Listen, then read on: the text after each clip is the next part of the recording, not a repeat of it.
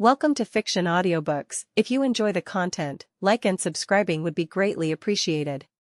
If you have any recommendations for novels, comment below. Please join my Patreon at https://www.patreon.com/fictionaudiobook. Chapter 82, Chapter 79, Putting Sinister on Notice. Appalachian Mountain Range, New York. Something is wrong. That was the singular thought that had been passing through the mind of the sinister clone, as he worked in one of the many secret facilities that had been established by the original, for the past 6 hours. Ever since he dispatched the marauders to capture and bring him the king of Latveria, Victor von Doom. A man who was becoming a thorn in his side very quickly. Seeing as how Doom had likely been bringing mutants and their families he had been observing to his country, Latveria. Though it's not like Sinister could actually prove it.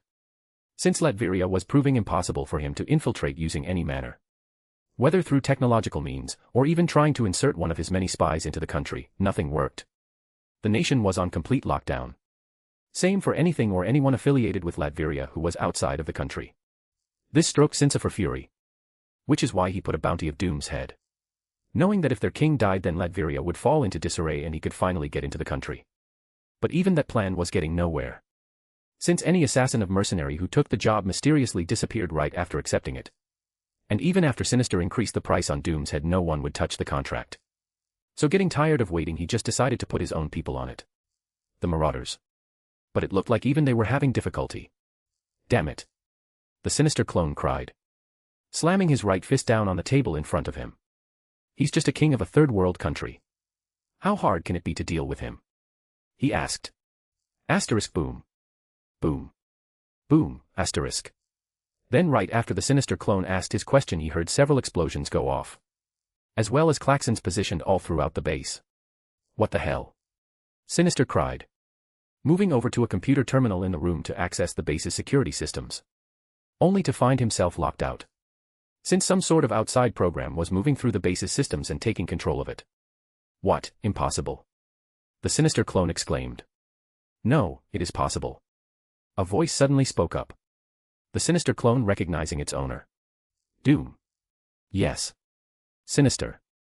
It is me. Victor replied. No, wait, you are not him. Just that pathetic man's clone. My mistake. He said. You think simply because I am a clone I am less dangerous than the original? The sinister clone asked. You foolish Homo sapien. No, it is you and your creator who are foolish. Victor replied. Foolish in your attempts to attack me. And now you are paying the price. He said. Big words from a man who won't even face me head on. The sinister clone retorted.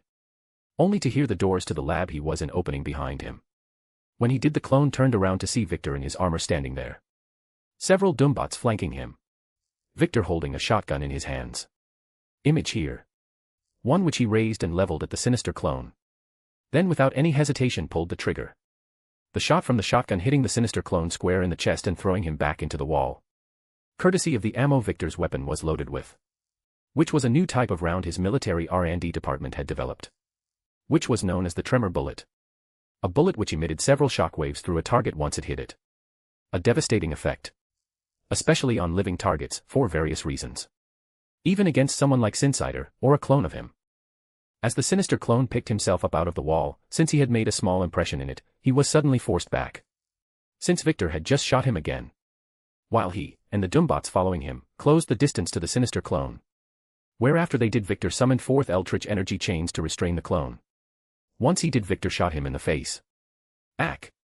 Making the clone scream out in pain. Even though his face regenerated. Since a healing factor was one of his, and the original's, powers. You were saying how I couldn't face you earlier. Well, here I am. Victor spoke. The sinister clone snarling at him. But not being able to do anything else. Given he couldn't break out of his restraints. You impudent fool. The clone snarled. Do you fully grasp who you are dealing with? Oh, believe me, I do. Victor replied. A sad man, who enjoys manipulating the lives of others. Too afraid to deal with the one manipulating his own directly.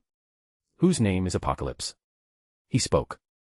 Hearing this the clone lost the angry expression on its face. Instead it got a blank one. You, how do you know that name? The sinister clone asked. Oh, I know many things. Victor replied. I know how Apocalypse turned your creator into his little bitch. I know he doesn't have the balls to deal with him himself. I even know you two have a psychic link, and he is getting all of our conversation right now. He revealed.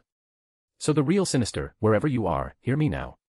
I will not rest until all you have built, all you have created, and all your plans, have been destroyed. And then just when you think things can't get any worse, when you fall into the truest depths of despair, then I will appear before you. To show you things can get worse. And you have only yourself to blame. For you decided to fuck with Doom. So Doom will fuck you right back. Then once Victor said his piece, he summoned forth a concentrated blast of atomic energy and blasted the Sinister clone. Disintegrating it entirely. Not leaving a single trace. Flipping his green cape afterwards. Let's go. There is still work to be done. Victor said to his Doombots. Who acknowledged his words and began following him. Savage Lands, Mr. Sinister Base. Within his newly constructed base in the place known as the Savage Lands, Sinister stood alone in a room filled with multiple screens. All of which were displaying a number of his bases all across the world being raided. By forces he knew belonged to Victor Von Doom. What's more, Sinister couldn't activate any of the raided bases' self-destruct protocols. Since something was blocking him from doing so. As he continued to watch the attack against him, Sinister was feeling angrier than he had in a long, long time. Not to mention another emotion the centuries-old scientist rarely felt. One he would never admit to. Fear. Chapter 83, Chapter 80, Meeting of Doom's Queens. A/N, yesterday winner was Juhiko. Now today insert a GIF mystique here. Doomstadt, Latveria. July 5, 2008. Stepping off my plane, I took a deep breath, enjoying the smell of Latverian air that hadn't filled my lungs in a while. Feeling extremely good to be home. Especially given all the data my people and I collected from our raids on sinister spaces that we hit, which I truly haven't had a chance to look through. But now that I am back, that is about to change. After I take of a few other things, of course. Namely getting the guest I brought back with me settled. Victor, it's beautiful.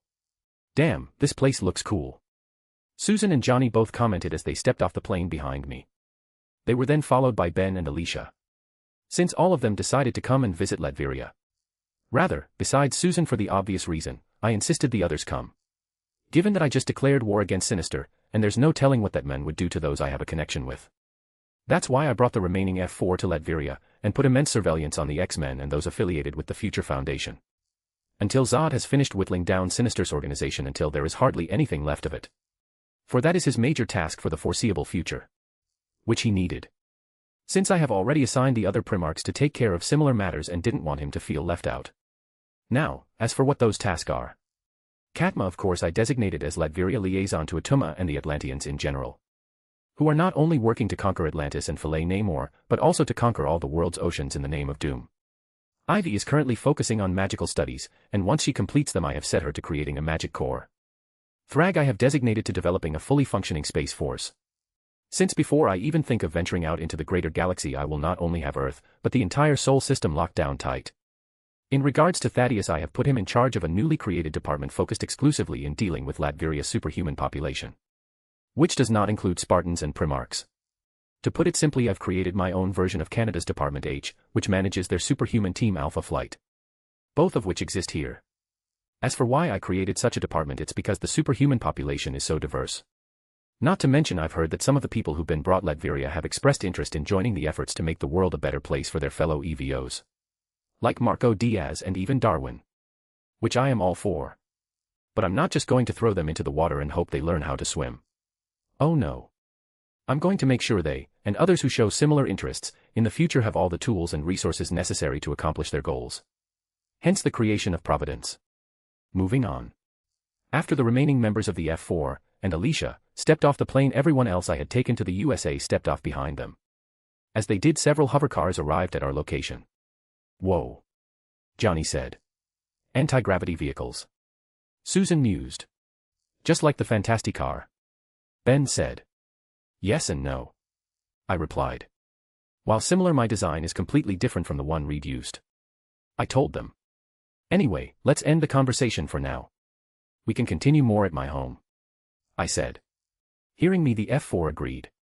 Once they did, all of us then got into hovercars, me getting into the one with Susan naturally, and then we were off.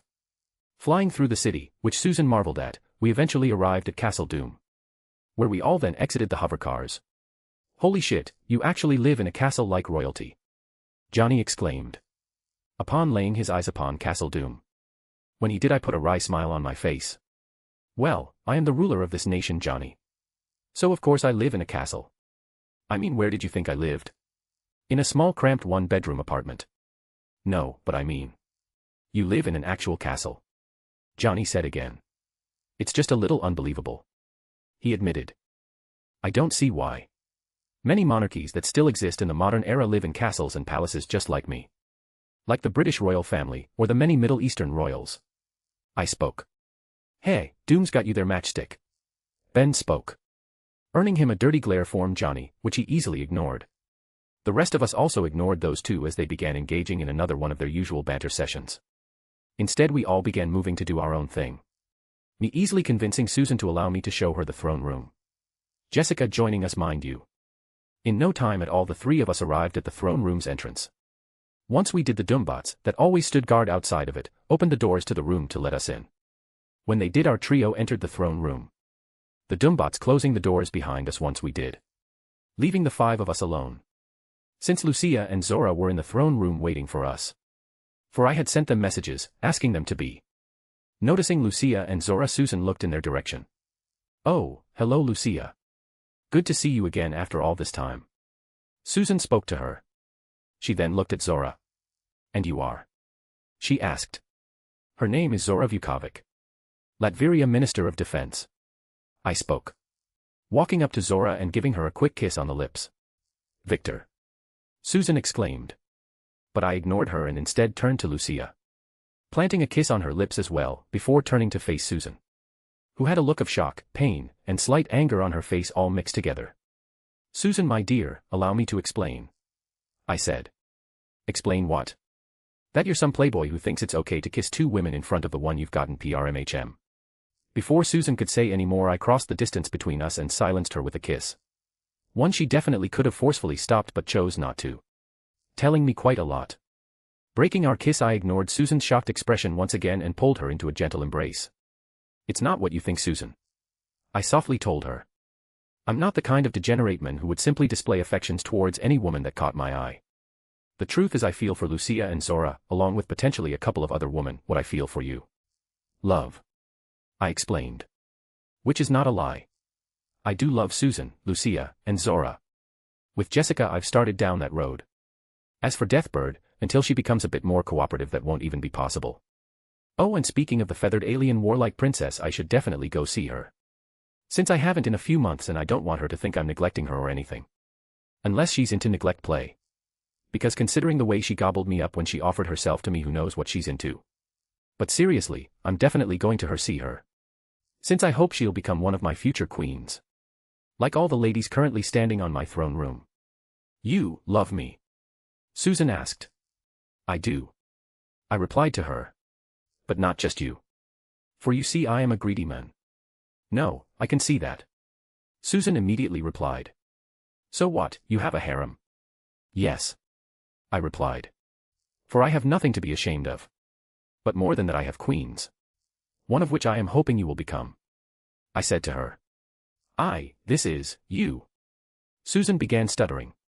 Though again, the fact she's not lashing out at me, and trying to cripple me from the inside out by expanding one of her force fields inside of me, is a really good sign.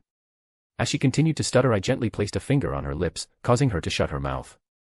Listen, I understand this is a bit overwhelming. I do. Which is why I'll give you some time to think about it. Discuss things with the other ladies. I said. And when you come to a decision, please let me know. I spoke. I then moved away from Susan and got ready to take my leave. But not before going over to Jessica and giving her a kiss as well. Along with a small pinch on the ass. Once I did, I exited the throne room. After which I quickly opened up a portal and stepped through it. Arriving at one of the detention facilities I had built to house certain individuals. As I closed the portal behind me, the guards and Doombots on duty instantly saluted me upon seeing me. Emperor. One of the human guards spoke. Hello. I said. I'm here to see Eric Stevens. I said. Since Zemo had secured both him and Clow, and brought them to Latveria over a week ago. So now that they've had some time to settle, and it's time I put them to work on serving the will of Doom. Chapter 84, Chapter 81, Killmonger and Girls Talk. Third person, POV. Restraints around his arms and legs. Eric Stevens was walked down a hallway, directed by two guards in armor he had never seen before. That is until he was suddenly kidnapped from his apartment a week ago in the middle of the night. Insert image of Eric Stevens / Killmonger here. Ever since then he's been a prisoner. Only he has no idea why, nor whom has taken him captive. Since from what he had seen it was most certainly not the Wakandians. For if that was the case his uncle, the king, would have likely simply killed him like his father rather than keep him prisoner. Though at the moment Eric couldn't really be sure of anything. Save that he was in deep shit. The guards continuing to direct him, Eric soon found himself in front of a door. Which he was ushered through. Then as soon as he saw a man seated at the table in the middle of the room, eating ribs. Seeing this Eric blinked a few times to make sure he wasn't hallucinating. Yet no matter how many times he did he still saw the man sitting at the table, eating from a plate of ribs. Telling Eric he wasn't hallucinating. Which just made the entire scene before him even stranger. Though before he could truly process why a man was eating ribs in front of him, the two guards that had guided him to the room forced him over to the only other chair at the table and then forcibly made him sit in it. Once this occurred, the two guards then secured Eric's restraints to the table itself. Just as they did, the man seated opposite of him finished off the last of the ribs he was eating.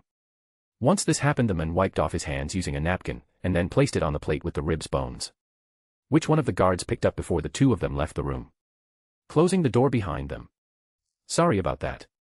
Didn't have time for lunch. So while I was waiting for the guards to bring you here I decided to have it.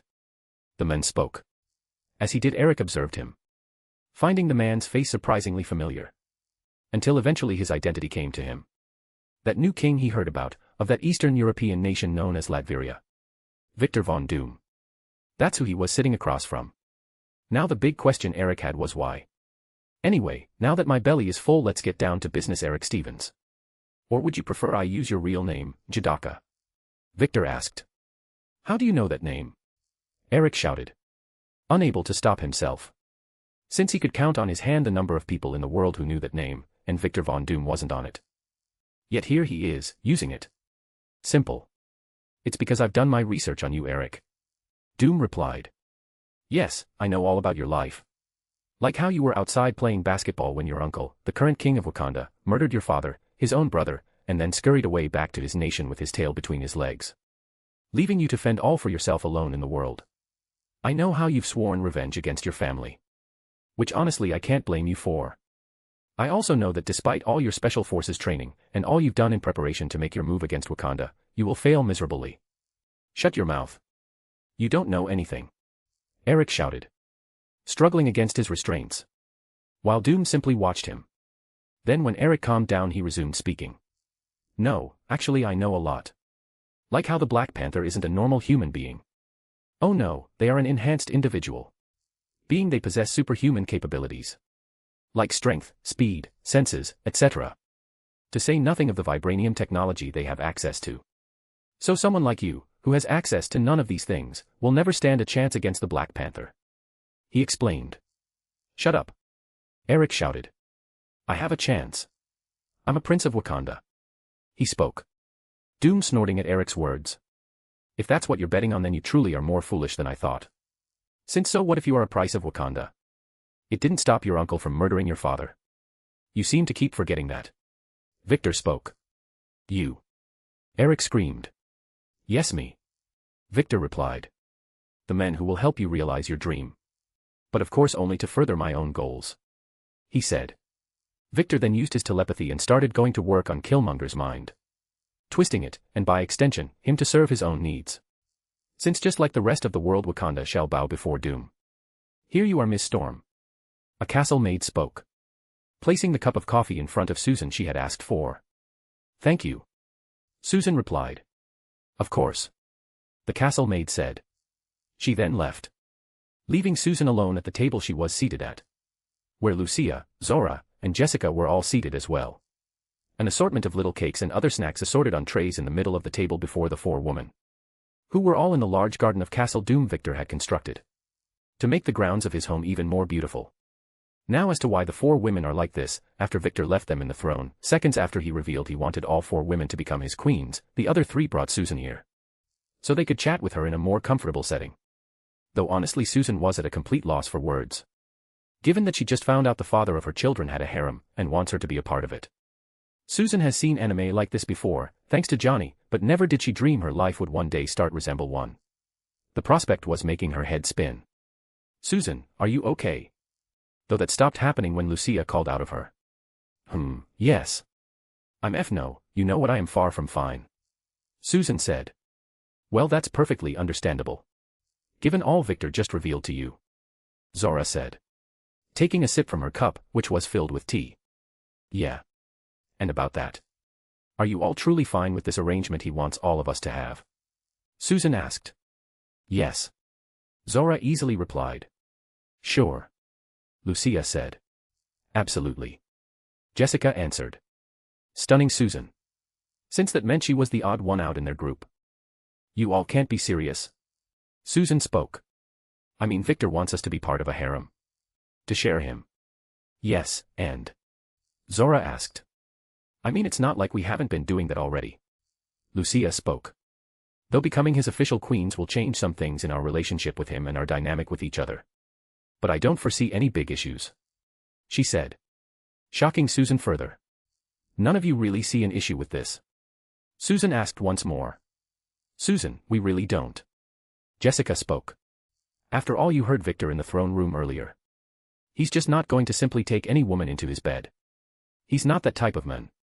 "Exactly," Lucia added. "Besides, despite your protests, you haven't outright rejected the idea," she said, a smirk appearing on her face, which in turn made Susan begin to lightly blush. "I mean, still, this could cause many problems." "Such as?" Jessica asked. "Like with the people of your country. To say nothing of what the rest of the world would think," Susan spoke. "First off, our people would be fine with it," Lucia said. "Especially since polygamy isn't illegal here like for a majority of the rest of the world. Secondly, screw the rest of the world. This is our business and no one else's," she explained. "Lucia is right, Susan," Zora added. "Besides, to me it seems like the excuses you are coming up with are more for yourself than the rest of us." "Not true," Susan denied. "Oh, but it is," Zora replied. "Come now, Susan, there is nothing to be afraid of. Victor cares for you. Otherwise he wouldn't have gone after you in the first place. You are going to be the mother of his first children. He won't abandon you. So please, don't abandon him. Yeah, and also don't you want to experience Victor's full might in bed?" Jessica asked. "What are you talking about?" "I've already experienced that, given you know," Susan spoke, gesturing to her belly. "Oh my dear Susan, you have no idea how wrong you are," Lucia said. "For with your body if Victor went full force you would have been crushed." "You're joking?" Susan asked. But upon Lucia, Zora, and Jessica keeping their silence, Susan realized they were not. Which only made her face redder. "I can see you're thinking about it," Zora mused. "Maybe," Susan admitted. "But I'm a foreigner," she added. "Would the people even accept me?" Hearing this question, the other three ladies smiled. They then glanced at each other briefly before directing their gazes back at Susan.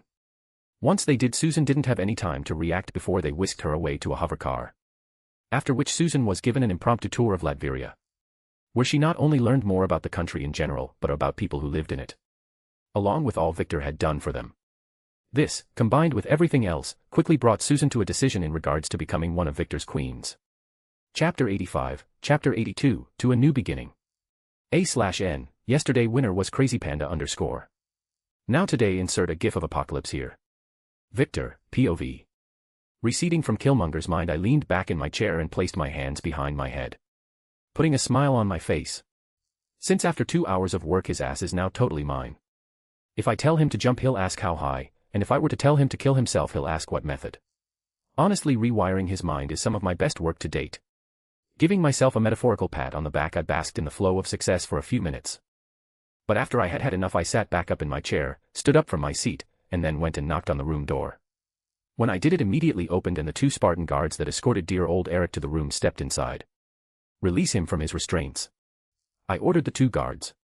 After which they both simply saluted me and then did what I asked, freeing Eric from all his restraints. After they did, Killmonger moved in front of me and then got on one knee and bowed his head. I smiled and nodded at this. "Good. Now, arise," I said.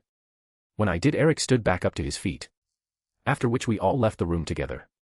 I then took Eric to Zemo, where I then gave him an injection of my version of the SS serum and then left the two of them so Zemo could begin Eric's training. Which would go a long way in allowing him to take over Wakanda when he was finally deemed ready to be sent there. After I did this I returned to Castle Doom. I then asked the castle staff where Susan was, since I wanted to talk to her about becoming my queen once more. Though it turns out Lucia and the others had taken Susan out of the castle for a full-fledged tour of Latveria. So upon learning this I decided to head to my lab facility to pass the time until they returned. Not to mention I had another matter to take care of there. Passing through the portal gate into my laboratory facility I immediately made my way to its holding cell area. Then I specifically headed to Deathbird's cell, finding her engrossed in an episode of Sour Park. On the flat-screen television installed in her cell. Which from what Brainiac has told me she's become a huge fan of. Even though she never admits it. Honestly, if you disregard her arrogance, extreme anger, and slightly homicidal tendencies, then Deathbird is really just a tsundere. As I stopped in front of her cell Deathbird gave me a glance, but then after she simply went back to watching South Park. Only acknowledging my presence again after the episode she was watching ended. A classic power play of course. But since I am the one with all the power in our situation I'll let it slide.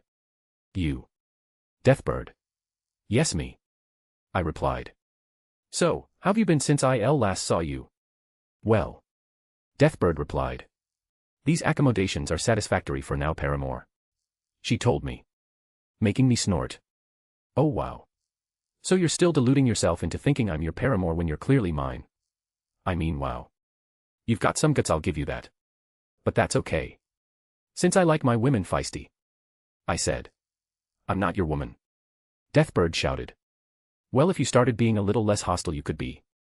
You could get out of this cell and be able to move around freely for the most part. I would make you one of my queens. I would even help you take over leadership of the Shi'ar Empire. Not to mention give you another round like that night your obvious ploy to use your body to ensure me failed. Well, at least in the way you wanted it to. I spoke. Giving Deathbird form a once-over with my eyes. You. Cease your delusions this instant. Deathbird shouted. Though there wasn't really much power behind her words. Not to mention I got her taking glances at my crotch after I mentioned our night of passion. No matter how subtle she thought her actions were. Telling me a few things about the thoughts rolling around in her head. Okay, good talk. Well, until next time. I said. I then walked away from Deathbird's cell, ignoring her shouting at me as I did. I then eventually arrived at one of the numerous labs in the facility, where I did some work to pass the time. Until Brainiac informed me Susan and the other girls had returned. When he did I stopped what I was doing and immediately started making my way to their location. Hoping Susan would give me an answer to my earlier question. Stepping out onto one of Castle Doom's many balconies my eyes met with Susan's. The other girls having told me her location when I met up with them a few moments ago. Susan. I said. Victor. She replied. This country of yours is truly wonderful. She said. Why thank you. I replied. But it's not all just me. If I didn't have trusted comrades like Lucia and Boris, or the people of Latveria itself didn't put in the effort, then this country wouldn't be what it is. Which is why I am truly grateful to all of them. I can see that. Susan replied. Putting a smile on her face. Your people and friends are so loving, accepting, and kind. Even to an outsider of this nation like me. Along with all the other outsiders you've brought here. That's why I would feel deeply honored to rule over them. She spoke. Susan, does that mean you accept my proposal? I asked. Yes, Victor.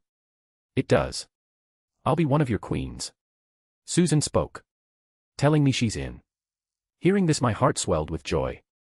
Ah, thank you, Susan. Thank you so much. I promise you, you won't regret this decision. Ever. I said. Yeah, I don't think I will either. Susan replied. Then once she did she walked over to me and then sealed my lips with a kiss. After she did the two of just stood there, basking in each other's warmth and embrace for I don't know how long. But eventually we did break apart. After which we began telling many people the good news. Including Ben, Alicia, and Johnny. The last of which started crying, bowing to me, and asking me to teach him my ways after he found out I had a real-life harem. Which I agreed to. Since we're basically family. Moving on. That day after Susan agreed to become one of my queens things started moving even after than I expected in many ways. Then before I knew it a year and a half had passed by. A/N, get ready readers. Major time skip and many changes over the next few chapters. Be prepared. Chapter 86, Chapter 83, it's time skip time. 2010. Third person, POV. Standing up the balcony of Castle Doom, where Susan had agreed to become one of his queens, Victor stood with his hands folded behind his back, watching as the morning sun rose, taking in its majesty, but also thinking about all the changes that had taken place in the world in the past year and a half. Some due to him and his people, and some not. First, Tony has publicly claimed and revealed to the world, with Maya permission of course, that Riri was his daughter, which made the young genius incredibly happy. Tony as well. The two's father-daughter bond having only grown stronger since they met each other. Even after Tony and Pepper finally started dating, which happened shortly before the end of 2008. The couple still going strong, and their relationship only getting stronger. Second, the Future Foundation had become fully operational. The foundation's reputation having only gone up since it opened its doors. Even if some people hated it since it openly supported EVOs. Which is the third, and definitely the biggest, change that had taken place on Earth in the past year and a half.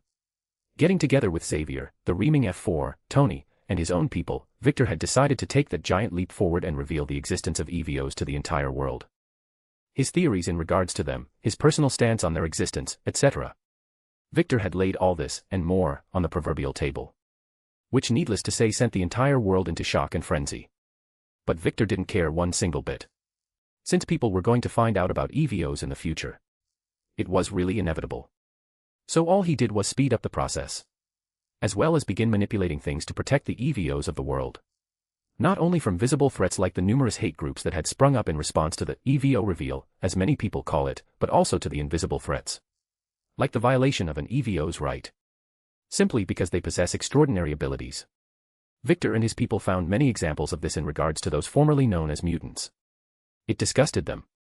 So naturally they handled these matters in the only proper and reasonable way any would. They went into full-on purge mode. Using the vast resources at his disposal, Victor has been making sure to systemically hunt down and destroy, with extreme prejudice, any and all things that are or would become a major threat to the world's EVO population. Whether they be people, groups, or even inventions or artifacts. Doom is not allowing anything to escape his gaze. Count on it. Moving on. In the past year and a half, the stance on EVOs has become much more favorable. Especially after Victor revealed to the world he himself was an EVO. Though of course he didn't idiotically show all his powers. No, he only revealed his electrical generation abilities to the world. This in turn made many of the other world leaders, and those in power, wary of him. However, Victor was also surprised to find a few who were not afraid to give him their earnest and honest support. It was a mixed bag in all honesty. But one Victor could naturally work with. Anyway. Fourth, the Octavius couple had finished developing their fusion reactor.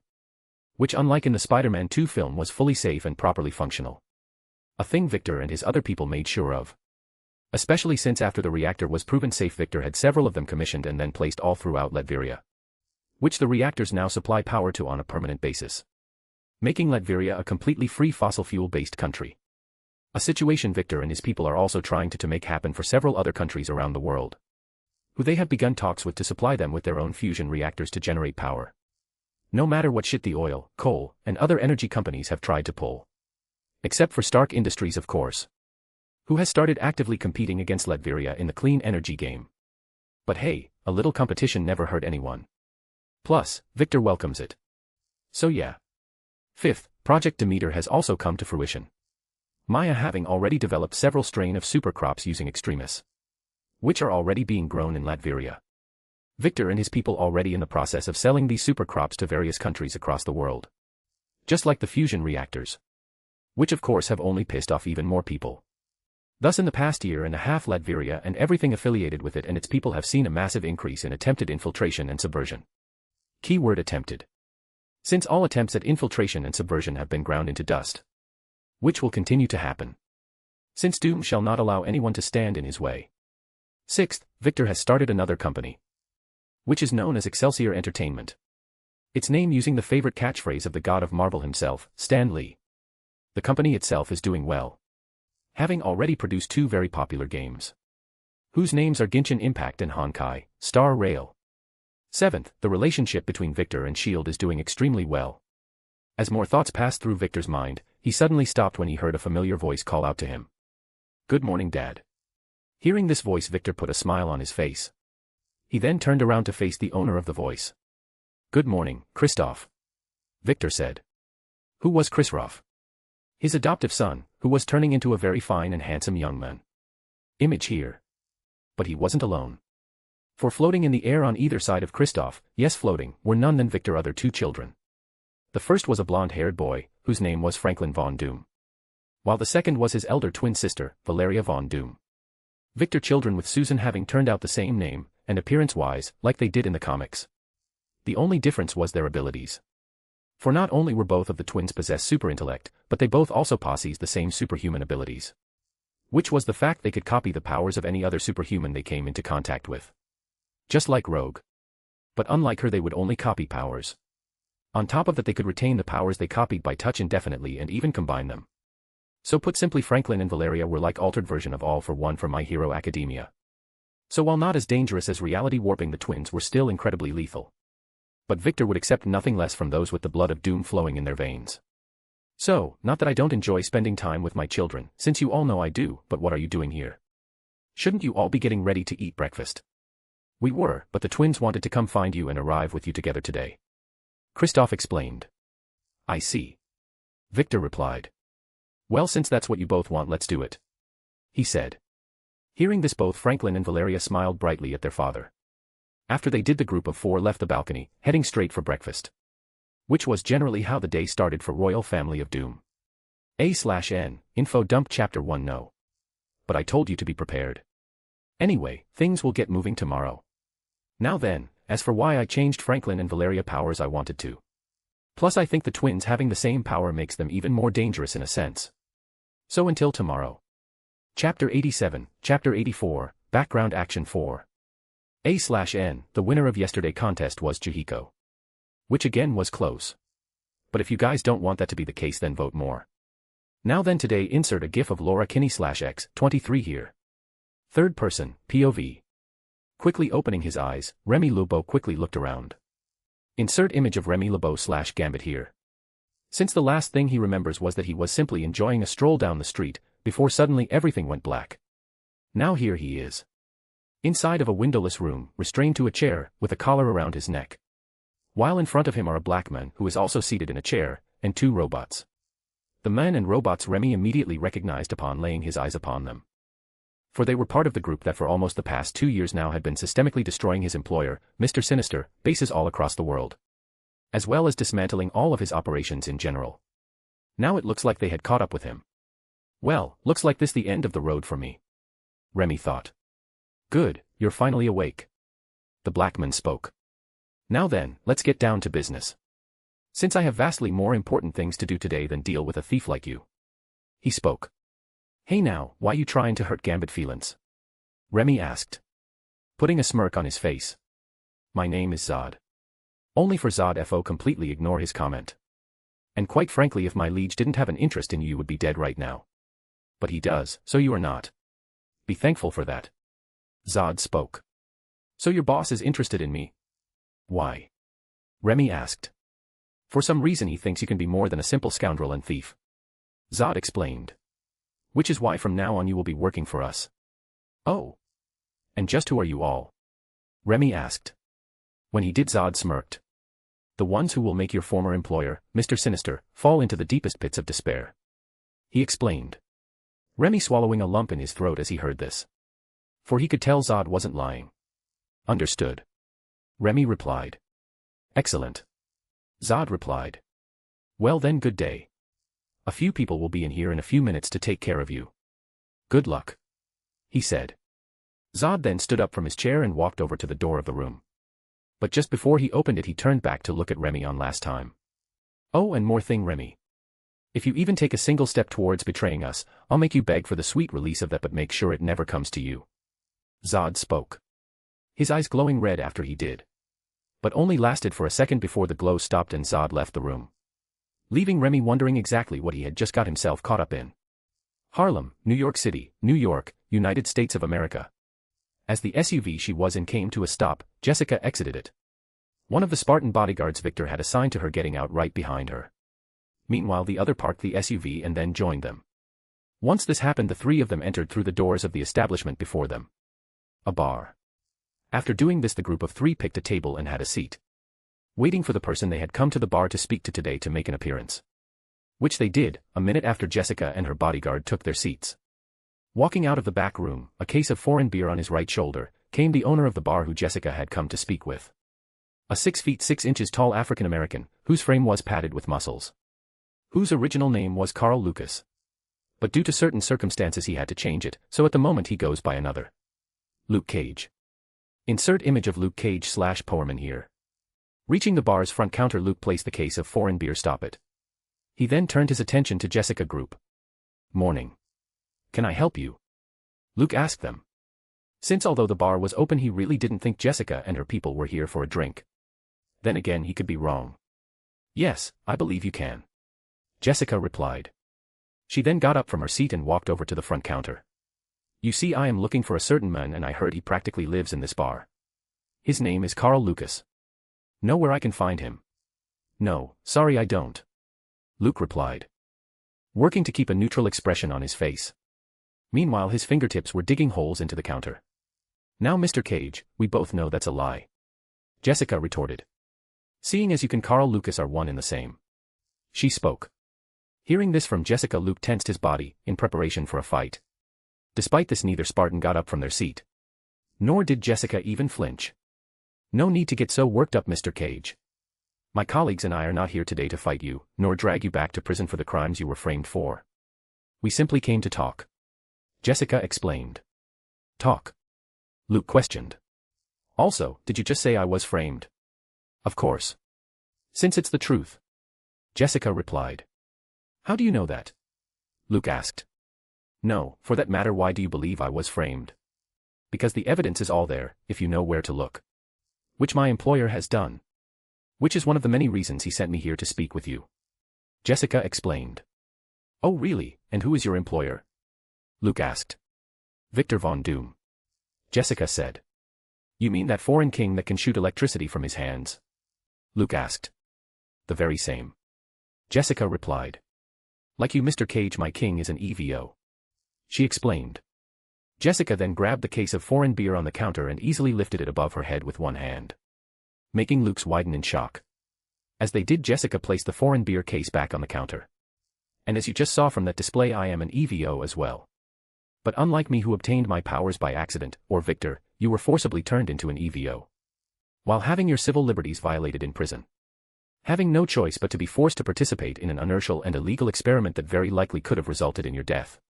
Had everything not aligned just right for you. Jessica spoke. So, you know all about me. Luke mused. Jessica nodding her head in confirmation. Okay, so what now? Since despite all your talking, lady, you still haven't told me the real reason you're in my bar right now. Luke spoke. Yes, Mr. Cage, I was just getting to that. Jessica replied. Simply put, my king sent me here today to offer you support. Support, you say? Luke questioned. Yes, support. Jessica replied. He will not only allocate resources to help you clear your name of the false charges brought against you, but will also help in making your Luke Cage identity your permanent one. As well as give you the tools to track down those that put you in your current situation in the first place and deal with them as you see fit. Jessica explained. Okay. So what's the catch? Luke asked. My king wants you to become something greater than yourself. He wants you to publicly use your powers. Put yourself out there and fight for those who can't fight for themselves. Jessica explained. So what, he wants me to be a hero? Luke questioned. Exactly. Jessica said. You see, my king is dedicated to making the world a better place for EVOs in general, and helping them coexist easily with the rest of the population. So to do that, he wants to show the world how EVOs can be a source of hope and a light in the darkness. Wouldn't you like that, Mr. Cage? To show little boys and girls who look like you that anything is possible so long as you put your mind to it and put in the work. Especially those with powers. Listening to Jessica's speech, Luke didn't know what to say. His mind churning and digesting the words he was hearing. Seeing this, Jessica reached into her pocket, took a business card out of it, and placed it atop the counter. I can see that I won't be getting an answer to my proposal today. And that's perfectly fine, Mr. Cage. If I were in your position, I wouldn't easily accept a deal like this either. So take your time, truly think it over, and then if you decided to take it, give the number on this card a call. She explained. Well then, enjoy the rest of your day. Jessica said. She then turned to leave, her bodyguards standing up from their seats to join her. Though before Jessica exited the bar, she placed $500 bills down on the counter. You've got a good bar here, Mr. Cage, and a good bartender. So here's your tip. Jessica spoke.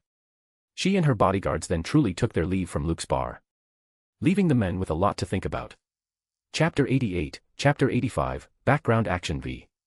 Hell's Kitchen, New York City. Third person, POV. Entering his apartment, Matthew Murdock stopped in his tracks, since he could sense someone else was inside waiting for him. Insert image of MCU Matthew Murdock / Daredevil here. Someone he didn't know. Using his enhanced senses, he determined the unknown person was seated on his living room couch, along with the fact she was female. Why hello there, Mr. Murdock. Do come and take a seat. This is your home after all, and I did come here to have a proper conversation with you. The woman. Funny. Matt dryly replied. If this is your definition of what it means to try and have a proper conversation with someone, then you and I see the world in very different ways. Now leave, or else I'll call the police. Maybe better yet, so much noise one of my neighbors calls the police. You could do that. But if you did, then I'd be forced to expose your nightly activities to the police. The woman said. Ma'am, I'm sure I don't know WH-. The devil of Hell's Kitchen. The woman spoke. Interrupting Matt. I wonder how people would react if they found out someone who is sworn to uphold the laws goes out every night and breaks them. Now wouldn't that be an interesting story of the Good Morning America morning news? Hearing this, Matt felt slightly angered. But he quickly reined it in. For the most part. Since he knew he had his interactions with this woman seated before him. All right, you win. Matt said. He then moved to take a seat in one of his living room chairs. Thank you, Mr. Murdock. My name is Jessica Drew, just so you know. Jessica spoke. So as I was saying earlier, I just want to have a conversation with you.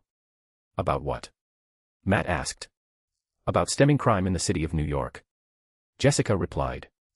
You see, I work for the King of Latveria, Victor Von Doom, who has many goals. One of them being making the world a better place. And he does this in various ways. One of which is aiding EVOs he deems worthy of his support, along with their causes. Both categories which you fall into, Mr. Murdock. She spoke. I see. Matt replied. And how would Victor Von Doom aid me? He asked. First off, he would provide you with a proper suit, instead of those pajamas you wear when you go out and deal with criminals. Secondly, he would work to make it so you could openly work with the police. Third, he would give the law firm you and your best friend Mr. Nelson started some much-needed cash flow, by providing you with reputable clients that can actually pay you, many of whom would be EVOs. He would also do so much more. Jessica explained. Matt knowing she wasn't lying thanks to his enhanced senses. Still, that didn't mean he trusted her. Not this offer she was presenting for her King, Doom. Of course I'm not expecting any sort of answer tonight. Take some time, think about it, discuss it with those you can. And then when you've made a decision, call the number on this card. Jessica said. She then quickly took a business card out of her pocket and flicked it directly at Matt's face, which the man easily caught. Right. Well, you've given me a lot to think about. Matt said. I know I have. Well then, good night, Mr. Murdock. Jessica said. She then took her leave from his apartment, leaving Matt alone, where he soon became lost in his thoughts, contemplating Jessica's offer. Though that stopped for a moment as the door to his apartment opened up again. But this time it was someone familiar to Matt who entered it. His longtime girlfriend, Elektra Natchios. Insert image of MCU Elektra here. Closing the door behind her, Elektra saw Matt sitting in the chair and could instantly tell he wasn't all right. My love, what is wrong? She asked him. I had a visitor tonight, who just gave me an offer that sounds too good to be true. Matt replied. Though if it is true, and I take it, everything could change. He spoke. Tell me. Elektra said. She then moved to take a seat on the couch, while Matt began explaining his meeting with the mysterious Jessica Drew. Disgust, fear, and anger. These were the strongest emotions Jessica Jones was experiencing at the moment. Insert image of Jessica Jones here. Yet she couldn't express them. Instead, she could only wear a smile on her face. All thanks to the man currently standing in front of her, who sported purple skin, and whose name was Zebediah Kilgrave. Insert image of Zebediah Kilgrave here. Ever since he opened his mouth and talked to Jessica a few minutes ago, she had been unable to do anything but follow his commands, which included breaking into a car and beating up several bystanders, using the full extent of her powers, which Kilgrave had caught a glimpse of her using before. That's why he became interested in her, beginning her living nightmare. Well, I must say, you are quite a delight, Jessica Jones. Kilgrave told her, looking her body up and down. If you're this much fun on your feet, I wonder how much fun you would be on your knees in front of me. Kilgrave said. Jessica wanting to throw up after hearing those words. What day you and I test my eye dash. Pop. Before Kilgrave could finish his sentence, a giant hole appeared in his head, smearing bits of his blood and brain matter on Jessica's face and clothes. But since the bastard in front of her was dead, she didn't really care. Before Kilgrave even hit the ground, Jessica could already start to feel her control return to her. When she did, she let out an audible sigh of relief. She even started to cry a bit. Since her living nightmare, no matter how short it was now over. Though as relief washed over her, Jessica couldn't help but wonder who had killed Kilgrave. The superhuman female for her an answer to her question a moment later as several black SUVs rolled up and surrounded her and Kilgrave's body. After they did, many people began exiting them. Many moving to attend to Kilgrave's corpse. While some even attended to her.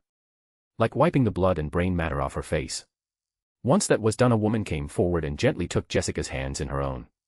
Giving her a comforting look. It's okay. You're safe now, Jessica. That filth in human skin can never hurt you, or anyone else ever again. The woman told her. Okay. Jessica managed to say. Who are you people? She suddenly found herself asking.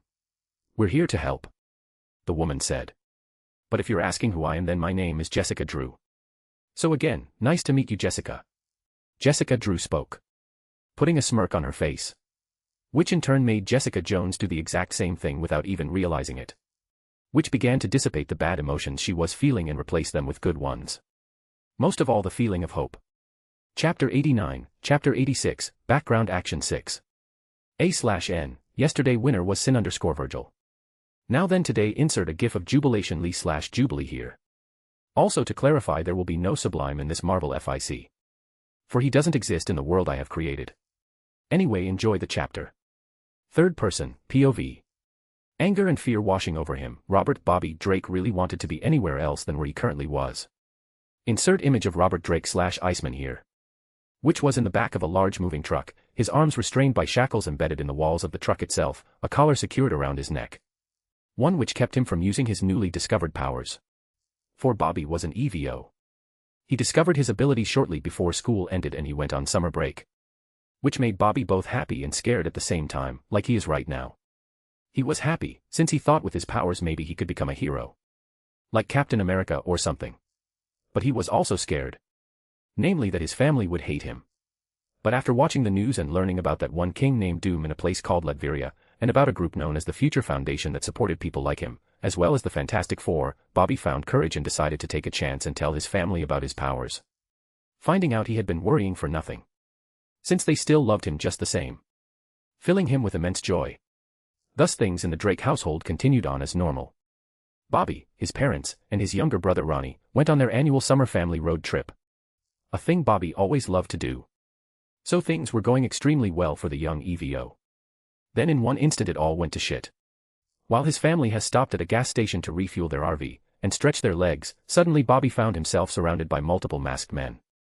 Who forced the collar he was currently wearing around his neck, before then forcing him into a van. Where they then brought him to the truck he is currently a prisoner in. Along with many other people. All of whom are chained up and collared just like him.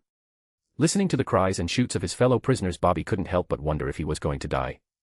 Since he had seen a number of movies that mirrored the situation he found himself in, and he knew they never ended well. Unless a hero appeared and saved the captives. But Bobby couldn't believe there was a chance of that happening. Then a second after he let that particular thought pass through his mind, he was soon shown how wrong that line of thinking was. Since all of a sudden the truck came to a screeching halt. When this happened, Bobby and his fellow prisoners rapidly began speaking. What's going on? Are they about to kill us? We're dead. We're so dead. These and other comments rang out through the air as the prisoners each had their own speculation as to why the truck had suddenly stopped moving. Some more morbid than others, mind you, but speculations none the same. But all of these speculations were out to rest as before any of the prisoners could blink the truck itself broke apart around them. Exposing them to the outside world. Where corpses and signs of battle were on display all around them. Looking at them, the former prisoners had so many questions. But before anyone could speak up, a new voice caught all their attention. It is all right. You all are safe now. I promise you this. The voice belonging to none other than Magneto. Who had agreed to work with Victor some time ago. Along with most of his subordinates. To make the world a better place for people like them. But using Doom's way. Which Magneto had to admit, worked. Moving on. After Magneto spoke, all the former prisoners turned their heads in his direction. When they did, they saw Magneto floating a few feet in the air. Wearing the new suit Victor had made for him when he agreed to work with him. Which was his white and black one from the comics. Image here. Other than Magneto, there were also several former members of his acolytes also in view of the captives. Along with several Spartans in full armor. Though with no identifiable marking, of course. Since they were operating like Black Ops forces at the moment. For the truck they, and convoy protecting it, they and Magneto's group had just hit were related to a group known as the Purifiers. Who operated mostly out of the United States. Where the laws actually protected them. But not from Doom and his people. Who were raining down fire and brimstone on their asses every chance they got. Like right now. Anyway. His gaze on Magneto, and those supporting him, Bobby suddenly got stars in his eyes. Seeing that he was wrong earlier. A hero did come to save them. So maybe that means he could truly become one someday too. Bobby having no idea how right he was. Walking into his high school, which was known as Midtown High, Peter Parker felt good. Insert image of MCU Peter Parker / Spider-Man here. Better than good actually, he felt great.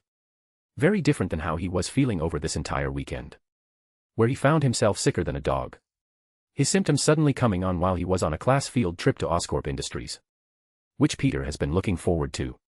So having to go home halfway through the trip, and then being forced to stay in bed all weekend, was quite upsetting. Though Peter tried not to dwell on the negative. Instead he tried to look at the positive. Like the fact he suddenly didn't need his classes to see, and that he had abs. Seriously, what is going on with me? Peter muttered to himself. Peter. Only to get knocked out of his own thoughts when he heard his friends call out to him at the same time. When they did, Peter looked in their direction and smiled. His friends quickly closing the distance between them. Peter's friends being Harold, Harry, Osborn. Gwendolyn, Gwen, Stacy. Insert image of Gwen Stacy here. Then finally Ned Leeds. Insert image of Ned Leeds here. Hey guys. Peter said to them. Hey Pete. Harry replied. So, how are feeling? He asked. Yeah, you look like you wanted to cough up all your insides the last time we saw you. Ned spoke. Way to be supportive there, Ned. Gwen spoke. What, it's true. Ned replied. Ned's right, Gwen, Peter added. Also thanks for worrying about me. But I'm fine. It was just a stomach bug. Though now I'm back and better than ever. He explained to his friends. Which eased their worries. Seeing this, Peter nodded. He then suddenly heard a ringing inside his head. One which was almost telling him to duck. So before Peter knew it, that's exactly what he did. Then right after he did, a football suddenly flew over him. Whoa, did Parker just dodge? Lucky break. Standing back to his feet, Peter turned and saw Flash, Eugene Thompson standing at the other end of the hall, along with his posse. Insert image of Flash Thompson here. All of whom had shocked expressions on their faces. Assholes. Gwen muttered. Looking ready to go and tear someone's head off. Gwen, it's fine. Just ignore them. Peter said. But Peter. Really, Gwen, it's fine. Peter said. I didn't get hurt. Yeah, this time. Harry said. Seems like your luck might be changing, Pete. He spoke. Yeah, maybe. Peter muttered. Making a point to figure out exactly what was going on with him after school ended today. Since Peter was sure he was no longer normal anymore. Now he wondered just exactly what he was. Chapter 90, Chapter 87, Background Action 7. Third person, POV. Sitting on a chair, made out entirely of plants, with a cup of tea in her hands, Ivy leisurely gazes at the people in front of her. All of whom were practicing magic. With her as their main teacher.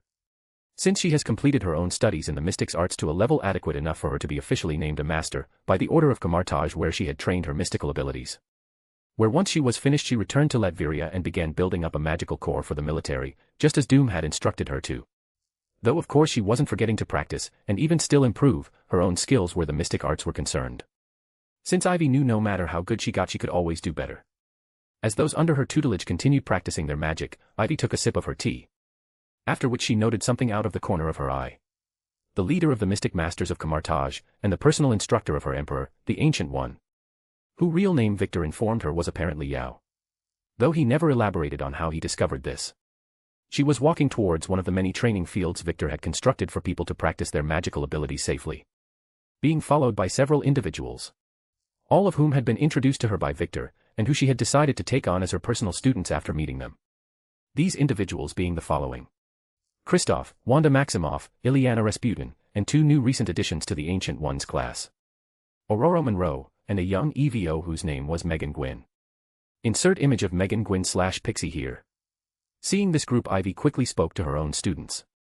"Okay, everyone stop," she told them. Hearing Ivy say this, all her student did. They then looked to her. "Good. Now, that's enough practice for now.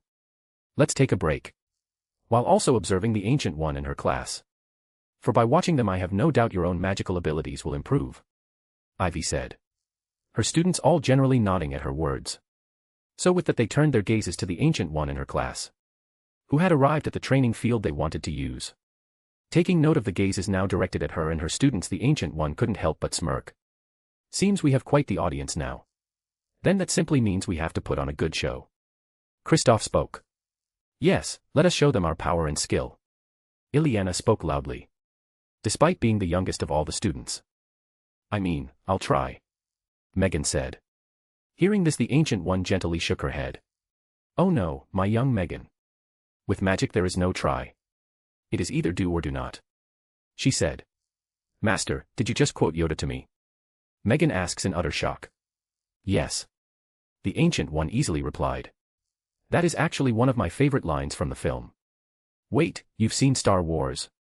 Wanda asked. "I have," the Ancient One replied. "As I have said before, just because the Order seems to live in temples does not mean we are out of touch with the outside world. Even me," she explained. "Now then, let us begin today's lesson." "Yes, Master," all her students answered in unison, leading the Ancient One to smile.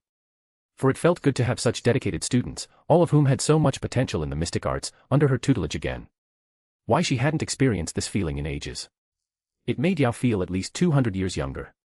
Which she knew was one of the many reasons Victor wanted her take on the children in front of her as her students.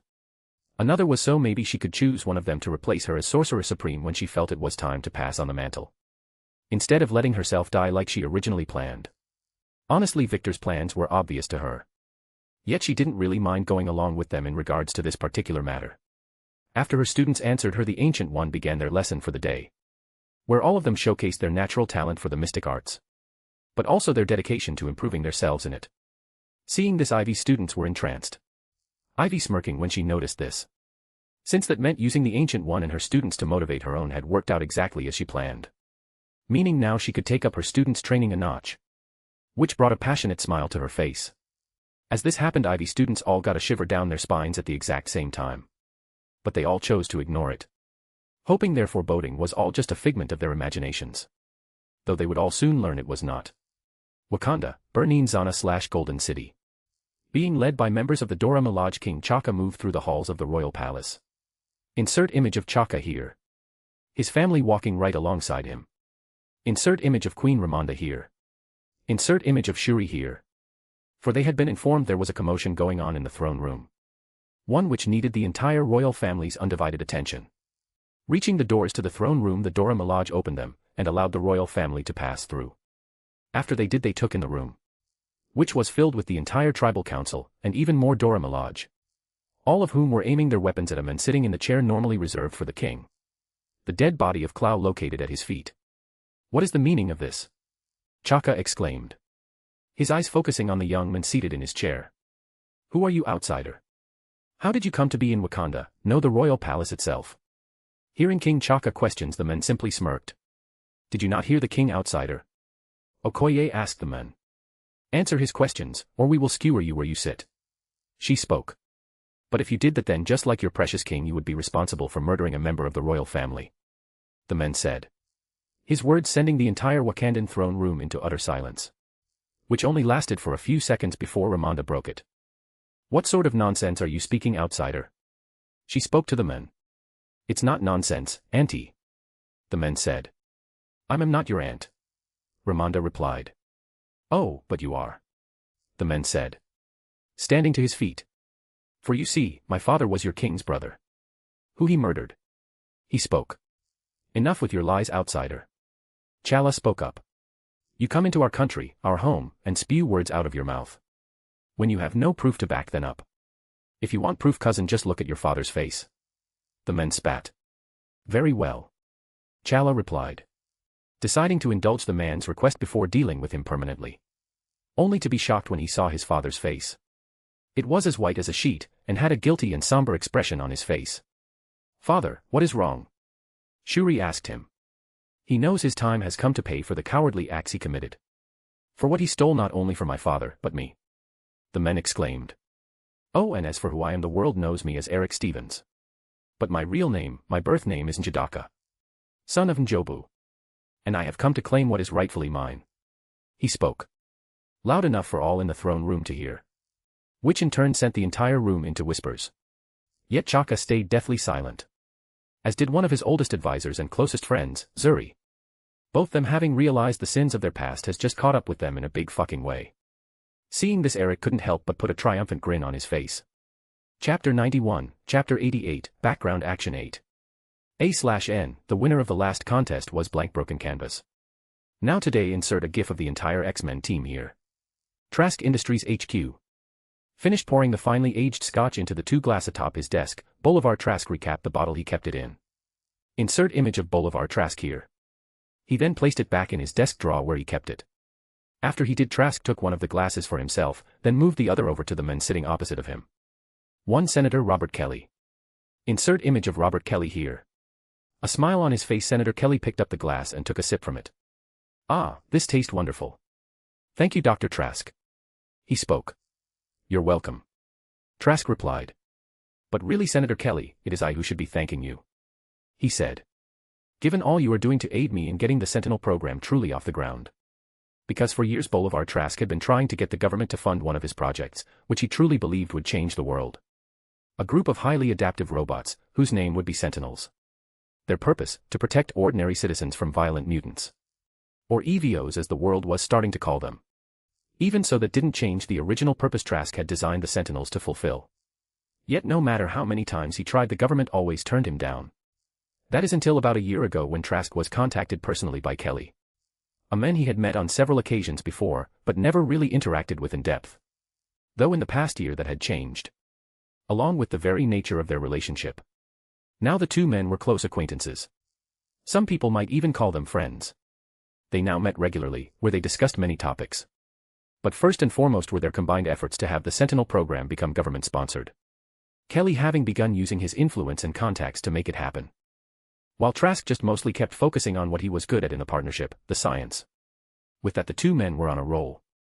Please, Dr. Trask, I think we know each other well enough now for you to call me Robert. Kelly spoke.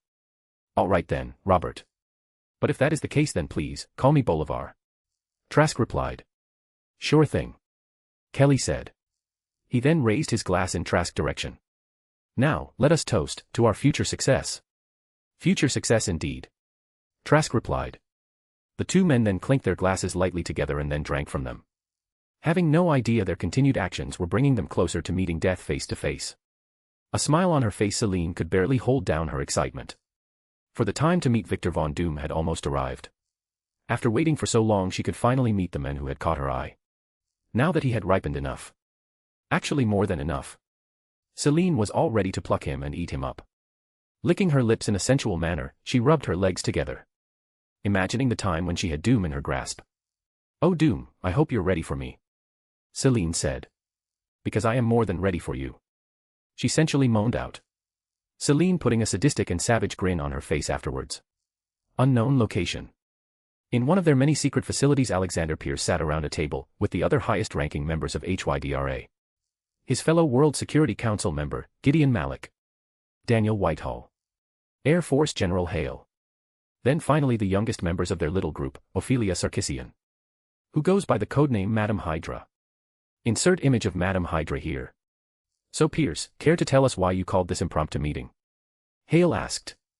Since it was Pierce who called them all together. Yes, I must agree with General Hale.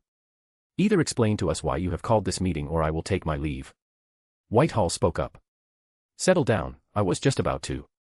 Pierce spoke.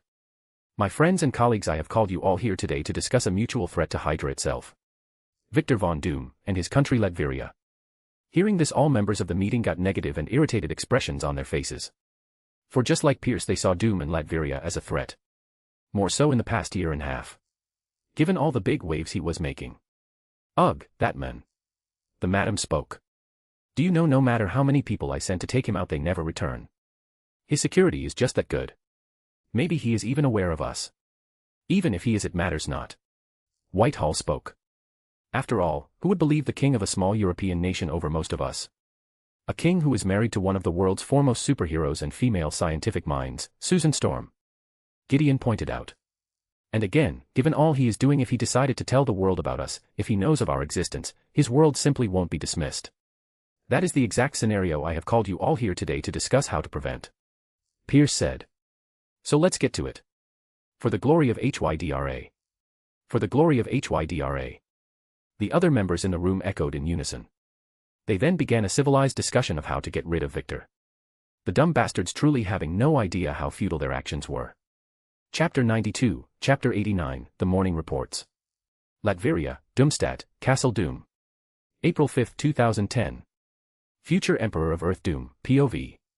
My holographic screen active in front of me, I sat in my personal office in Castle Doom. Reviewing the morning reports that my people send to me. Which I now do every other day, instead of every other week. Because since events, and the own plans I have set in motion, have been rapidly developing, I need to stay vigilant. To make sure nothing goes to shit, which will trigger a giant clusterfuck. Since, and I know I've said this many times before, but I will continue to do so since it is the truth, this is a Marvel universe. Where generally anything that can go wrong will if you don't nip such shit in the bud quickly. Hence my actions right now. Though so far, from what I'm seeing in the reports, things seem to be going well at the moment. First, Jessica has made contact with as many of the defenders as she possibly could at the moment and has made the recruitment pitch. Now it's just a wait-and-see game. Though given all the information I have on all of the defender candidates, I feel it highly likely that both Luke, and the other Jessica, will accept the offers made to them. Jessica Jones in particular. Since my people saved her, by finally killing that cancerous walking mass disguised as a human known as the Purple Man. Who thankfully was the version of himself from the comics, and looked nothing like David Tennant. Since I didn't really want for him to end up executed. But don't get me wrong, I would have made sure the Purple Man died whether he looked like Tennant or not. All I'm saying is I'm glad he didn't. Moving on. I'm 50-50 in regards to Murdoch. Though I am hoping he does join. Bringing Elektra along with them. Since those two are still together and going strong. Which was certainly a surprise to me when I learned this. Since I can't understand why. Maybe it has something to do with the fact Elektra Mother is still alive in this universe. I don't know. But I am happy for them. I also really hope they will join the Defenders. Seeing if how they don't, it will simply be like in Jessica for a while. Given that the other candidates I want for the Defenders, Danny Rand and Frank Castle, aren't actually viable candidates at the moment. The former is still training in Quinlan. While the latter is a mix of his MCU background and that one Punisher film where Thomas Jane was Frank Castle. Put simply, the Drank Castle in this universe has already retired from the military and is currently an FBI agent. So until his family is threatened and attempted to be killed, I won't even think about contacting him. I also say attempt, because there is no way I'm letting Castle's family die. Because a man like Frank shouldn't have to suffer through that. Plus, as a family man myself now, I understand Castle's character all the better now. For if anyone took my family away from me, I promise you the world would burn until there was nothing left. So yeah. I just hope I can have the Defenders properly assemble. Especially since if they do, Jessica and Luke will likely get together. Which if they do, I would be so happy about. Since they were one of my favorite couples in the comics. So that's why I'm indirectly trying to set them up. Since having one without the other just feelings wrong to me. That's why I'm hoping. Second, Zod has finally managed to track down Gambit and bring him into the fold. Good. Now Mr. Sinister has lost another card to play, and we get to see if the Gambit of this universe can become anything close to a hero like multiple other versions of him I know of. Now of course I know there's a possibility of betrayal, but I'm willing to take that risk. You might say I'm taking a Gambit on Gambit. Yeah, but seriously. If I even suspect for 1 second that Red-Eyed is going to pull a Judas, then I'll make sure to take that bow staff he carries around and shove it so far up his ass it comes out his throat. Then I'll heal him and do it several more times before deciding my next action. For no one betrays Doom and gets away with it. No one. Third, Magneto efforts in freeing captured EVOs and dealing with hard groups across the world is progressing quite nicely. Especially since Magneto is following my orders and not taking things too far. At least with witnesses who will talk around. Namely, many of the people he is rescuing form clutches of groups like the Friends of Humanity and the fucking Purifiers. Who I was hoping wouldn't exist in this reality, but Marvel Murphy Law had to rain on my parade. For it seems the Purifiers in this world were formed the same way they were in the Fox television show, The Gifted. Adding yet another bunch of hateful, spiteful, bullies to the ever-growing EVO hate pool. Oh, and the fact the governments of the world aren't really doing anything about these kinds of groups only makes me angrier. That's why I can't wait until Earth is one world under doom. Since when it is I'll go and have a friendly chat with groups like the Purifiers. Where I will fucking purge them all during our talk. That will definitely make them see things my way. Oh, and it looks like Magneto has encountered Iceman. Nice. Now with him in the game I can start my plans for fixing the polar ice caps. Which of course I could have done earlier, but with Bobby things will be so much easier. For it's as the saying goes, work smarter not harder. Fourth, Eric has successfully inserted himself into Wakanda and his origins have been exposed to the most influential people in the African nation. Good. Now that means Eric can finally begin twisting Wakanda into what he envisions. His vision being mine for the African nation. A place that will quietly exist in the Empire of Doom. Which should be easy for Eric to do. Considering I'm supporting him. Not to mention he has Zemo for backup on the ground. He having been the one who wrote the report I currently reading. Eric having secretly communicated with Zemo to relay information in regards to what is currently taking place within the borders of Wakanda. Which looks to be on the verge of full-blown civil war. Not that that surprises me. Given that's exactly what I planned to have happen when I sent Eric there in the first place. For now that everyone knows the truth of Chaka's past crimes against his own blood, he won't be able to sit on his throne much longer. Add to that the fact Eric brought in Clow, a man Chaka had failed to do for decades, and it only strengthens his position in regards to his candidacy for the throne. Chala is going to have his work cut out for him. But even if he were to defeat Eric and become the next king, I already have contingencies in place should that moment come to pass. It won't, but that doesn't mean I'm going to be lazy and not prepare for the possibility. Since this way I never lose.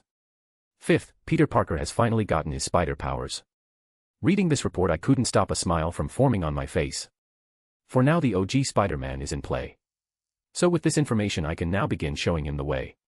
Because there is no way I'll allow the life of this Peter Parker to turn out like I have seen it so many times in the comics, movies, and television shows in my previous life. Where although he was an awesome hero, the rest of Peter life basically sucked. Always late, could hardly pay his rent, his relationships with women never worked out, and let's not talk about the fact most of the time Peter let his immense potential go to waste. Which I am certain is all the result of the words Uncle Ben tells Peter right before he dies.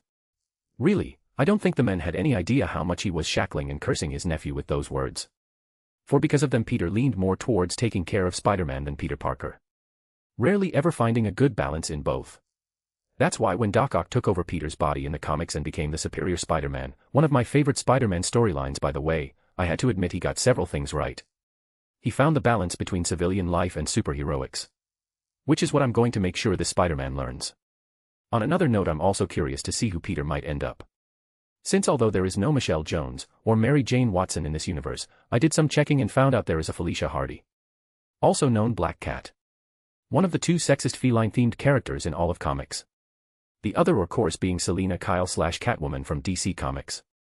So Gwen or Felicia, I wonder which one Peter will choose. Then again maybe I could set him up with both. Food for thought. Moving on. I reviewed more reports until I found one I couldn't help but put a blank expression on my face as soon as I got the gist of it. For it detailed Bolivar Trask and Senator Robert Kelly having become closer in the past year, and working towards getting the Sentinel program funded by the US government. I see. I mused. Brainiac, time to execute the kill plans for Dr. Trask and Senator Kelly. I spoke. Since not one fucking single Sentinel shall ever exist in this universe. There will be no Days of Future Past bullshit while I'm around. Nor will I allow the likes of Master Mold, Nimrod, or Bastion to even become a fucking thought in anyone's mind's eye. Screw that noise. So it's time for Trask and the good senator to get a meeting with Lady Death herself. Understood, my emperor. Kelly and Dr. Trask are already dead. Brainiac replied. I'm also setting things up so that we acquire Trask Industries after the good doctor's demise. Since I'm sure that's what you've instructed me to do next. Ah, you know me so well. I replied. I then went back to reviewing the reports until I finished them all off. Once I did, I got ready to head to breakfast with my family. Where we would discuss our upcoming trip to Monaco. Since despite all the changes I've made, the events of Iron Man 2 are basically right on course. So I'm not only going to Monaco to have a little chat with Tony about saving his life, but also to deal with Vanko and earn some more brownie points with the public. Not to mention ever since Susan and I got married, and she became my only official wife to the people of the world for the moment, we haven't really had any time to enjoy ourselves. So on this trip we definitely will. Monaco, here comes Mr. and Mrs. Doom. I hope you're ready. Chapter 93, Chapter 90, Exciting Reunion. A/N, yesterday winner was Highmaster 986. Today insert an image of Matt Murdock/Daredevil here. Stepping into the dining hall of the castle my family and I usually ate in, I saw them all already seated at the table. Enjoying breakfast. Christoph, Boris, the twins, Susan, Zora, and finally Lucia. Jessica would be joining us too if she were here. Since I think getting quality family time in is important. The Doombots, who guarded the doors to the dining hall, closing them behind me, I walked up to Susan and then gave her a quick kiss. I then did the same for Lucia and Zora. Before taking my seat at the head of the table. For I am the head of this family. Good morning everyone, I said to them. I then got replies back. Except from the twins, of course. Since despite all their amazing abilities they are both still only a year old. In fact, we just celebrated their first birthday only a couple of days ago. Franklin and Valeria having been born on April 1st. Which might have something to do with their mischievous personalities. I guess only time will tell. After I finished greeting my family I got some breakfast. Even though I don't need to eat. Given I have the self-sustenance ability. Hell, I don't even need to breathe either to live. But after doing both those, and many other things similar to them in one lifetime, it's not that easy just to stop doing them. Plus I like breathing and eating. They bring me comfort and joy, and what's life if you can't enjoy the little things in it? Once I ate a bit of food I started discussing with everyone Susan and mine's upcoming trip to Monaco. Knock knock. That is until we were interrupted by a knocking on the dining hall doors. When this happened I directed my attention to it. Enter. I spoke in a loud voice. When I did, the doors to the dining hall opened up and in walked two people. The first was a 6 feet 4 inches female with caramel-colored skin, long black hair, and dark-colored eyes. While the second is a 6 feet 9 inches man with golden blonde hair and deep blue eyes. Their names being Halo and Savage. The newest additions to the Primarchs I created in the past 2 years. What with the other Primarchs being so busy, and with my plans finally starting to come to fruition, I figured we'd need a little extra help. Thus I made these two. Oh, and as for their names I gave Halo hers since she possesses the same powers as Halo from DC Comics. Meaning she can create different colored halos or auras around her body, each of which allows her to use a unique ability associated with said halo or aura. As for why I gave Savage his name, it's because all the others I could think of for him didn't fit, and I couldn't name him Beast since that name is already taken by Dr. McCoy. What I mean by all that is Savage has the same abilities as Animal Man from DC Comics. Meaning he can draw on the abilities of animals, even extinct ones, just by thinking about them. Making him one of the most dangerous people on Earth. Likely the entirely galaxy if he can access the morphogenic field and copy the abilities of alien animals just like Savage Man could do in the DC Comics. But unfortunately we haven't been able to test Savage to see if he possesses this aspect to his powers yet. Since my people and I haven't had any luck getting our hands on any sort of alien animals. So it looks like we'll have to wait until we begin engaging in space opera adventures to see if Savage is truly as savage as I think he is. Also, despite his name being Savage, outside of serious situations he's a gentle giant. He's basically akin to Android 16 from the Dragon Ball series in that respect. After entering the room both Savage and Halo got on one knee and bowed their heads to me. King Doom. They said in unison. Greetings. You both may rise. I said to them. So they stood back up to their feet. So, why have you disturbed my family time? I asked them. For everyone knows unless it's a matter of the utmost importance you are never to disturb my designated family time. We have important news, my king. Halo said. Then tell me. I replied to her. Actually, my king, I think this might be news you should hear privately. Savage suggested. Very well then, Savage. I replied. Come and tell it to me then. I ordered him. Yes, sir. Savage replied. He then walked up to me and began whispering what he had to tell me into my ear. Then when he finished he stepped back. I see. I said. You're right. That is important news. Excellent work bringing it to my attention. I spoke. Of course, my king. Savage spoke. On another note, we have already begun making the necessary preparations. He said. Victor, what is Savage talking about? What's going on? Susan asked me. Oh, it's nothing big, my dear. I just need to go take care of some business. Which can't wait. Sorry, everyone. I said. It's fine, Victor. Just go and be king. We completely understand. Boris told me. Yes, my love, we do. Zora said. That we do. Lucia spoke. Go, Dad.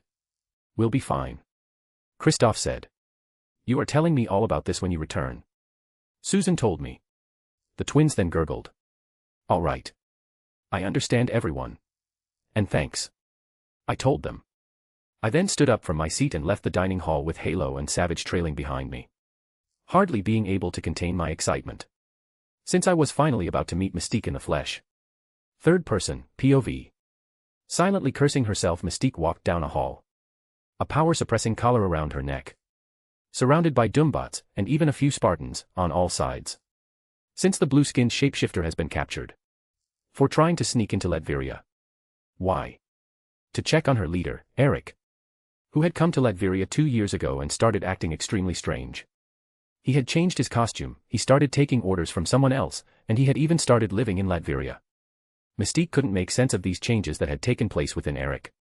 All she knew was that it had to do with Latveria and its king. Who her longtime lover Irene wanted to bring their daughter Rogue to meet. Having been authorized to travel to Latveria. But Mystique stopped her before she and Rogue could make their journey. Which was 2 years ago. Though ever since then Irene had not gone a single day without trying to convince Mystique it should be a good idea for their family to travel to Latveria. Making that another person this country had changed. So with so many of those closest to her suddenly changing due to Latveria, Mystique wanted to check the place out. And maybe find the answers to some of her questions. But right after she entered the country she was caught. Now here she is, on her way to stand before the king.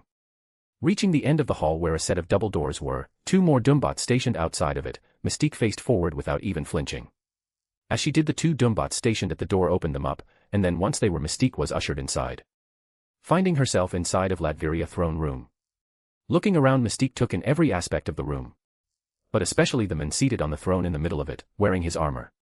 Victor Werner von Doom.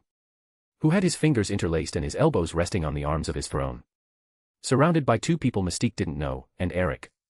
Who spared her a passing glance but nothing else. Once Mystique took in the entire room, she simply began waiting for her fate to be decided.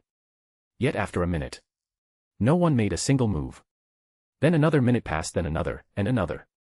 Minutes continued passing with no one making a move against her. Leaving Mystique in total confusion. But before she could think to more and forth about the situation, the throne room doors opened up again. Then a second after they did, Mystique heard a very familiar voice say her name. Raven. One that belonged to her brother Charles Xavier. And Eric. Xavier exclaimed. He then couldn't help but turn his gaze to Doom. I know what you wish to ask, Charles, and I just want to say I thought it was about time you had a little reunion. Victor replied. Because now that Charles had arrived, things could really get started. Chapter 94, Chapter 91, Exposing Xavier. A/N, yesterday winner was Pimp Gandalf. Now for today I have decided on a special challenge. Which I have decided to do as well as in the future. But onwards. Insert a gif of Danny Rand/Iron Fist here. Insert a gif of Luke Cage/Powerman here. To win you have to put a gif in both categories. Good luck, readers. Third person, POV. As soon as Charles Xavier entered his throne room, Victor made a gesture with his left hand towards Mystique and the guards surrounding her. When he did this, one of the Doombots removed the power-suppressing collar around her neck, allowing Mystique to use her powers again. Where she quickly shapeshifted through several appearances. Before settling into her true form. Blue skin and red hair. Plus this Mystique wore the same white outfit she did in the comics. Which Victor took in. Since Mystique made the outfit look that good. But Victor only did this for a moment before making another gesture, with his left hand, toward all the guards in the throne room. Leave us. He commanded them. Hearing this, all the guards left the throne room. Closing the doors behind them as they did. Now that we are alone, let's get down to business. Victor said. Yes, please. Charles said.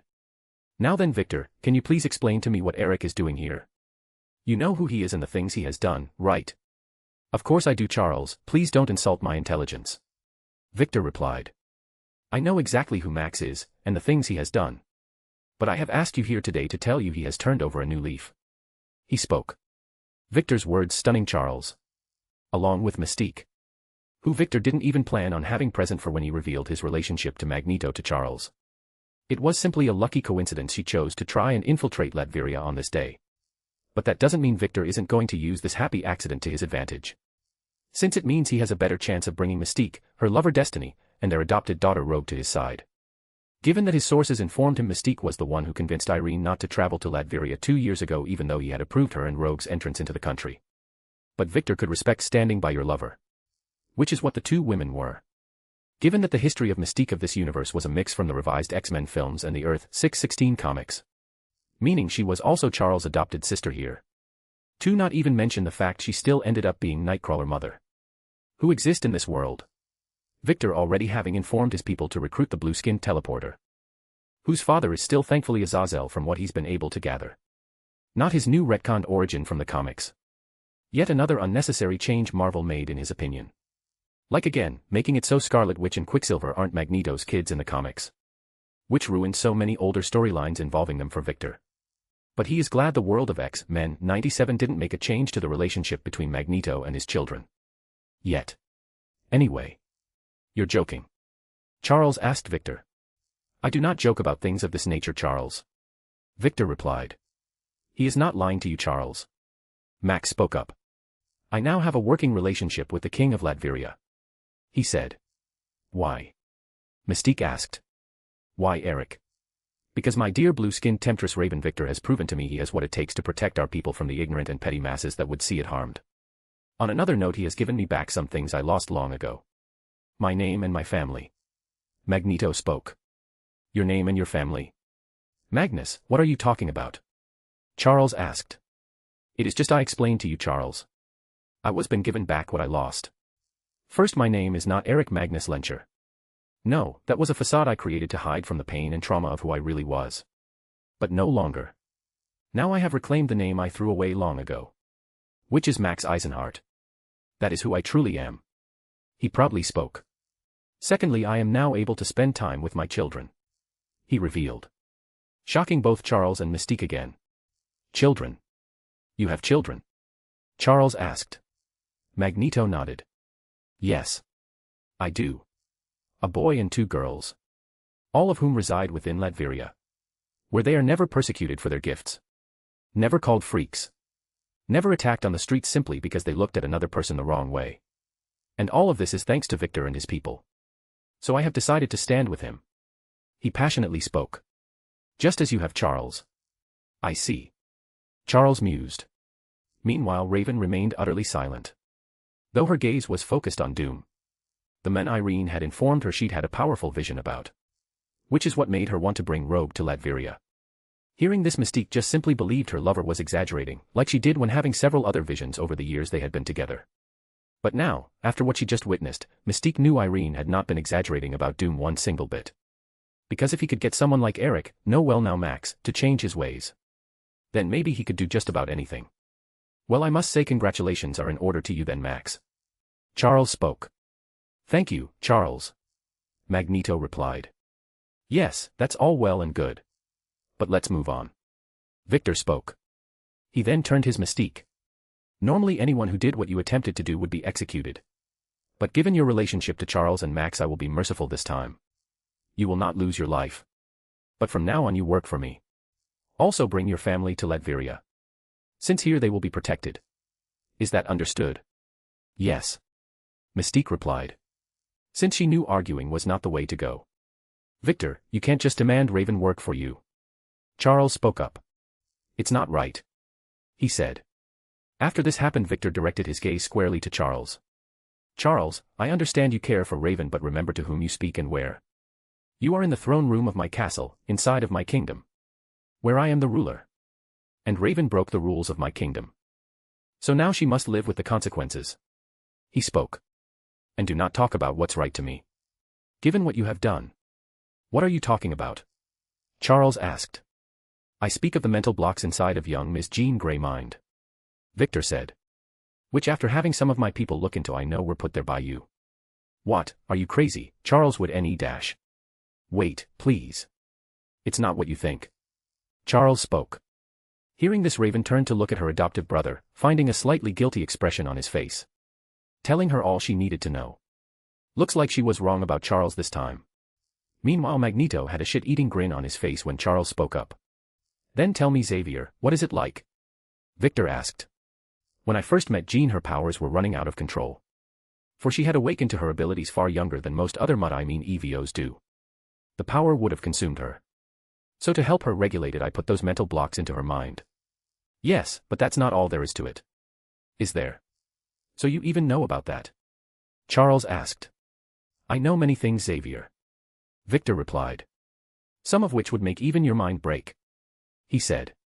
But to answer your question. Yes, I know about that. Charles, what does he mean? What is he talking about? Raven asked. Charles sighed. While putting in the mental blocks to help Jean regulate her powers, I sensed what I can only describe as an entity inside of her. One which called itself Phoenix. Immensely powerful. I thought it dangerous. So I sealed it behind the mental blocks in Jean's mind. He revealed. But I only did it for Jean's protection. Honestly. And I believe you, Charles. Victor said. Given the situation at the time, I would have done the exact same thing. But the question I have for you now is, why haven't you begun working to remove the mental blocks you placed in Jean's mind now that she has a better understanding and control of her powers? Hearing the question, Charles had no words. I see. Was all Victor said. I understand. Well then, there is only one thing to do. Some of those under me will work with you to remove the mental blocks you placed in young Miss Gray's mind immediately. No exceptions. You will also inform the other members of the X-Men of your actions. But, that's dash. No buts, Charles. Victor interrupted. Again, I understand why you did it. But Miss Gray isn't the same child she was. She's older and close to being an adult. She should have the right to know. To say nothing of the Phoenix entity you sealed away inside of her. We have no idea what your actions toward it might have done. Though Victor did know. Which is why he was addressing the issue right now. Since he didn't want to deal with any sort of dark Phoenix bullshit in the future. Plus, having a grateful and sane Phoenix avatar on his side didn't hurt. But the last thing was that with the reveal of Charles's actions in regards to Jean, it would damage the trusting relationship he had with the X-Men. A thing Victor had always intended it to start. To make sure that when the time came for him to reveal his true agenda for the world at large, he could easily get rid of Charles Xavier if necessary. Since Victor is sure he is one of the people who might stand in the way of his ambitions. Which he will not tolerate. For in the end, Doom never fails to get what he desires. Yes. Victor replied to Charles. Once he did, the meeting came to an end. Victor having gotten all that he wanted out of it. Like always. Chapter 95, New FIC. Yo readers, just posted the first chapter of my newest Marvel FIC. Which is a Spider-Man one. Yeah, I know. But I wanted to try my hand at writing one. So yeah. Though I hope you will check it out and give it as much support as you do my Doom FIC. Which is my first priority. Seriously. This FIC isn't going anywhere. Not with all the ideas I have in store for it. Anyway, check out the new FIC. It's named The Superior Chapter 96, Chapter 92, Disappointment. A/N, the winner from the last contests was Juhiko on both accounts. Today post a gif of Jessica Jones here. Since like I said, this is my main work. I just wanted to get my Spider-Man FIC off the ground. Speaking of, I'll try to post at least 2 chapters for it every week. But don't hold me to that. Third person, POV. A bag of cheddar and caramel-flavored popcorns in his hands, Thaddeus ate from it, even though he didn't need to eat to survive, but it had become one of the joys and pleasures in his life, watching the show in front of him. Resisting with all his might the urge to viciously smirk. While he watched on as Charles Xavier told Jean Grey, Ororo Monroe, Hank McCoy, and Logan the details of just what he did to Jean's mind. Just as his creator and emperor had instructed Charles to do. As Xavier continued speaking, the 4 in front of him out various expressions on their faces. Logan looked angry. Ororo disappointed. The same for Hank McCoy. Meanwhile, Jean herself looked sick to her stomach. Seeing all of this, Thaddeus could tell Xavier's relationship with his X-Men had just been damaged a great deal. Exactly as his Lord Doom planned. And this was only the first step in separating Charles from his X-Men. Thaddeus having been informed by Doom, along with the other Primarchs, about a few more of Xavier's dirty little skeletons that he planned to slowly bring into the light. Like the artificial intelligence that spawned in the X-Mansion danger room that Charles locked away. So say nothing of the man's probable hidden son, David Haller. Just remembering all that while Charles Xavier was in front of him, putting a look of shame on his face, disgusted Thaddeus. For he knew most people made mistakes, but Charles Xavier's mistakes were bigger than most. Not to mention it makes him seem like sort of hypocrite. At least Magneto's generally honest about who he is and the actions he taken. Thaddeus thought. But Xavier was different. He is trying to hide his greatest mistakes. Thaddeus knowing, just like his emperor and fellow primarchs, it would come back for bite the men in the ass. Likely leading to the people he surrounded himself with getting involved in such events. Whether they wanted to or not. The children at his school being a prime example. Thaddeus not liking that one bit. Since after vicing the X-Mansion once or twice, and playing with the children there, he has grown fond of them. Which is why he is going to personally make sure they stay safe by kicking Xavier ass and forcing him to deal with his shit. And again, I want to say how sorry I am to Eugene. Charles spoke. Having finished his explanation. Sorry, you're sorry. Jean cried. A red aura suddenly appearing around her body after she did. Seeing this, Charles wheeled back. But Thaddeus stepped forward. Miss Gray, I need you to calm down. He telepathically spoke to her. Why? Why should I? Jean telepathically replied. Because if you don't, you might kill everyone in this room, then find yourself along amongst the stars for the rest of your life. Thaddeus explained. So please, calm down. Jean stared at Thrashes for several seconds before nodding her head. She then worked to calm down. The red aura fading from her body. All right, good. Thank you. Thaddeus said. He then turned to Charles. Xavier, at the moment I think it's best you vacate this room. He said. Yes. Xavier replied. He then rolled out of the room. Once he did, Thaddeus turned his attention back to Jean and the others. He then held up his popcorn bag in their direction. Cheese and caramel flavored popcorn, anyone? This ain't the time for snacks, bub. Logan spoke. Especially with what he just saw happen to Jean. Yes, most peculiar. She has never displayed an ability like that before. Hank mused. Perhaps her powers are growing. Storm mused. Well, yes, but also no. Thaddeus said. Getting everyone attention back on him. You know something about this situation, bub? If you do, then start spillin'. Also, why are you even here in the first place? To answer your second question first, I was sent by King Victor to make sure Charles told you all the truth and nothing but the truth. Secondly, what you just saw was some power from the Phoenix. You mean the monster I have inside of me? Jean asked. Ms. Gray, the Phoenix is not a monster. It is one of the most powerful cosmic entities in the entire universe. Thaddeus revealed. One that embodies the cycle of life, death, and rebirth. He explained. Stunning Jean and the others. Why is something like that inside of me? Jean shouted. Well, to unleash its true power, the Phoenix needs a host. Generally a humanoid one, and at the moment that is you. Thaddeus spoke. But don't worry. It's not a bad thing. So long as you learn to communicate with the Phoenix and don't reject it, your life shouldn't change much. Save for getting a massive power boost. How do you know all of this? Hank asked. From your knowledge of the Phoenix, to its purpose, to even how you discovered the psychic blocks within Jean's mind. My king, Victor. Thaddeus easily replied. Through certain means, which I am not allowed to discuss, he picked up on fine blocks in Jean's mind. He then began investigating, eventually discovering that Charles put them there, and also about the Phoenix. Which is when he knew he had to move, and fast. Otherwise the world as we know it would have been in trouble. Why? Aurora asked. Because Phoenix hosts who reject their power or never learn how to properly control it end up becoming twisted by it and turn into what are known as Dark Phoenix. Who have the capability to wipe out all life on Earth in simply a few hours to a day tops. Thaddeus explained. But like I said earlier. So long as you learn to work with the Phoenix and don't resist it, you'll be fine and won't fall to the dark side, Ms. Gray. He spoke. Okay. Jean unsurely replied. I know it seems like a daunting task, but have no fear. You won't be working to complete it on your own. Thaddeus said. All of us here will be fight beside you. And even Charles too. No, I don't want him around me. Jean said. Look, I get it. You're upset. But you heard Charles earlier. He did that to protect Eugene. Even if it wasn't right. The men made a mistake. That's all. So let's not hold it against him. Thaddeus said. I'll try. Jean replied. Good. That's all I ask. Thaddeus said. Though in regards to this matter it does make me wonder, what other kinds of secrets just might Xavier be hiding? After he observed the expression on the X-Men faces and scanned their surface thoughts to find them all pondering his question. Thaddeus grinning on the inside. Since he had just sown for seeds of doubt within the X-Men. He can't wait to tell Doom. For he is sure the men will be proud. Moving on. All right. Time to get a move on. Ms. Gray and Storm, please follow me. Thaddeus said. Neither girl saying a word, they followed Thaddeus.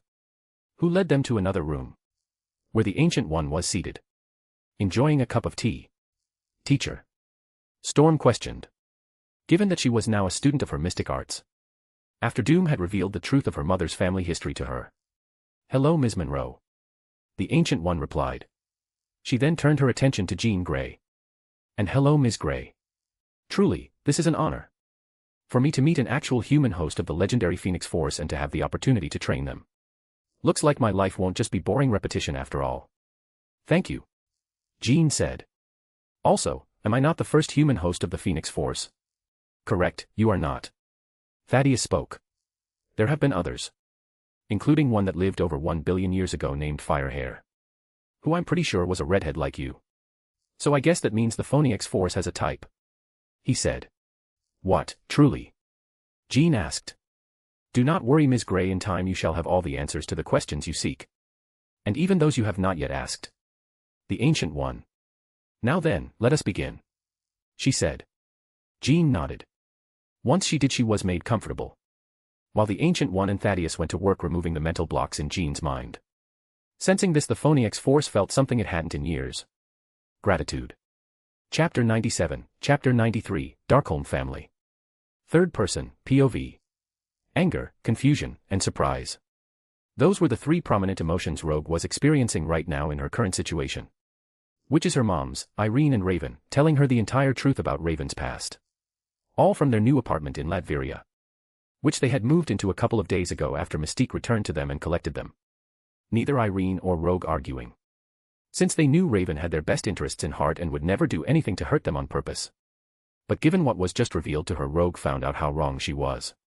Terrorist, assassin, unfit mother, and many more new words and terms filled the young girl's mind as she looked at Raven, who had a pitiful expression on her face, since she never wanted Rogue to find out about her past this way. But Doom had forced her hand, especially when he informed Raven her son, whose name was Kurt, was already being searched for by his people, and then as soon as he was found he would be brought to Latveria, where he would then be introduced to Raven and the rest of her family. Victor ignoring all of Mystique's protests in regards to the coming meeting. So, seeing she had no other choice, Mystique has decided to come clean to Rogue about her past. And it went exactly the way she expected. Rogue dear, please say something. Irene gently spoke. Really, Ma, what the hell am I supposed to say to all this? Rogue shouted, her gaze on Mystique. Tell me, when the time came, were you going to have me become a terrorist and assassin too? Hearing this question, Mystique's eyes went wide. What? No. Of course not, Rogue. You're my daughter and I low dash.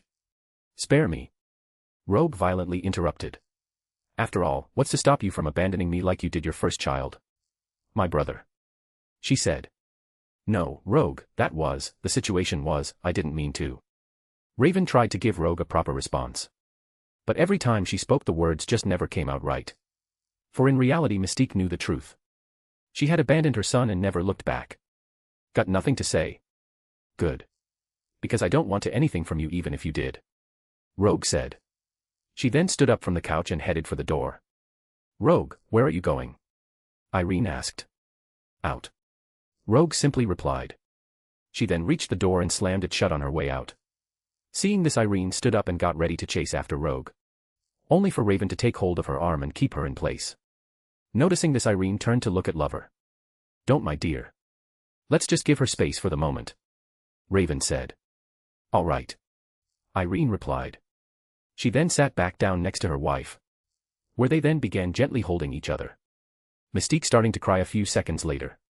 Exiting her new apartment building, Rogue aimlessly wandered the streets, still fuming at Mystique, while also thinking about her powers, which just shortly came in a few weeks ago, making it impossible for her to have skinship with another person until she learned to control them. Then on top of everything else, she had moved to a new place and didn't know anyone around her. To say Rogue was dealing with a lot would be an understatement. As she continued walking the streets of Doomstadt, thinking about all her problems, Rogue didn't even notice when she walked into someone. The impact of the crash knocking her on her butt. Ow. Rogue said. She then quickly realized what had happened and stood to her feet, offering a hand to the person she had ran into and knocked down. I'm so sorry about that, she said. It's fine. Accidents happen. The person Rogue walked into spoke, which was a male. Taking Rogue's hand, the man allowed her to help him get back on his feet. When this happened, Rogue was able to get a good look at the guy and couldn't help but find him a bit cute. Ah, again sorry. Oh, and my name is Rogue, by the way. Again, it's no problem. And nice to meet you, Rogue. My name is Scott. Scott Summers. The men said. Right. Nice to meet you as well, Scott. Rogue replied. Well, see you. She said. Rogue then went on her way. Now, after running into Scott, a thought running across her mind that Latveria may not be so bad after all. Germany. A shocked expression on his face, Kurt Wagner stood in front of his open front door. Insert image of Kurt Wagner / Nightcrawler here. Finding himself staring at a man floating in the air before him. Greetings, young Mr. Wagner. My name is Max. I know this is out of the blue, but I was wondering if I could come inside for a moment and discuss something with you and your parents. I guess. Kurt said. Excellent. Magneto replied. He then landed on the ground and stepped inside the Wagner home. The family having no idea their lives were getting ready to be turned upside down. Chapter 98, Chapter 94, Monaco. A/N, yesterday winner was Overlord BG's. Now today insert an image of the defenders here. Monte Carlo, Monaco. May 23, 2010. Future Emperor of Earth Doom, POV. No Sleep Till Brooklyn, by the Beastie Boys blasting on the speakers. I expertly drove the dark green 2010 Lamborghini Murcielago I was in through the streets of Monaco. Susan sitting with me in the passenger seat. In a stunning no-strap good dress. Meanwhile, my attire consisted of my usual dark green tux. Since if it ain't broke, then don't fix it. Taking a sharp left turn, and then a right, I pulled up to the red carpet entrance of the Hotel de Paris, where they were hosting the opening party for the Grand Prix de Monaco. After I brought the car to a stop, I looked at Susan. Are you ready, my dear? Why, yes, King Victor. I am. Susan replied. A smile on her face. Excellent. I replied. I then gave her a quick kiss. Let's go. I said.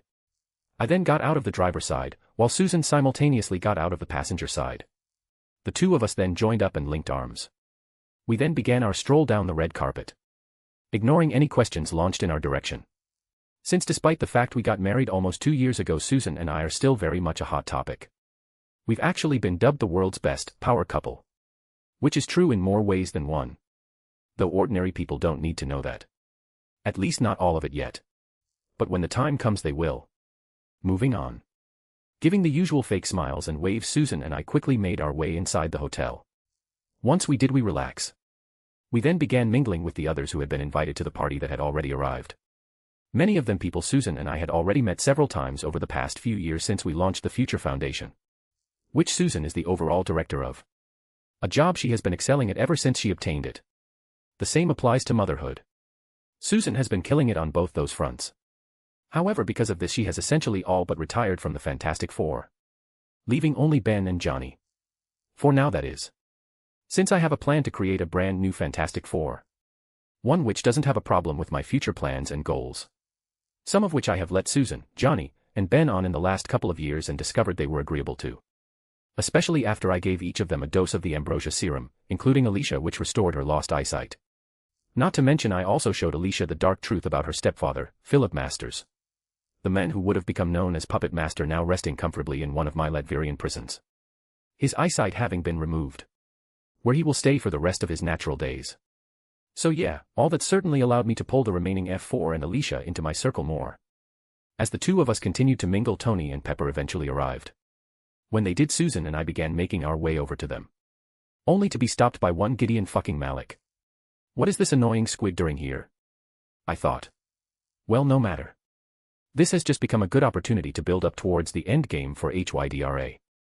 Where none will fucking survive. King Victor, Queen Susan, we haven't met before, but I just had to meet you both. The name is Gideon Malik. A pleasure. He said. Same to you, Mr. Malik. Susan spoke. Yes. I agreed. Wait, Malik. Don't tell me you're the same Malik who founded and owns Godheit Industries. The one and only. Malik said. Well then, sir, allow me to say again what a pleasure it is to meet you. I spoke. I then offered my hand to Malik, which he shook. As he did, I used my telepathy to enter into his mind, finding myself easily able to access it. You know, with all the fucking telepaths and brainwashing techniques that exist in this reality, many of which they employ themselves, you'd think the leaders of Hydra would have better mental defenses. But no.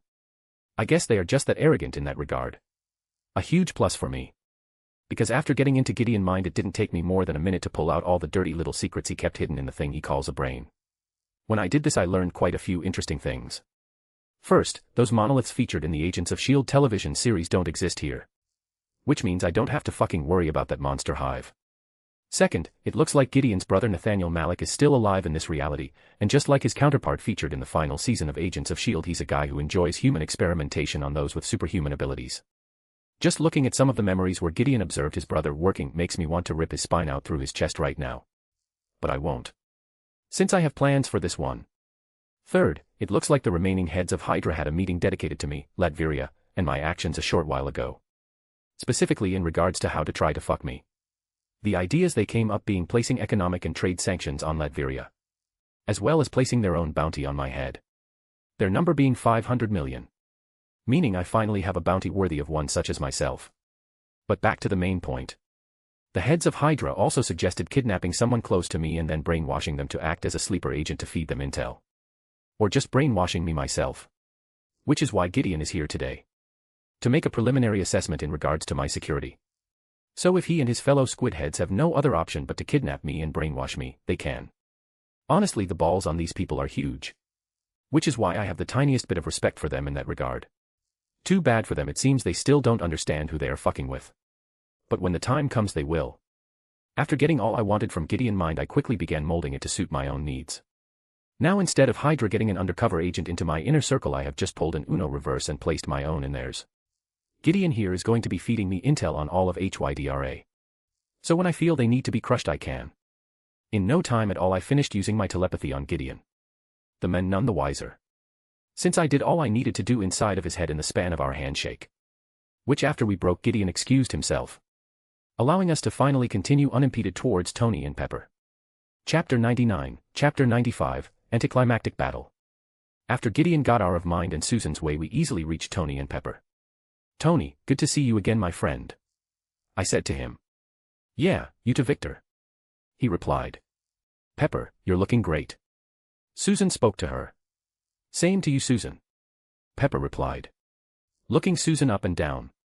"I still can't believe you look this good. Did you really have kids?" "I did," Susan said. "And don't worry, I'm sure after you and Tony have a couple of kids you can still look as beautiful as you do right now," she spoke. Tony choking on his drink when he heard this. Meanwhile, Pepper started blushing up a storm. But before either one of them could say anything in response, the court jester of the CEOs appeared. Justin Hammer. Insert image of MCU Justin Hammer here. Seeing him, I resisted the urge to snap his neck. Since just by breathing the same air as this man I can feel my intelligence lowering. Hey, what's this? "Oh, looks like we got a little party going on over here," Justine spoke. Putting himself right in the middle of our group. "Tony, always good to see you. Pepper looking as lovely as ever," he said to the couple. Justin then turned in mine and Susan's direction. But before the blonde gremlin could utter a single word, I pushed a telepathic suggestion into his head. "Ah, you know what, I got to go. Sorry, I just remembered I got to send my ex-wife her alimony check," he spoke. But Justin didn't. I could see he already paid his ex-wife her money this month. Though I'm going to do her a favor and make sure she gets a little more. Since anyone who can put up with being married to Hammer for any amount of time has my respect. His words spoken, Justin ran off. When he did, I made my move on Tony. Well, that was strange, but then again Hammer always seemed a few circuits short of a motherboard, I said. I then walked up to Tony and wrapped my arm around his shoulder. "Well, how about you ladies talk amongst yourselves while Tony and I discuss some business," I said. Then before anyone could retort, I pulled Tony away with me. I then dragged him to an empty balcony. "Wow, Victor. I'm flattered. Really? But we both have significant others. What will they say about this? Not to mention you're not my type."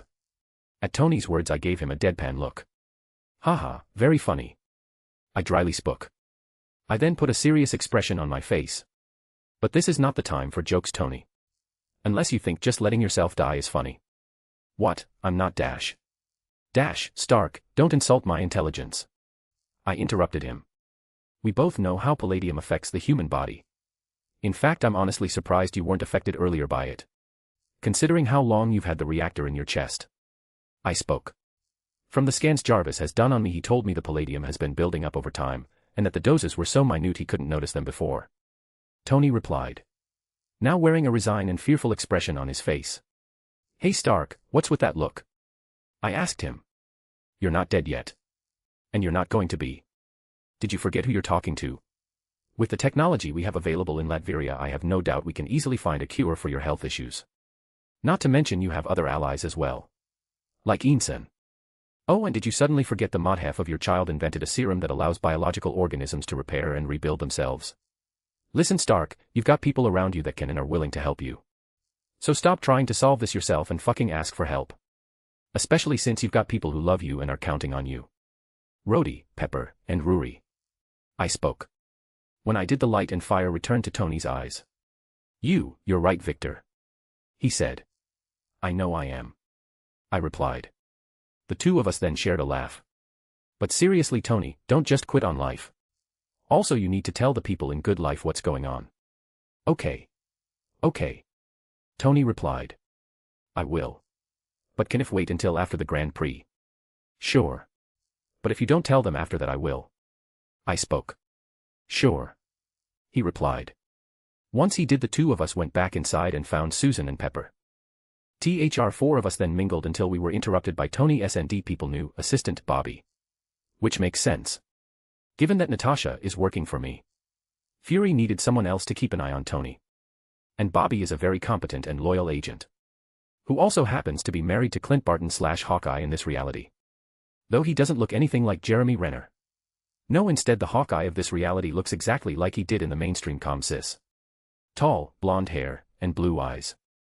But although he looks like Hawkeye from the mainstream ComSys, my research has found his personality is that of his MCU and Ultimate / Earth 1610 universe counterparts. Meaning he is a family man. Clint and Bobby having already started a family. Yeah, they've got a couple of kids living on the same farm the Bartons lived on in the MCU. This reality just keeps surprising me every day. Anyway. After Bobby interrupted us, we all went our separate ways. Susan and I going to a private booth we had rented to watch the Grand Prix. Arriving, we were met by Dumbots, and the person I had chosen to head mine and Susan's security detail while we were here in Monaco. John Shepard. The Spartan who lead the team that rescued Tony and Einstein in Afghanistan, and from the reports I've read in regards to him has been constant excelling in all tasks given to him. But I wouldn't accept anything less from the men who bears the names of two of the best military-style video game characters in existence. What makes it even crazier is that I didn't even pick John name for him. Well, I pick his first name, like I did for all the Spartans. Naming him after Master Chief, since he was the 117th Spartan. But in regards to their last names, I allowed the Spartans to choose their own, if they wanted. John did, and so John Shepard the Spartan was born. Upon seeing us, the 6 feet 7 inches, black-haired and gray-eyed, men saluted Susan and I, my king and queen. He spoke. Shepard. I replied to him. When I did, he opened the door to the booth. Susan and I entering it. Where even more of our security detail awaited. But we paid time no mind and took our seats at the front of the booth. A few moments after we did, the Grand Prix began. Then about 30 minutes after it did, Ivan Vanko showed up. Insert image of Ivan Vanko here. Once he did, he started attacking everything around him. The fool. If he wanted revenge on Tony and his family, I can think of 20 more subtler and better ways to get it. But I guess just because someone is smart doesn't mean they have common senses. Reed being a prime example. Excuse me for a moment. I said. I then stood up and made my way out of the booth. 2 Dumbots, and John following me. Not even asking me any questions. Since they knew exactly what I was about to do. In no time at all, my group arrived at the track. When we did, I didn't hesitate and walked toward Ivan, who was attacking Tony, Pepper, and Happy, the latter two trying to get the armor Tony had brought with him to him. However, there was no need for that. Raising my hands, I fired off blasts of electrical energy at Ivan, bringing the man to his knees. Then before he could make another move, I got in close and gave him a roundhouse kick to the head. Sending him planting into the ground. Ending the battle. After I did, Tony came up to me. Well, that was anticlimactic. He said. Of course. For a man of this caliber is no challenge to me. I spoke. He really wasn't in the slightest. Chapter 100, Chapter 96, Hellfire Club Comes Calling. A/N, yesterday winner was Overlord BG's. Now today insert an image of Reed Richards / Mr. Fantastic here. Georgia, United States of America. Third person, POV. Sitting lazily on the couch, Jessica Drew watched the news report on the television in front of her. One currently detailing the events of the attack that took place at the Grand Prix in Monaco. Specifically how Victor stopped the attacker single-handedly. As always, Victor never fails to impress. Jessica mused. Don't you think so, Dr. Burstein? She asked her companion seated onto her on the couch. One Dr. Noah Burstein. Insert image of MCU Noah Burstein. The man responsible for the process that gave Luke Cage his powers. A man currently paralyzed, due to Jessica hitting him with several of her venom blasts. Able to do nothing. Not speak, blink, or even stop the Spartans that were currently moving all around him and Jessica inside of his home. Looking for and collecting every single bit of his research. All under orders from Victor, mind you. Since he felt it was time to remove Dr. Burstein from the board. Permanently. In just a few more minutes the Spartans had finished their search of Burstein residence and entire property. Once they did, they informed Jessica of this. Well, Dr. Burstein. It looks like that's that. I could say I enjoyed the time we spent together. But then I would be lying. Jessica said. She then got up off the couch and left Burstein house. Once she did, the Spartans went to work.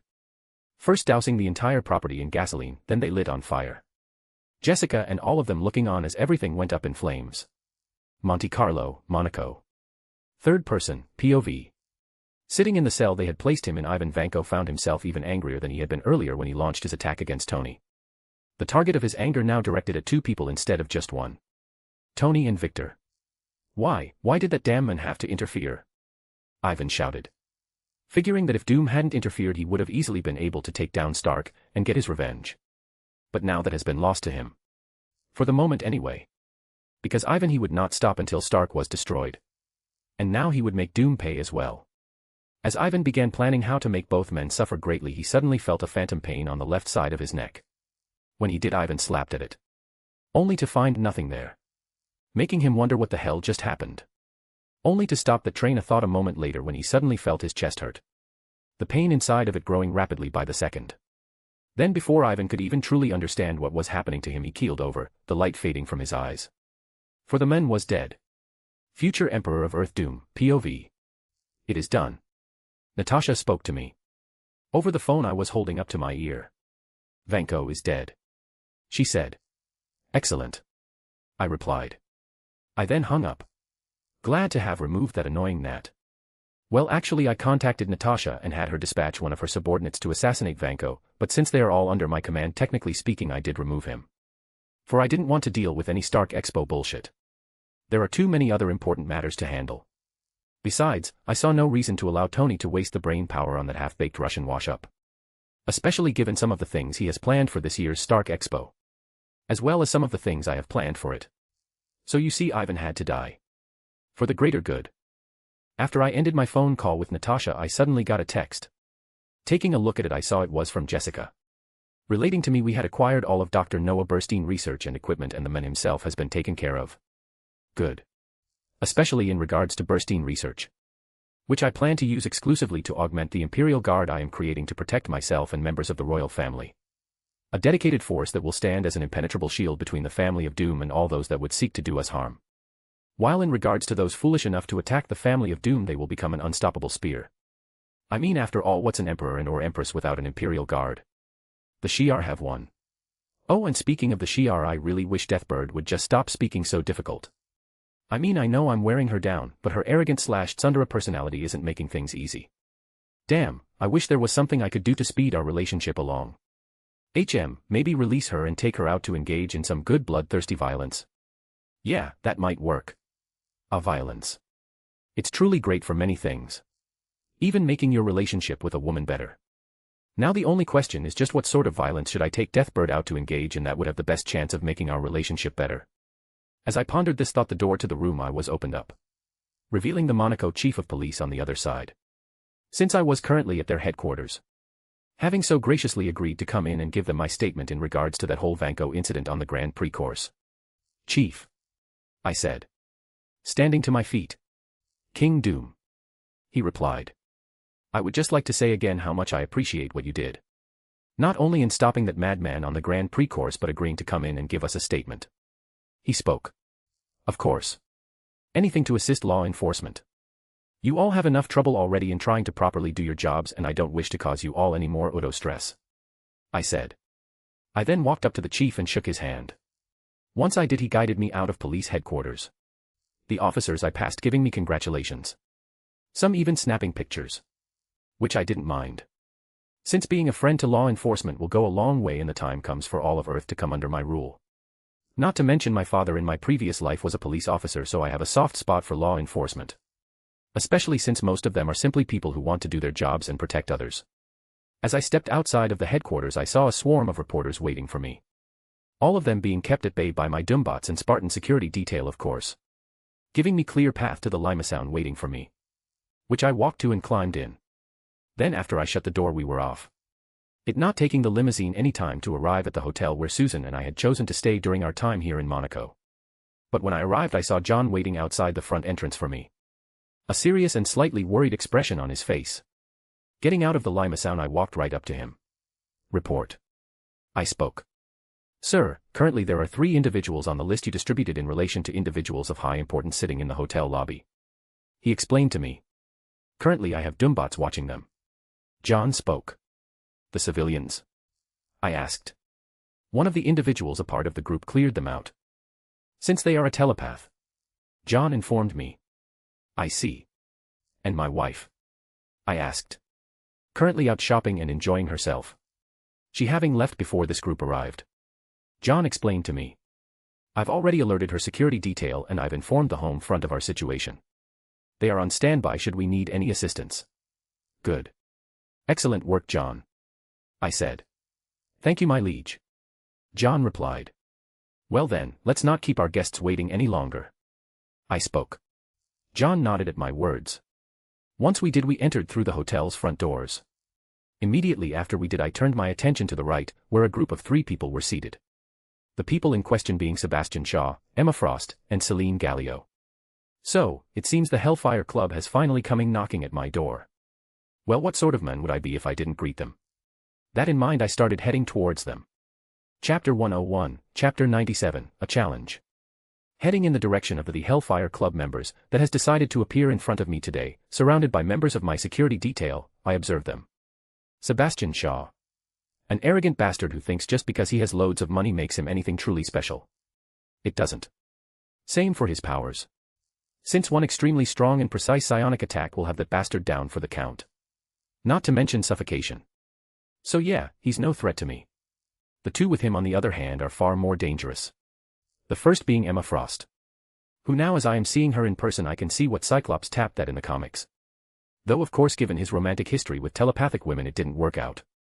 Which I found sound. Since I honestly shipped Scott and Emma more than I ever did Scott and Jean. But I'm getting off track here. Frost is one of the most powerful telepaths on the entire planet. Not to mention her secondary diamond form mutations makes her quite dangerous in close quarters combat. I wonder if she's unlocked yet.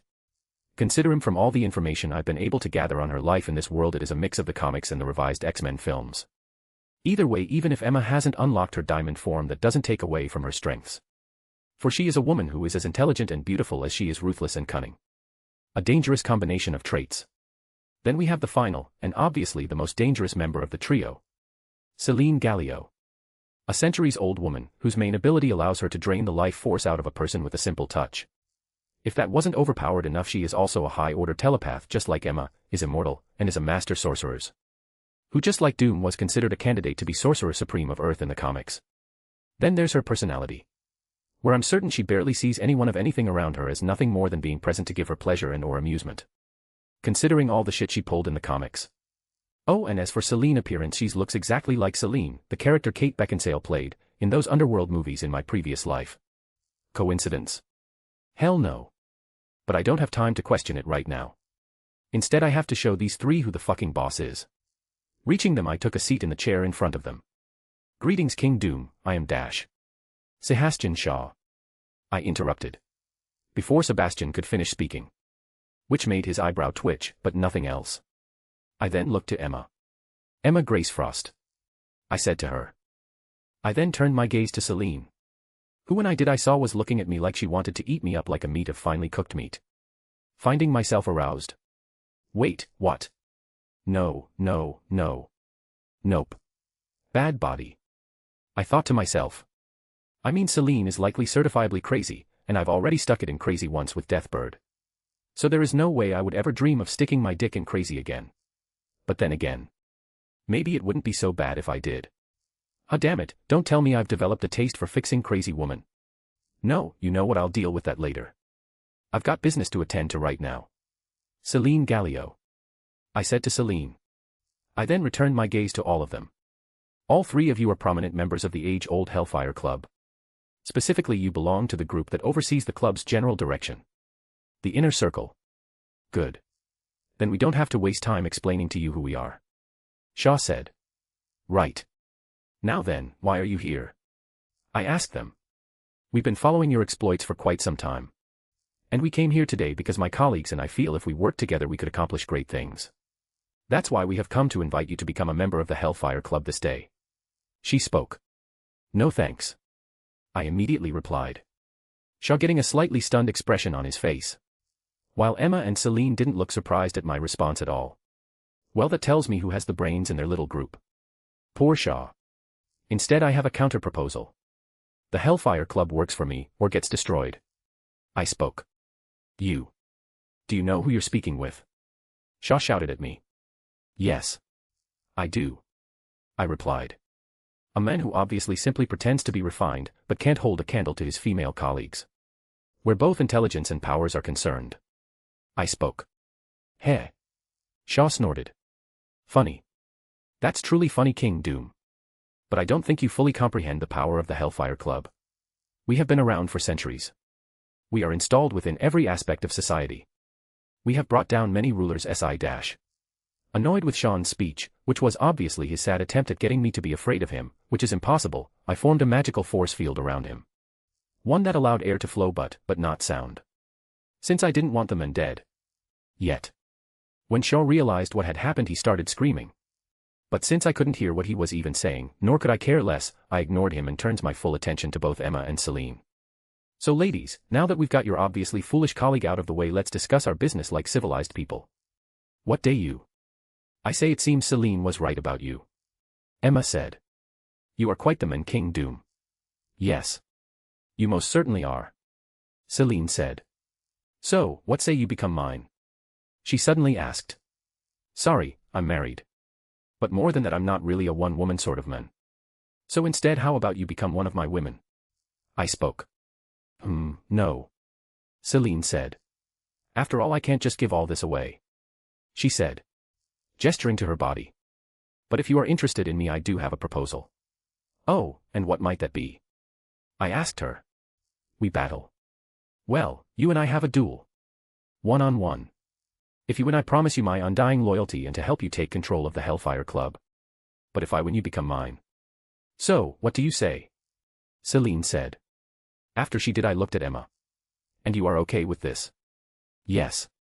Emma replied. I trust Celine. Besides, the club has become weak. Stagnated. Boring. I want some excitement, and I can see you might be able to give it to me. So I'll go along with the bet. I see. I mused. I then took a few seconds to think about things before I gave my answer. All right. You've got yourself a deal. I said. Since if I win this duel, I will not only get the wild card Celine under my control, and as my woman, but also gain Emma Frost's loyalty, and take control of the Hellfire Club. All in one fell swoop. So yeah. I don't mind taking this bet. Especially when it rests upon me. And since I believe in myself that much, I know I've got this thing in the back. But who knows, maybe Celine will finally be a worthy opponent. I can't wait to find out. Chapter 102, Chapter 98, Doom vs. Celine I. After I agreed to the duel and bet with Celine, the smile on her face got even wider. Meanwhile, I couldn't help but put a smile on my own face. Since I'm certain this will be the greatest challenge I've had in a long while. Especially in regards to the magical aspect of it. For in that regard, I'm not ashamed to admit Celine surpasses me. Given she's had centuries of time to fine and perfect her craft. While I've only been studying for a few years. Not even a blink of an eye to someone like her. Though that doesn't mean I can't to see how my magical abilities compare to her own. Man, this is getting me excited, or as Natsu from Fairy Tail would say, I'm all fired up. Oh my King Doom. To think that you would agree to my proposal so easily. Not that I'm complaining, of course. But you sure do know the quickest way to a woman's heart. Celine said. Why thank you. I replied. But on that one there is one more thing we need to take care of in regards to the agreement we just made.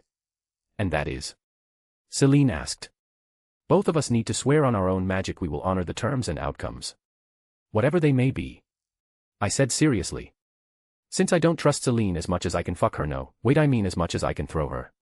Yeah, that's what I meant to say. I don't trust Celine as far as I can throw her. That's why before we get too deep I need a way to make sure she doesn't try and fuck me over. Thus swearing on our magic is the solution I came up with. Because if we do this and either of us tries to break the deal, or any of the terms a part of it, we just discussed, let's just say the results won't be pretty. Best us if either of us breaks the deal it simply becomes null and void, worst case if either one of us breaks the deal we could lose our ability to use magic. Forever. That's how serious swearing upon your personal magic is in cases like this. But I'm willing to risk it. Since the stakes are just that high. Plus, what's life without a little risk? Hearing me mention swearing on her magic, Celine's facial expression didn't even change on little bit. Instead she simply licked her lips in a sensual manner. Okay. I swear on my personal magic to honor this deal I just made with Victor Von Doom. She spoke. When she did, a blood-red aura engulfed her entire body for a moment before disappearing. Now then, King, it's your turn. She said. I, Victor Von Doom, swear upon my personal magic to honor the deal I just made with one Celine Gallio. I spoke. Then after I did I felt a strange sensation in regards to my magic. An ominous one. But that only lasted for a second before it dissipated. Telling the oath I had just taken was in effect. Wonderful. Since that means it's in effect for Celine too. Alright, with that done, let us move on to the next step. I spoke. Specifically in regards to the rules surrounding the duel itself. Like how are we going to determine the victor? Not to mention the weapons and tactics we will be allowed to use. In other duels I've had, the rules I used were that either I or my opponent had to yield, we kept going until either of us killed the other 3 times, or until one of us ran out of energy and could no longer sustain a proper battle. Celine explained to me. Let's apply all 3 of those rules to this duel. What do you say? Sure. I replied. I then felt the same sensation from earlier affect my magic. Now that the way to determine the victor of this duel has been set, let's move on to rules and tactics. Obviously there will be no outside inference of any kind. Celine stated. Obviously. I replied. But other than that I say anything else goes. Celine spoke. That I can agree to. I replied. The same sensation affecting my magic. Alright, we're almost done. Now we just need to pick a location. Why not right here? Celine asked me. No. I immediately replied. We will pick a location where there are no people around. Am I clear? Yes sir, you are very much. Celine said in a sensual tone. Telling me just how thirsty she is. Yet strangely I am finding myself really into it. Damn it. Looks like after this duel is over I'm sticking my dick in crazy once again. Oh well, it could be worse. Good. I said. I then used my magic to conjure forth a miniature globe of planet Earth in between Celine and I, having also made several red markers on it. Now here is a map of Earth, marked with several locations I think would be perfect for our duel. Pick one. I told her. Right away. She said. Giving me a mock salute. Celine then looked over each and every location I had marked on the conjured globe until she finally selected one. This wilderness of the Yukon Territory of Canada. When this happened I dispersed the globe. The location has been set. Now, onto the date. How about tomorrow? Celine asked me. That works for me. I replied. Well, with that I think we've finished all our preparations. Not quite. Celine said. We still need arbitrator to oversee the duel. She said. I mean I don't want anyone else there during our one-time King Doom, but those are the rules. A way to make sure both of us are absolutely honoring the terms of the duel. Even if we've sworn on our magic. Celine explained to me. Puffing her cheeks up like a kid who didn't get what they wanted after she finished. Seriously, this woman is insane. Which means sex with her likely falls into the same category. Man, I can't wait to find out. But as always, business first before pleasure. I see. I spoke. Well then looks like we'll need to find an arbitrator. I said. I can handle that. A familiar voice said. Then right after it did, a portal opened up and the Ancient One/Yao walked through it. Holy shit. Emma shouted. Her eyes wide in shock. Sebastian's too. The man having fallen on his ass about 5 minutes ago after realizing there was no way he was getting out of the force field bubble I created around him unless I allowed it. Master. I spoke to her. Oh, hello Yao. Celine spoke. Casually using the Ancient One's real name. Good to see you again. What's it been? 150, no, about 250 years ago. I think it was the American Revolutionary War. Yes, quite right. The Ancient One replied. Trying to act casual. But I could tell she was anything but. Her body looks ready to enter into a battle at any second. Not to mention she hasn't taken her eyes off Celine since she used her portal to enter the lobby. Telling me I truly need to not let my guard down a single second around Celine. Given how even the Ancient One is one edge around her. Oh, no need to be so tense, Yao. I'm not going to do anything. Not when I'm arranging to have quite the workout with your lovely student here. Celine said. Looking at me. So relax. Yet the Ancient One didn't in the slightest. So master, you will be the arbitrator for mine and Celine's duel? I asked. Yes. She replied. Thank you. I said. Well, with that it looks like everything is settled. I spoke. Quite right. Celine mused. She then stood up from her seat. Well then, my associates and I will not take our leave. See you tomorrow, Doom. She said. You as well, Celine. I replied. I then dispersed the force field around Shaw. But before he could say anything his eyes rolled back in his head and he passed out. Me knowing it was courtesy of Celine who hit him with a powerful psionic blast. After Shaw hit the ground, Celine went over to him and then picked him up, throwing the men over her shoulder like a sack of potatoes. Then once she did, her group took their leave. To think he would challenge Galileo of all people. I foresaw might happen several times, but to think it would actually occur is beyond me. The Ancient One said to me. It's fine, master. I know what that woman truly is, and what she's capable of. I won't underestimate her, and I will claim victory. I said. Let us hope you are right, Victor. She replied. Yes. I said. So, how long have you and Celine known each other? I asked. Centuries. The Ancient One replied. Now if you'll excuse me, I must go and prepare for tomorrow. It has been quite a while since I've meditated a duel between such gifted sorcerers. I need to prepare. She said. So with that the Ancient One opened up a portal and left. Just as she did, the traffic started resuming in the hotel lobby. Susan coming in just after it did.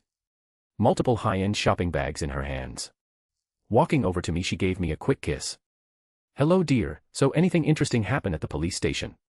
She asked. No, not at the police station. I replied. Though something crazy just did occur. I revealed.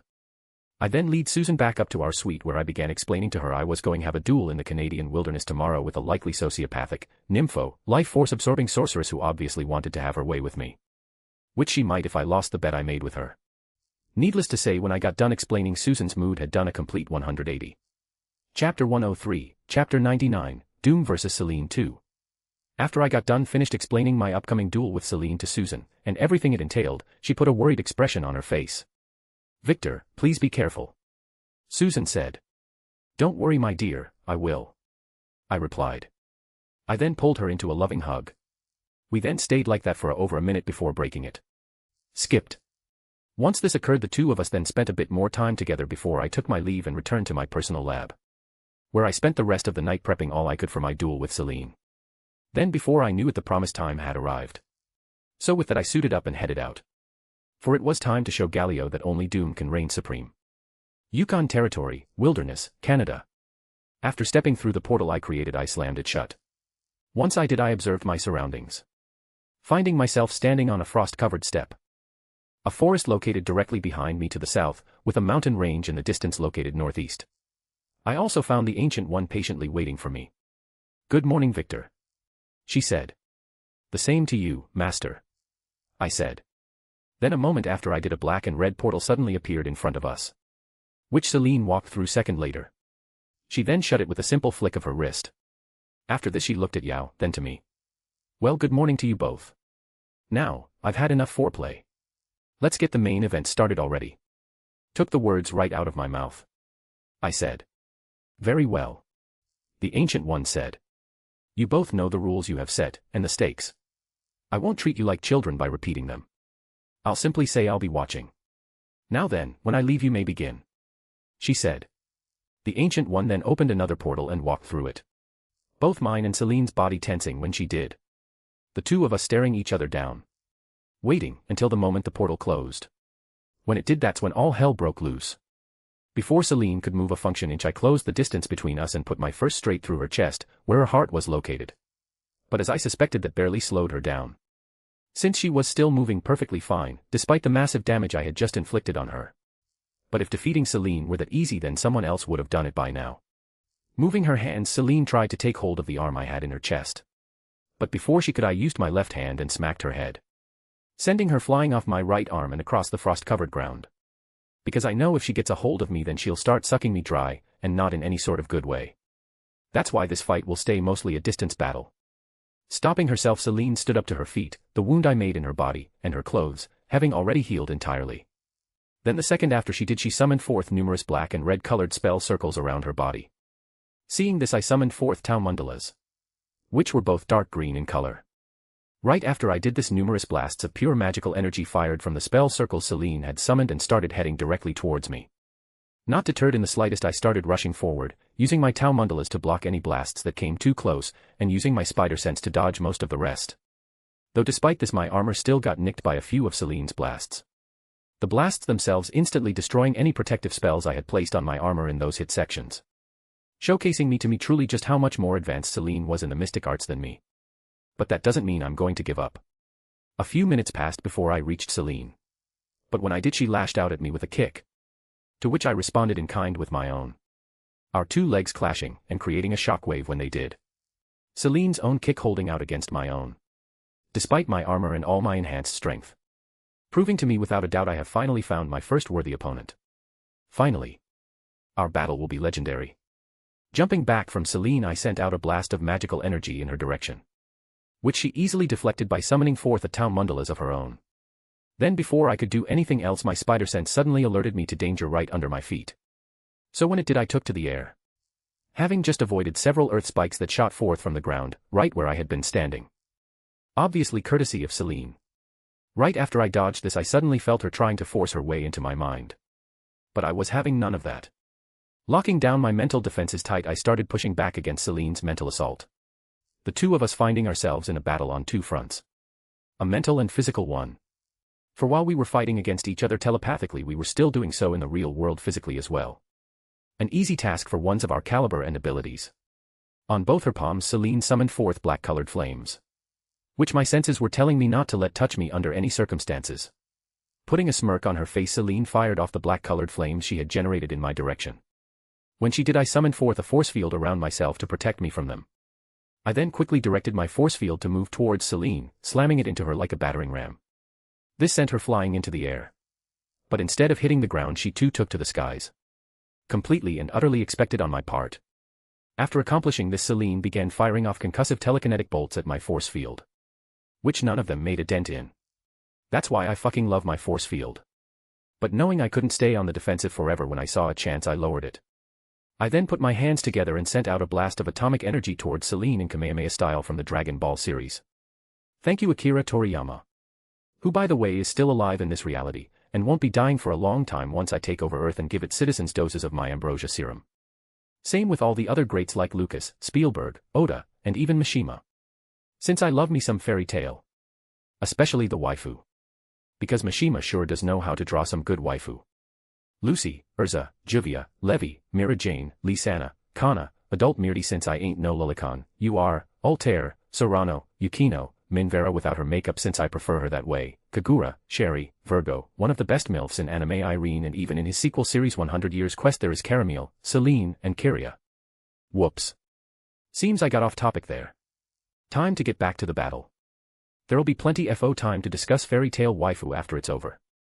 As my Kamehameha-style atomic attack raced toward her, Celine conjured forth a portal which absorbed it, opening up another portal in my direction, which sent the attack right back towards me. Oh, this bitch is good. But that doesn't mean she'll triumph over Doom. No, not at all. Seeing my own attack coming back towards me, I stopped it. I then opened up a portal beneath me to the ground and descended through it, finding myself back on the ground, having avoided my own attack. The attack itself hitting the forest behind me and blasting a large chunk of it away, which I will definitely fix after this fight is over. As my attack she redirected at me came to an end, Celine landed back on the ground herself. Right in front of me. When she did, she cracked her neck from side to side. Oh yes, that's exactly what I wanted. Come on Victor, give me more. She exclaimed happily. Sure. I replied. Excellent. Celine replied. Now, let the real battle begin. She said. Took the words right out of my mouth. I said. Since what happened just right now was just a warm-up. Me getting lucky scoring that killing blow at the start. But I know that won't happen again. That's fine though. Since if I am going to win this I'm going to do it on my own skills. Time for round 2 to begin. A/N, want to see more of the battle? Tune in for tomorrow's chapter, readers. Also yeah, Victor isn't able to steamroll Celine. He needs a challenge. A way to test himself. Like a few other characters he will face will do for him. Since I don't want to make him too OP at the moment. I'll try to make it a gradual build-up. Hope you enjoy it. Chapter 104, Chapter 100, Doom vs Celine 3. A/N, well it's official, readers. This fanfic has now reached 100 chapters. A lot of which is thanks to you all continuing to support my work. I ask you please continue to do so. Since I have a lot planned for this story. Also the winner of yesterday contest was DC Eugene. Today insert a gif of Susan Storm / Invisible Woman here. As my battle with Celine was about to resume, and move into its second round, I started making my plan for victory. Recalling the rules we set for one of us to be declared the winner of this duel yesterday. We either have to make our opponent yield, kill them 3 times, or continue fighting until one of us runs out of enough energy to sustain a proper battle. Obviously option 1 is a no-go, since at my current level there is no way I can forcefully make Celine submit to me. I also can't let this become a battle of attrition. Since Celine has much higher energy reserves than me. Meaning my only option for victory is to kill her 3 times. Well 2 more, since I got lucky and managed to do it once at the beginning of the duel. But I know pulling off such a feat not just 1, but 2 more times, will certainly be difficult now that Celine has her guard up. Though that doesn't mean I'm not going to do it. Okay. You got this. I thought to myself. Time to put in maximum effort, as a certain undying, fourth wall-breaking assassin would say. Who I definitely hope to meet one day. Maybe even do a team-up with. People could call us the Double Ds. But that's for later. Summoning several spell circles around me I fired off blasts of pure magical energy in Celine direction. Seeing this she conjured those same black flames from earlier and used them to create a dome around herself. One which blocked all of my energy blasts. Because of this I stopped my attack. When I did the black flame dome Celine created dispersed. Only the woman herself was nowhere to be seen when it did. For there was nothing inside the dome after it disappeared. Seeing this I tightened up my defenses even further than they already were. Waiting for when she would inevitably strike. Which I didn't have to wait long for. My spider sense started blaring seconds after Celine Black Dome dispersed. The threat coming from behind me. Which I didn't understand. Since there was nothing behind me. Until suddenly there was. Celine. Before I could do anything she rose up there, my fucking shadow, conjured those black flames on her left hand and then touched my left arm. Meanwhile her right hand touched my right arm and I suddenly felt my energy being sucked out of me. Ack! I screamed. From both the pain of the flames, and Celine draining my life force from me. Shoo. It's okay Victor. No need to struggle. Just let Mama Celine take care of everything from here on out and you won't ever have to worry about anything again. She whispered. Fuck you. I retorted. I then willed my mask off and pulled a firebender move from Avatar. Hitting Celine in the face with a blast of my fire breathe. An aspect of extremis enhancement I never really use, but damn if it isn't saving my ass right now. Taking my hot breathe in her face, Celine started to melt off, the rest of her body starting to catch on fire as well. Leading her to loosen her grip on me. When she did I immediately put some distance between us. Where I began feeling some relief as the healing properties from all the serums I had injected myself began to kick in and repair the burn damage Celine flames had caused. Though the energy she managed to drain was not something I was getting back. Fuck, that was unpleasant. It also seems that regardless of my armor all Celine needs to do to drain my life force is make physical contact with me. That's good to know. Her entire body now aflame, Celine wobbled for a second. Taking note of this I didn't hesitate to strike. Rushing towards her I delivered a powerful kick to her head. Me hearing the audible pop of her neck snapping, just before her body was sent flying across the ground like earlier. Thus I have now killed Celine 2 times. Meaning only 1 more round to go. Which might be impossible if I don't figure out how Celine got behind me just now. Going into the recesses of my mind, I sorted through all of my meta-knowledge regarding Celine and suddenly recalled she had a connection to the Dark Force dimension just like the hero Cloak, who isn't a thing here yet. Same for his partner Dagger. Though I hope they will be, considering Roxanne exists in this reality. Resummoning my mask, I watched as Celine stopped herself from moving any farther from my position. She then stood up to her feet. Yes, oh fuck yes Victor, that was so good, Celine exclaimed. A black and red aura beginning to surround her body. Now, time for the climax, she exclaimed. Then right after, energy flowed from Celine into the nearby trees, transforming them into grotesque monsters with human-like faces. Sort of like dark versions of the Digimon, Cherrymon. Pulling themselves out of the ground, they started marching towards me. What the hell, I thought we said no outside interference, I shouted. I created them using my powers, and since they are not human it is not breaking the rules. But you should know that Given Yao hasn't shown up to stop us, Celine explained. Oh no, I knew all that. I just wanted confirmation, I replied. For now I can summon my own army. I hope this doesn't give Celine the win. Focusing, I summoned forth several Doombots to my side. I then waited. But when neither my magic was affected, nor did the Ancient One show up, I knew I had not broken any rules of the duel. So with that I summoned even more Doombots, all to face Celine Tree Monster Army. Seeing my robot army, she said nothing. Instead she just flicked her wrist, which in turn caused her Tree Monster Army to charge. For Latveria, I shouted, beginning to run forward. My Doombots running right behind me. Since I decided to pull a 300 move, the two armies charged until they met each other. When they did, they started tearing each other apart. Wood and metal flew through the air and littered her ground as mine and Celine army clashed. Meanwhile the two of us reunited, since we are far from finished with each other. Chapter 105, Chapter 101, Doom vs Celine 4. As our summoned armies did battle, Celine and I stared each other down, knowing we were close to our duel being over. Given that I had killed her twice now, and only needed to do so one more time to claim victory. While on the flip side, if Celine gained a hold on me again and drained any more of my life force, I was done. Since from just that brief period she touched me earlier has brought my energy down so low, it is almost back to the level it was when I was simply a normal human without any serum enhancements and formal mystic arts training. Simply put, it all comes down to this. Celine knows it and I know it. So in the words of a certain adamantium-laced skeleton hero, let's fucking go. Raising my hands, I fired off blasts of electricity in Celine's direction. But before they could touch her, she uses her superhuman speed to dodge. She then started running around, creating afterimages. But that meant nothing to me, since I always knew which one was the real Celine. Turning in her direction, I sent out a blast of atomic energy. Dodging my attack, I sensed Celine fire off several mental bolts in my direction. Bringing up psionic shield, I blocked each and every one of them. Then just as I blocked the last mental bolt, a goddamn sinkhole opened up underneath me. One filled with sharp rock spikes. Letting myself fall, I opened up two portals. One directly underneath me, and the other in the sky. Falling through the first one, I exited through the second one. I then stabilized myself in the air before closing both portals. After which I started scanning the battlefield for Celine, only to not see her anywhere. With that being the case, I created a force field bubble around me. The bubble being hit with a wave of black flames immediately after I did.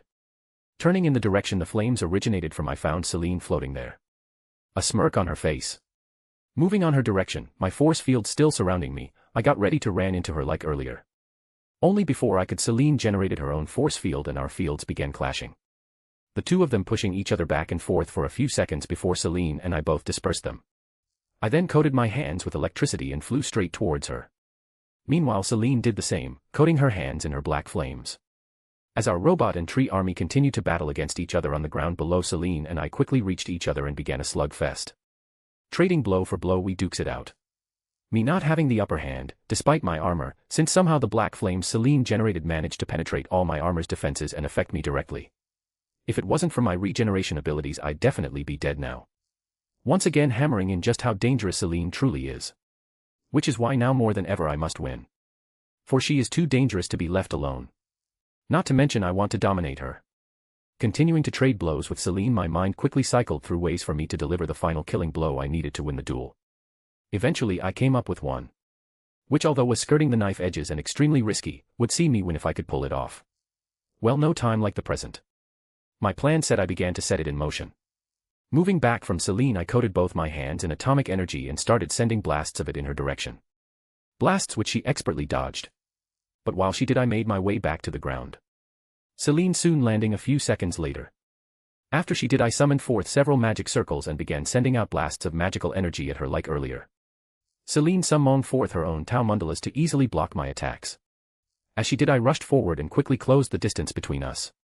Once I did, I threw a punch at Celine, which she countered with her own. Our two fists meeting and clashing, generating a powerful shockwave that blew away what remained of both our summoned armies. After this happened, I decided it was time to make my final move. Sending my armor away, I quickly grabbed hold of Celine's wrist. Then I pulled her in close and captured her lips in a kiss, while also shoving my free hand through her chest and taking hold of her spine, ripping it out of her body after I did. Once I accomplished this, I broke our kiss, doing my best not to fall to my knees since my actions just now took the last bit of my energy to pull off. I just fucking hope it was enough to claim victory. A shocked expression on her face, Celine looked at her spine in my hand, her body already regenerating from my attack. Despite this, she didn't attack me. Instead, I felt a sensation within my magic. Then after I did, Celine took a knee and bowed her head in my direction. The duel is over. You have fulfilled one of the conditions for victory, having killed me 3 times. Thus I will now honor the terms of the deal we set forth. In that regard, you now have my undying loyalty for the rest of your days, King Doom. She explained to me, bringing a smile to my face. Looks like my gamble paid off. Fuck yeah. Understood, I replied. Now then, arise, Celine Gallio. And one more thing. It is Emperor Doom, I told her. Yes, Emperor Doom indeed. Chapter 106, Chapter 102, Quarterly Meeting A/N, the winner of yesterday contest is Piton_24. Now today insert a gif of Jonathan Storm/Human Torch here. I had done it. I had won my duel against Celine. Now I not only had an extremely beautiful and sexy centuries-old powerful sorcerers and EVO undying loyalty, but essentially the Hellfire Club under my command. Though of course the club will need to go through a purge to make sure it becomes clean of those that would defy the will of Doom. A job I'm sure Emma will love, seeing as how I've already decided to make her the new undisputed leader of the Hellfire Club, along with being the second member of my cabal. I'm sure she and Norman will get along great. Rising to her feet, Celine moved closer to me. She then captured my lips in a kiss which immediately began with tongue, which I would have immediately pulled away from, had I not felt my energy returning to me the longer our kiss went on. My reserves back to acceptable levels when Celine broke it. What did you just do? I asked her. I thought that would be obvious, my emperor. I simply returned some of the life force and energy I took from you earlier, Celine explained. Given that I could see you were on your last legs. Good job, I said. I then smacked her ass. But next time wait until I'll give you permission before pulling a stunt like that, unless I am in a situation where I am absolutely unable to do so. Is that understood? Yes, my liege, Celine purred, her entire body shaking. Good. For Celine needs to remember exactly who the one in charge is now. Oh my, I hope I'm not interrupting something, am I? The Ancient One asked, stepping through a portal. Not at all, master, I replied. By the way, I appreciate you being the arbitrator for mine and Celine duel, I told her. Think nothing of it, Victor. Especially considering all you have done for me. This is just one of the many ways I will pay you back, she explained. I see, I replied. Well again, thank you, I told her. My pleasure, she said. Goodbye then. The Ancient One. She then opened up a portal and took her leave. Once she did, I took out my phone and made first a call to Susan to let her know the outcome of the duel, then to Brainiac so he could see what I called a clean-up team to my location, to repair the damage to the area caused by mine and Celine duel. After I did this, I opened up a portal back to Latveria and took Celine there. I then got her situated with the appropriate people after explaining hers and mine's relationship. Once I did, I returned to Monaco, where I then crashed for a nice long rest. Since battling and defeating a centuries-old psychic vampire sorceress definitely isn't easy. Latveria, Doomstadt, Castle Doom. May 27, 2010. Moving through the halls of Castle Doom, I headed for my destination, feeling fresh as a daisy. Since 3 days had passed with my duel with Celine, and now I was back at full strength. Strength that I will earnestly start raising again after I take care of a few upcoming important matters. Since that duel with Celine showed me just how much I am still lacking when compared to certain beings. Not counting godlike being like the Celestials, the Beyonders, Galactus, and such, there are still several people who could easily kill me with no issue. Like Apocalypse, or even Adam Warlock. If he is the one from the comics here and not that Mama Boy's nerfed version from the MCU. There are also numerous other beings I could name but won't. Since simply seeing how weak I am compared to them won't do me any good. No, what will do me good is surpassing my current estimates. I need to become more. I need to become something else. I need the powers of a god. Yes, a god. It's decided then. I will become my own version of God Emperor Doom. My plan said I continued on my way to my destination. Which I soon arrived at. A set of double doors. Pushing them open I stepped inside of the room and then closed the doors behind me. I then went to take a seat at the circular table in the middle of room, where a holographic globe of the world and numerous holographic screens were located in the middle of it. Along with other people seated at the table.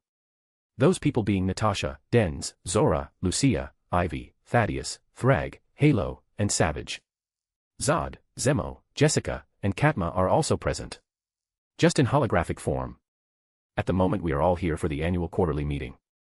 A meeting that takes place every 3 months, barring some serious emergency, so I can hear reports on my people's various progress on tasks I have assigned them.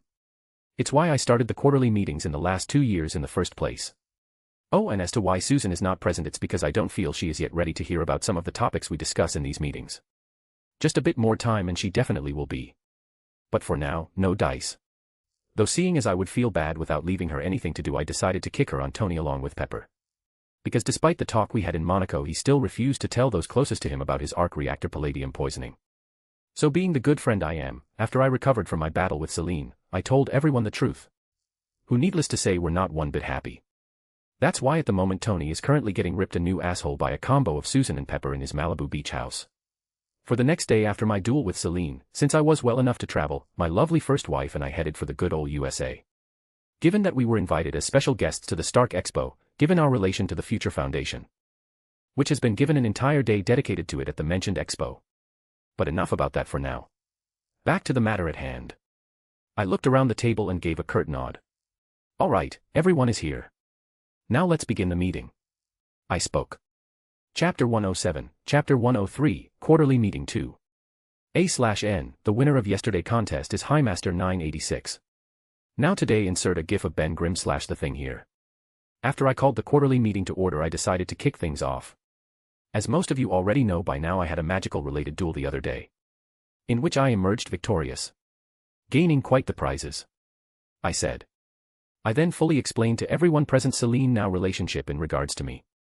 I also told them of how I was going to make Emma a member of the Cabal and put her in charge of the Hellfire Club. So, thoughts? Opinions? I asked. Since I didn't just put together these meetings to hear reports, but also hear opinions and ideas about the matters discussed. Boss, are you absolutely sure this whole magical binding thing worked and that this Celine won't try and fuck us over? Brainiac asked me. Since he is always a part of these meetings as well. I'm absolutely sure. I spoke without hesitation. Besides, the Ancient One was there monitoring our duel, and if she had sensed anything amiss, I'm certain she would have told me by now. I explained. Now then, any other questions? No one spoke up. All right then. I replied. So with my little report out of the way, let's go around the table like usual. I said. I then looked at Natasha, who is sitting on my left. Natasha, what do you have for us? I asked her. Since generally during these meetings we go around the table clockwise when people deliver their reports. The usual. Foreign powers and agencies trying and failing to infiltrate Latveria. She spoke. But in regards to the Trask and Kelly situation, my people almost have everything in place and will be ready to execute and handle that particular matter soon. She explained to us. Everyone already knowing about the issue involving Trask and Kelly. Since I informed them as soon as I learned what those two fucktards were planning. Just in case I needed to go full on scorched earth on their asses. But it looks like that won't be necessary. Good. I replied. Denz. I said. Since he was the next in line. Nothing new to report, sire. He said. All right then, Zora my dear. Go ahead. I spoke. The LDF is in top form and still expanding. The normal troops are still integrating well with the Spartans. Especially after they were given the ambrosia serum. She explained to me. I nodded my head at her words. That concludes my report. Zora said. Right. I replied. Lucia, go. I told her. Of course, Emperor. She said. Brainiac, bring up the data. You got it, Ms. Bardas. He replied. After Brainiac did, several holographic reports appeared and began floating around the table in a steady pattern so all of us could view and even read them. As you can see from these reports, the sale of our products are still going strong despite the world at large mixed opinion of Latveria. Lucia explained. Though the supercrops and fusion reactors haven't really been making any real headway with world superpowers like Russia, China, and the USA, we have seen interest in both products from some of our fellow small European nations. Several African and South American nations as well. She spoke. Have any of these nations actually purchased a fusion reactor or any of the supercrops yet? I asked. Not yet. But I'm sure they're coming along. All it takes is one to say yes and then the rest of those countries will flock to us. No matter what the oil, coal, and other petroleum-based industries are trying to do to keep our nation down. Morons. Halo muttered. Is there a reason we don't just kill them and all those like them? It would make our plans so much easier. Savage spoke. You'd think, but that's where you'd be wrong, Savage. I said, drawing his attention to me. If we did things your way, we'd be seen as nothing more than tyrants and monsters. But by playing the long game, we can convince those that truly matter, the ordinary people, to want us to have power over them. No, I know, my emperor. I was just saying it would be so much simpler if we could just kill all bastards like that. On that we all agree. I spoke. Everyone nodding their heads in agreement.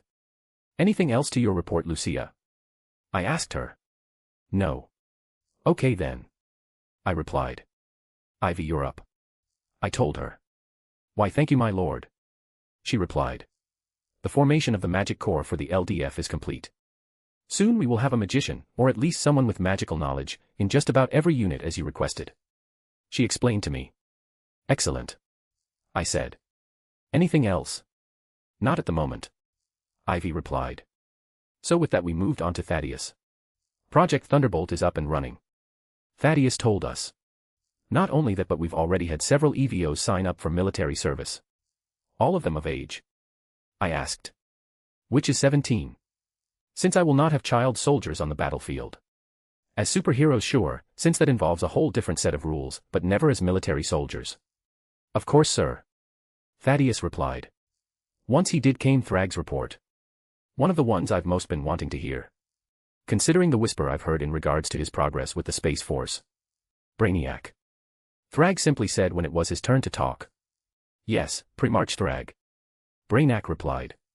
A moment after he did, the holographic globe and holographic screens were instantly replaced with a map of the Sol system. Several spots on it marked with red dots. Along with the design schematics for 5 different ships. My Emperor and colleagues, I am proud to tell you today our Space Force is officially up and running. In the regards that we have just begun actual operations in space 2 weeks ago. Thrag explained. Those red dots you see on the map are where we have begun resource collection for metals, including Vibranium A. He spoke. This information putting a grin like Lloyd, the main character from one of the best manhwa for meme faces. The greatest estate developer. Oh, that's wonderful news, Thrag. Halo spoke. Yes. Most excellent to hear. Zod added. Sorry, but Vibranium A. There are different kinds of Vibranium. Natasha asked. Yes, there are. I decided to tell her. Most people don't know this, but there is actually another major kind of Vibranium. Which is designated as Vibranium B or Antarctic Vibranium. It is also called Savage Land Vibranium. Since it can only be found from what we have discovered about it in the Savage Lands. I explained. I see. Natasha replied. So what makes it different from the regular Vibranium? It has opposite properties to Vibranium A. By that I mean that Vibranium B emits vibrations which cause the atomic and molecular bonds of any other metals to awaken. Vibranium B can even easily liquefy other metals. Including adamantium. I explained. Hearing me, Natasha, and everyone else who wasn't a pre-March, got shocked expression on their faces. Yeah. No matter what form, Vibranium is dangerous and stupidly broken. I spoke. But enough about that topic for now. Thrag, continue with your report. Yes. He replied. As I was saying, the red dots you see on the map of the solar system are where we are currently engaging in resource collection operations. Mostly in regards to metals. While the ship schematics you are currently looking at are the first 5 ships we of the Space Force have constructed and put into operation. First, we have our first Dreadnought warship. The Khan class. He spoke. Image here. Next we have our first battle cruiser. The Timur class. Thrag said. Image here. Then we have our very first destroyer. The Voltaire class. Image here. Next up, our very first attack craft fighter. The Gladiator class. Image here. Then finally the vessel that has proven its worth the most so far, given that is used in performing the brunt of our spatial resource collection, our very first exploratory and science vessel. The Darwin class. Image here. Seeing all 5 ships I nodded my head. Liking each and every one of their designs. Once again remarkable job Thrag. And if you need any additional resources just let either Brainiac or I know and you will be provided with it immediately. I told him. Thank you my Emperor. But at the moment the Space Force is doing quite well. Thrag replied. Even in the personnel department? Katma inquired. Yes. We are actually doing especially well in that regard. We have citizens signing up for training every day. He admitted. For it seems many of them want to go into space. Well, when going into space is along the likes of what you see in Star Wars and Star Trek, I think most people would jump at the chance to experience it. I spoke. Oh, don't forget Babylon 5. Halo said. Since she's a sci-fi nerd like me. Having developed it as part of her personality. In fact, all of the Primarchs have developed their own unique traits and personality quirks. Which is great in my opinion. Since it means their ways of thinking will move in their own directions, for the most part. Leading them to become Primarchs overall. Which in turn will benefit me and my burgeoning empire. So cheers all around. Yes, even Babylon 5. I spoke. Agreeing with Halo. Now then Thrag, do you have anything else you wish to share with us before we move on? I asked him. Yes. Just one more thing my liege. Thrag replied. Brainiac. He said. A moment after Thrag did, all the holograms floating in the middle of the table disappeared, and were replaced with the hologram of a space station. Image here. I give you all what will be the first defensive platform and space station of Latveria. Bamung. He spoke. Looking at the space station Thrag and the Space Force currently had in the works, I felt my pants tighten a bit as I started getting an erection. Since the space station schematic I was looking at was every sci-fi nerd's wet dream. Well, actually the real one would be an alien female, but I think you get my point. Marvelous Thrag. Truly marvelous. I spoke. Thank you Lord Doom. He told me. Once he did, everyone discussed all that Thrag had just shared with us before we moved on to the next in the line of reports. Halo. Chapter 108, Chapter 104, Quarterly Meeting 3. A/N, hey readers, I'm finally back. I know, you're happy. And I apologize for being gone from this story for so long. But like I said a few months ago, my uncle suddenly passed away and I had to deal with that. Aftermath and all. Then I felt a little burnt out and had to get my motivation to write back so I could give you the same quality of chapters. Which I'm happy to say should start rolling out again regularly now that I have all my affairs in orders. So without further ado, here's a double chapter release for the Return of I Am Doom story. One I will finish to completion, no matter how long it takes. But one more thing first. The winner of the last GIF contest was Overlord BG's. Now here insert a GIF of the entire Fantastic Four team. While here insert a GIF of Felicia Hardy/Black Cat. Oh, I recommend you guys check out Gentry Chow vs. the Underworld on Netflix and James Gunn first start to the new DCU Creature Commandos. Both are great shows in my opinion. We all turned our attention to Halo. Nothing new to report my liege. She spoke. Same goes for me. Savage added. So with that we moved our attention on from the both of them and everyone present focused it on Zod. Who everyone knew had matters to discuss. Given that he is in charge of dealing with the external threats to Latveria, EVOs, and our overall goals. My liege, I am ecstatic to report the extermination of those vermin and parasites who call our planet their home is proceeding smoothly. Both the Friends of Humanity and the Purifiers are on their last legs. Along with other multiple racist and bigoted organizations related to EVOs out there. He explained. Good to hear. I replied. Now then, what of Essex's organization? I asked. The complete eradication of that filthy coward's network and assets are actually proceeding ahead of schedule. Zod spoke. Really now? I questioned. Yes. Zod replied. All thanks to the intelligence we pulled from the mind of that thief you had me capture. Who has been proving you were not wrong in your choices regarding him, my emperor. Well, sometimes even a scoundrel can become a hero under the right circumstances. Gambit being the prime example of that. But back on topic, how much longer do you predict it will be before have Essex utterly cornered? I asked. Still using Sinister's real name. For I have begun to refuse to debase myself by calling him by his title. One he does not honestly deserve in my book. For there are numerous more things sinister than he is on this planet, and in the universe at large. Based on everything I know at the moment, and that nothing too drastic or unexpected occurs, at our continued rate of work we shall have the coward utterly and completely cornered by the start of next year at the latest. Zod explained to me. Excellent. Continue your work then. I spoke. And if you need any additional resources, as I told Thrag earlier, simply contact either Brainiac or I and you shall have it. Yes, understood. Thank you, my liege. Zod spoke.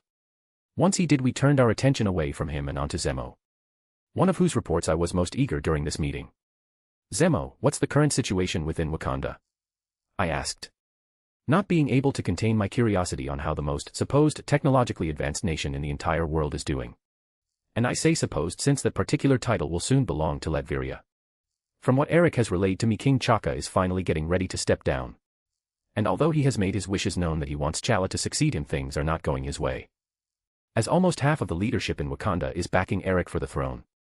So on best estimates they should be in civil war in another couple of months. Zemo explained, bringing a satisfied grin to my face.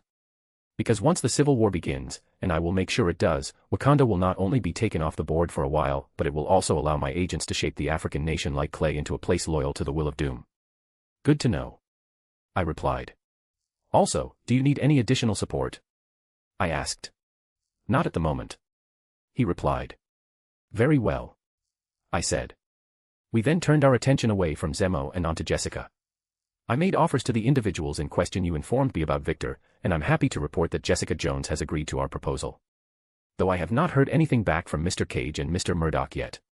She informed us. Understood, I replied.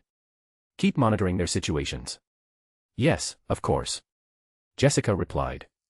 Also, have you received the research we acquired from Dr. Bernstein? She asked me. Yes, I replied. After I did, we discussed a few more things before everyone turned their attention to the last member present at the meeting, Katma. My Emperor, I bring good news. The preparations are almost done, and within a few weeks Atuma and I will launch our attack on Atlantis and its allies. Katma revealed. This news not only causing me to get an erection in my pants like earlier, like when Thrag have his report, but also threatened to make me come. Because soon Atlantis would be under the rule of doom and Namor would be in Davy Jones' locker. Just thinking about it had me starting to laugh a little bit. My Emperor, are you all right? Katma asked me. Yes, I am, I replied. Just a bit excited that our hard work in regards to Atlantis is about to pay off. You in particular have done an excellent job in seeing this day come to fruition, I said. Thank you, Lord Doom. Katma spoke. But I do not deserve such praise. At least not until I have completed the task you have assigned to me. Which I swear on my life I will. Atlantis shall be yours. As will the head of Namor, she said, a determined expression on her face. Words are easy to speak, Katma, but results speak much louder, I replied. And on that note, if your priority is between Atlantis and Namor, then the latter objective comes first, I spoke. We can always move on the underwater city again in the future, but Namor is another matter entirely. He needs to be eliminated no matter what. Is that understood? Yes, it is, Katma replied. Good, I replied. So if no one else has any other matters they wish to discuss, then I will call this quarterly meeting to a close. No one spoke up. So with that we ended the meeting. After that I headed straight back to my personal office, where the person I was next going to have a meeting with was waiting outside. John Shepard. The moment he saw me he gave a slight bow. My liege, he said, raising his head. Chief Shepard, I replied, while opening the door to my office. After you, I said. John then gave me a curt nod before stepping inside my officer, me following right behind him and closing the door afterwards. Kicking off my second meeting of the day. Chapter 109, Chapter 105, Royal Guard and Allegiance. After closing my office door I went to take a seat at my desk. Meanwhile John moved to take a seat in one of the two chairs situated in front of it. Once he did, I looked him directly in his eyes. All right, John, I'll get straight to the point. As you well know, Latveria has begun implementing several of our more aggressive plans, and as such things are about to get a lot more dangerous. Especially for my family, I, and the people closest to us. And while most of the people I know can take care of themselves, several of them cannot. Plus it never hurts to be too careful. So because of these reasons, and several other factors, I felt it was finally time to create a force dedicated solely to the protection of me and my relatives. I am of course speaking of a Royal Guard. And the reason I called for you here today is because I would like you to become the commander of that Royal Guard, I explained. Then after I finished, John's eyes went wide with both shock and disbelief. But to his credit, he left enough composure to still carry on our conversation. "Me, sire? You want me to lead the royal guard?" he asked. "Yes," I replied. I mean I'm honored. But why me? Shouldn't a position of such importance go to one of the primarchs?" John asked. "You would think, but no," I replied. "While any one of the primarchs could easily fulfill the position of royal guard commander, doing so would restrict their movements by a large degree, and for my primarchs I cannot have that. Which is why I have chosen you as the next best candidate to them to take charge of this new organization. Because after all, John, I know you've got the skills, talent, and determination to succeed at this new role, should you accept it. If you don't, that's completely fine. So then, John Shepherd, what will it be?"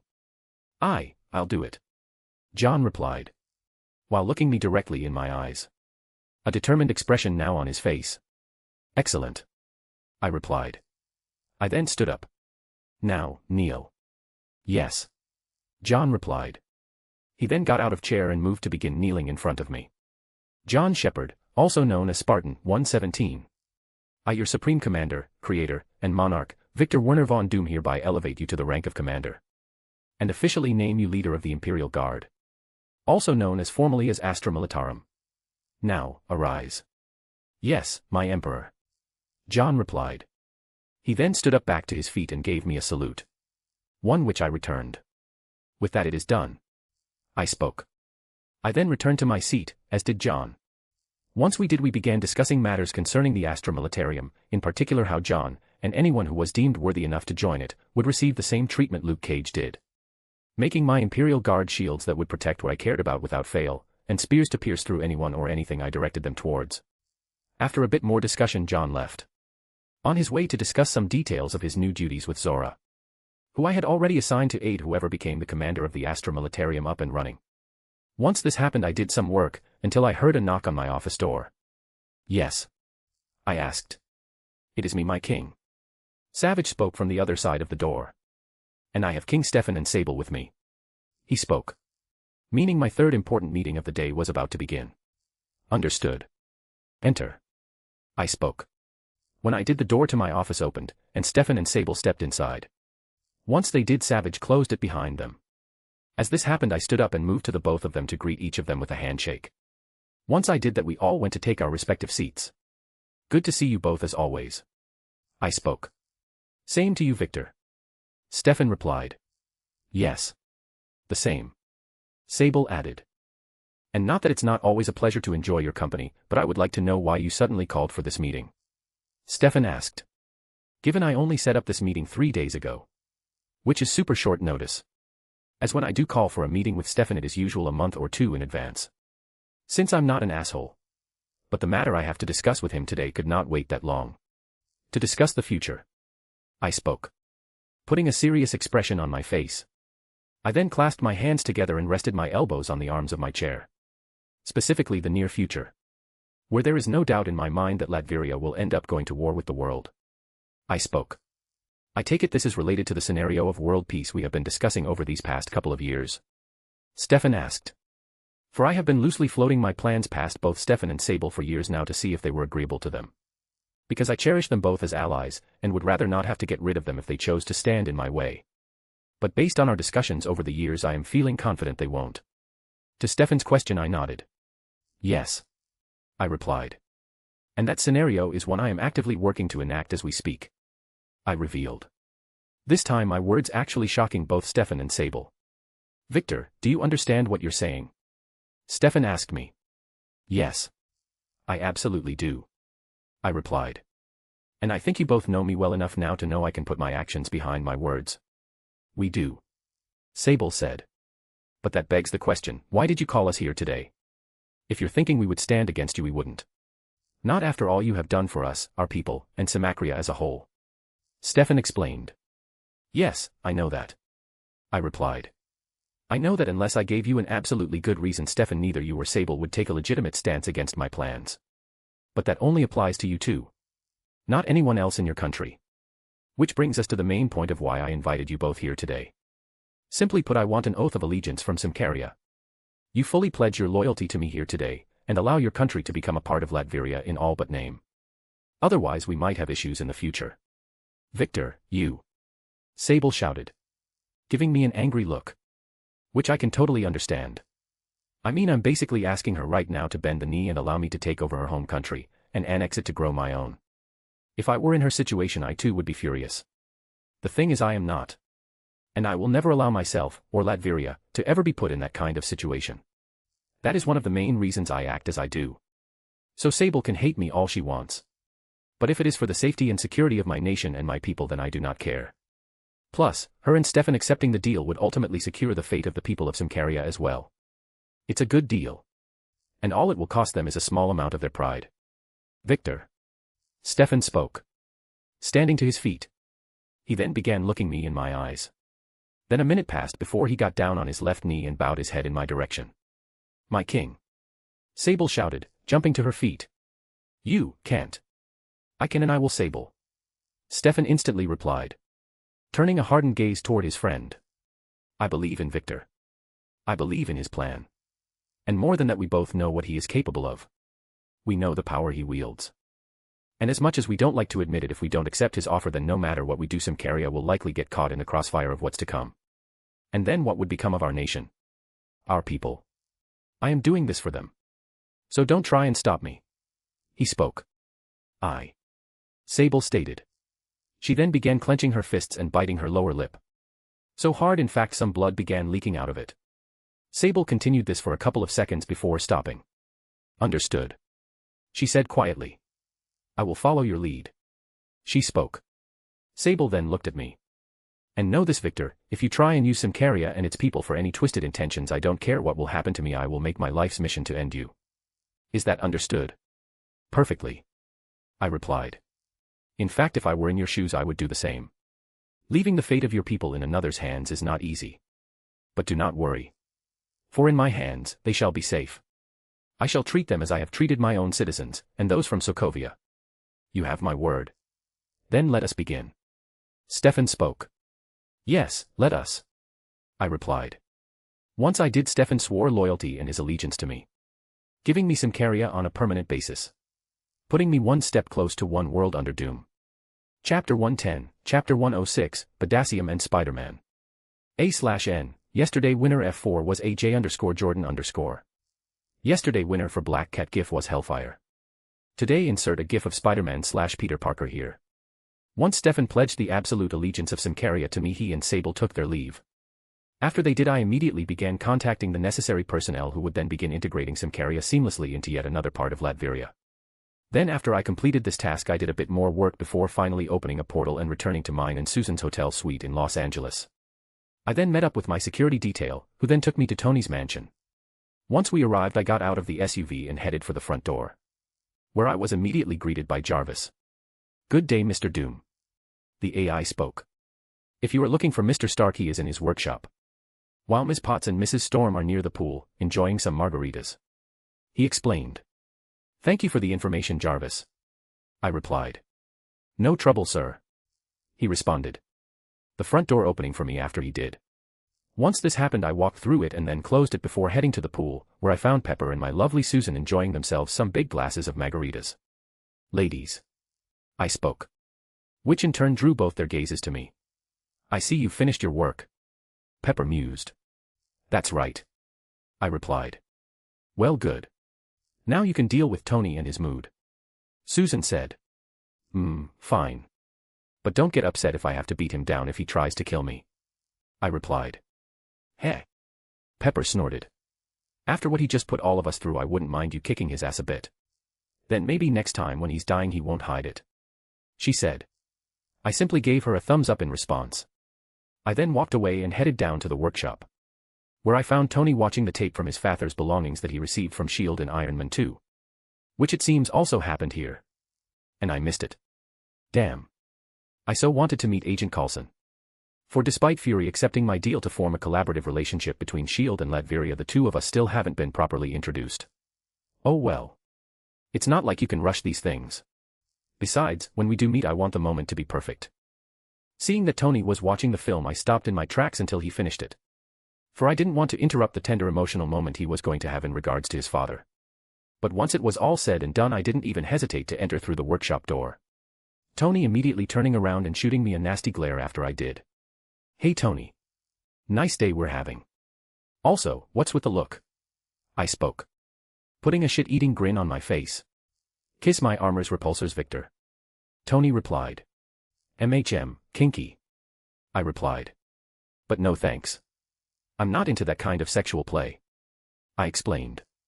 So, I see Fury and by extension Shield finally ripped the band-aid off and told you about your dad's involvement with them. Okay, how do you know that? Tony asked. Magic. I replied, adding in jazz hands for effect. But truthfully my sources are just that good. Since I haven't officially introduced Tony to real magic yet. Yeah, alright. Tony replied. So, going to explain why you didn't tell me this before. Because I knew it was only a matter of time before Fury did after you became Iron Man. I replied. Given his fetish for people like us. Those with powers and abilities normal people could never hope to possess. Right. Tony mused. Yep. I replied once more. So, that video of your dad, did you learn anything from it? I asked. Even though I already knew he did. Yeah. That my dad had horrible taste in alcohol. I mean scotch. No, it's rum all the way. Tony joked. But that's just his way when dealing with many emotional issues, so I let it slide. Especially given it's about his father. That's a bear I'm not poking with a stick unless absolutely necessary. Okay, anything else? I asked. Maybe. Tony replied. He then got quiet, and that's when I began to see the gears turning in his head. Knowing the discovery and invention of the potassium element was only a few hours away. My intuition proved me right once more. For after just giving Tony a bit of time he was able to figure out his dad's hidden message, and soon the new element potassium was born. I was even present for its birth, since Tony asked me to assist him in its creation. Thus allowing me to witness profoundly beautiful thing. Not to mention allow me to obtain all the information necessary to recreate potassium with my own two hands. Giving me yet another weapon in my ever-growing arsenal. Though after all was said and done I gave Tony a shot of Maya's perfected extremis serum. Which I was planning to do anyway. I just needed to wait until he completed the potassium. To say the look I got afterwards was hurtful would be an understatement. I mean Tony and I are armor brothers. So if I wanted anyone to jab me with a biological serum that would have nanites enter by bloodstream and then work to alter and repair my DNA, or any long-lasting injuries I'd received, I'd want it to be him. Otherwise what are friends for? New York City. May 28, 2010. Third person, POV. Backflipping, dressed in a costume he made with his own hands, Peter dodged a bullet. A/N, Peter is wearing the first costume he had in the MCU, before Tony gave him his own suit. Then after he landed on his feet he leapt at the men who shot at him and delivered a kick to his chest. Sending him into the left wall in the alley where they were fighting. A fight that had just been ended. Since after the men Peter kicked hit the wall he passed out. Seeing this Peter aimed his wrist at the men and then fired off webbing from his web shooters at him to restrain him. He then webbed away and left the area before the police arrived. Since they didn't take too kindly to his vigilante actions. Which would normally matter to Peter. As he had never truly broken the law in his life. But right now things were different. He couldn't and wouldn't stop his current actions. All of which began a month ago. After he came home late from testing how his powers, which he had discovered were related to the abilities of arachnids, and found his Uncle Ben and Aunt May waiting up for him. The former upset with him since he forgot to walk his aunt home from work. This led to Peter and his Uncle Ben clashing, and Peter running out of his home in anger. He then went to try and buy a milk, only for the clerk on duty to be a complete dick about some change. Only angering Peter further. So much so he let a guy with a gun rob the clerk as payback. Thinking it wasn't his problem. Though it became his problem a few minutes later when he discovered the same robber he let go free got into a fight with his Uncle Ben. A fight that might have ended up costing his uncle his life. If two police officers hadn't been riding by in their squad car and moved to assist his uncle in stopping the robber. Who was then apprehended and sent to jail. After this Peter and his uncle apologized to each other. But the feeling of knowing what could have happened, and remembering how his uncle constantly talked about great power being related to great responsibility, caused the young teenager to want to do something productive with the powers he had. Thus he decided to suit up and become Spider-Man. Even if most people didn't call him that yet. Peter was sure it would catch on. Hopefully. Anyway. Peter continued to swing through the city, until he soon stopped and landed on a roof. He then moved to sit on its north-facing ledge and simply look out over the city. Beautiful, isn't it? Yeah, it sure dash. Peter began to reply. Only to immediately spring up and get into a fighting stance when he realized someone else was on the roof with him. But if that's the case, why didn't my spider sense go off? Peter thought. Only for that thought to immediately leave his mind when he saw none other than Victor Von Doom floating in the air in front of him. Holy shit, you're Victor Von Doom. Yes, I am. Victor replied. Nice to meet you, Peter. He said. Victor's words causing Peter to become extremely nervous. What? PSSH. No, I'm not this Peter you speak of. I'm Spid Dash. Peter Benjamin Parker. Age 15 years old. The only son of Richard and Mary Parker, and the only nephew of Benjamin and Maybelle Parker. The former of whom you take part of your name from. You currently attend the Midtown School of Science and Technology, where you boast a 4.1 GPA. But I would expect nothing less from a boy with a confirmed IQ of 250. Your current, and only friends, are Harold Osborne, the son of Norman Osborne, Ned Leeds, and Gwendolyn Stacy. Who you likely have a crush on, considering your poor Dash. No, stop. Peter yelled. Interrupting Victor. No, more. Don't say any more. I get it. Okay. Yes, I am Peter Parker. He spoke. Taking off his mask. There, happy now? Yes. Victor replied. So, here you are. Just as I said. He spoke. Confusing Peter. Hey, who are you talking to? He curiously asked. Me. Getting a response. One that made Peter go absolutely still. Since the response he got came from a voice he hadn't heard in a long, long time. Who said that? Peter shakily asked. When he did, a figure stepped out from behind one of the rooftops AC units. The figure being none other than Richard Parker, who Victor had brought along with him tonight to facilitate a long overdue reunion between father and son, as well as secure Spider-Man to his side. Which, judging by the looks on Richard's and Peter's faces, he can safely say he has. Now he can work on turning Peter into an amazing, superior Spider-Man. Exactly as he planned.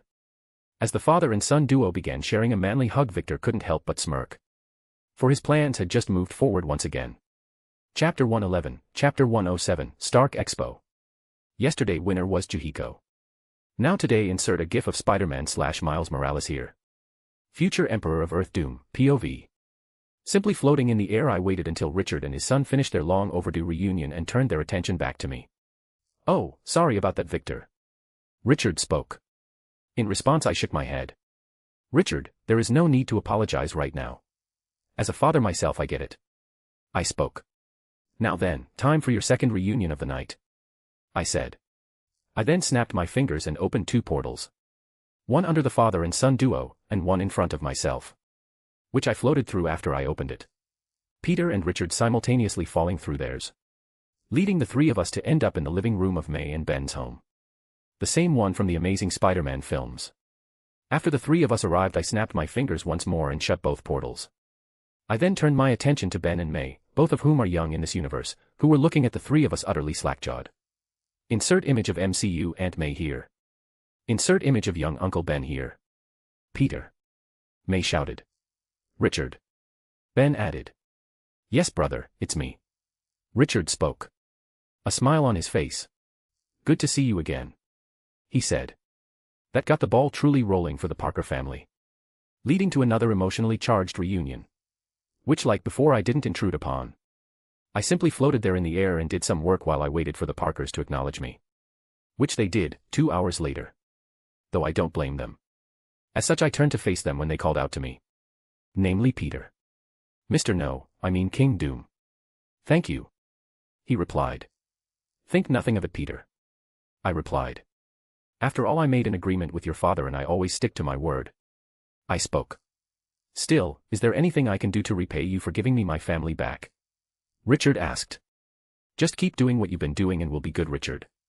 I spoke. Yes, about that. How am I going to keep fulfilling my duties if I must return to Latveria? He asked. Because I don't want to uproot my family, even if I've just gotten them back. He spoke. And you won't have to, Richard. I replied. And as for an answer to your question, well, you'll just have to wait and see until tomorrow at the Stark Expo. Oh, and speaking of which, here. I spoke. I then snapped my fingers and conjured forth 4 tickets for the expo, before using my telekinesis to float one to each member of the Parker family. Tickets for the Stark Expo. The premium package. Giving you access to any and everything there. I spoke. And before you say you can't accept them, Just know I won't take no for an answer where they are concerned. Wow, thanks Mr. Doom. Peter happily exclaimed. It's no problem, Peter. I replied. Well then, I think I've taken up enough of your time for tonight, so I bid you farewell. Then before the Parkers could say anything, I opened another portal, floated through it, and then closed it shut.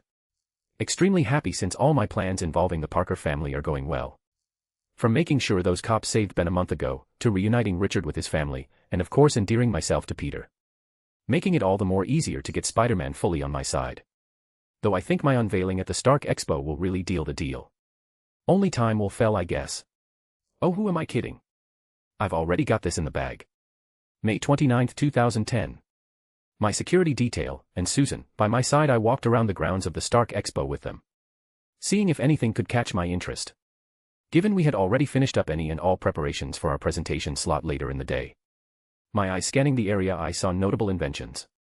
Sadly, none of them really caught my true attention. Though some of the concepts I surmised from the displays did look like they might be useful at a later date. So I made mental notes of them. At least until a young man in an Iron Man mask, wearing gloves, just like in the Iron Man 2 film, suddenly ran out in front of my group. When they did, we immediately stopped. Miles. A woman shouting at the young masked child a second after we did. Coming into view a second later, I immediately saw she was of Puerto Rican descent. And given the name she just called the child in the Iron Man mask, I did a quick search using my technopathy and learned my instincts were once again right. For the woman and child currently standing before me are none other than Rio Morales and her son, Miles Morales. My all-time favorite Spider-Man. Nice that he exists in this universe. Rio grabbed onto Miles' arm and gave him a stern look. I told you not to let go of my hand, she said. Rio then turned her gaze on our group's direction. Sorry. No need to apologize, I replied. Yes, my husband is right. We have little ones ourselves, so we completely understand, Susan added. Rio getting a look of relief on her face at our words. Thank you. And excuse us, she said.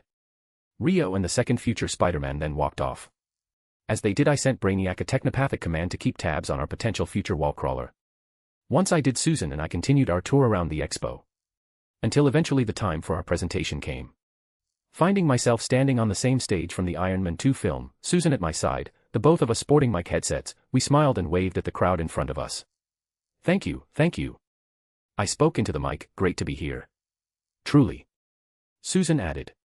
The two of us then continued smiling and waving until the crowd calmed down. Okay, well now that everyone has calmed down, let's get this show on the road, I spoke. Now I know you're all curious as to what we're going to be presenting her at the expo. And to answer your questions, I give center stage to my wife, Susan Storm. I took a step back, giving Susan the spotlight. Thank you, dear, Susan said. So, as my husband just said, today I'm going to present our idea. One that has to do with ensuring a better for our world by nurturing the talents of young men. Which is why, in conjunction with Warner Academy, the Future Foundation will host the first of its satellite campuses right here in New York, she explained, earning another loud round of cheers from the crowd. But given the track record the Warner Academy has created ever since it opened, this reaction was a given. One that I hope to see a lot more of, since I plan to establish other satellite campuses of the Academy all over the globe in the coming years. Since I want my people to have access to free and standard education. And as their ruler and leader, it is my job to make it happen. Even if none of them know it yet. When the cheers of the crowd died down, we fielded several questions, before truly wrapping our presentation up. After we did, I went to a private room where Peter and his family were waiting. Given I had asked my Spartan guards to bring them.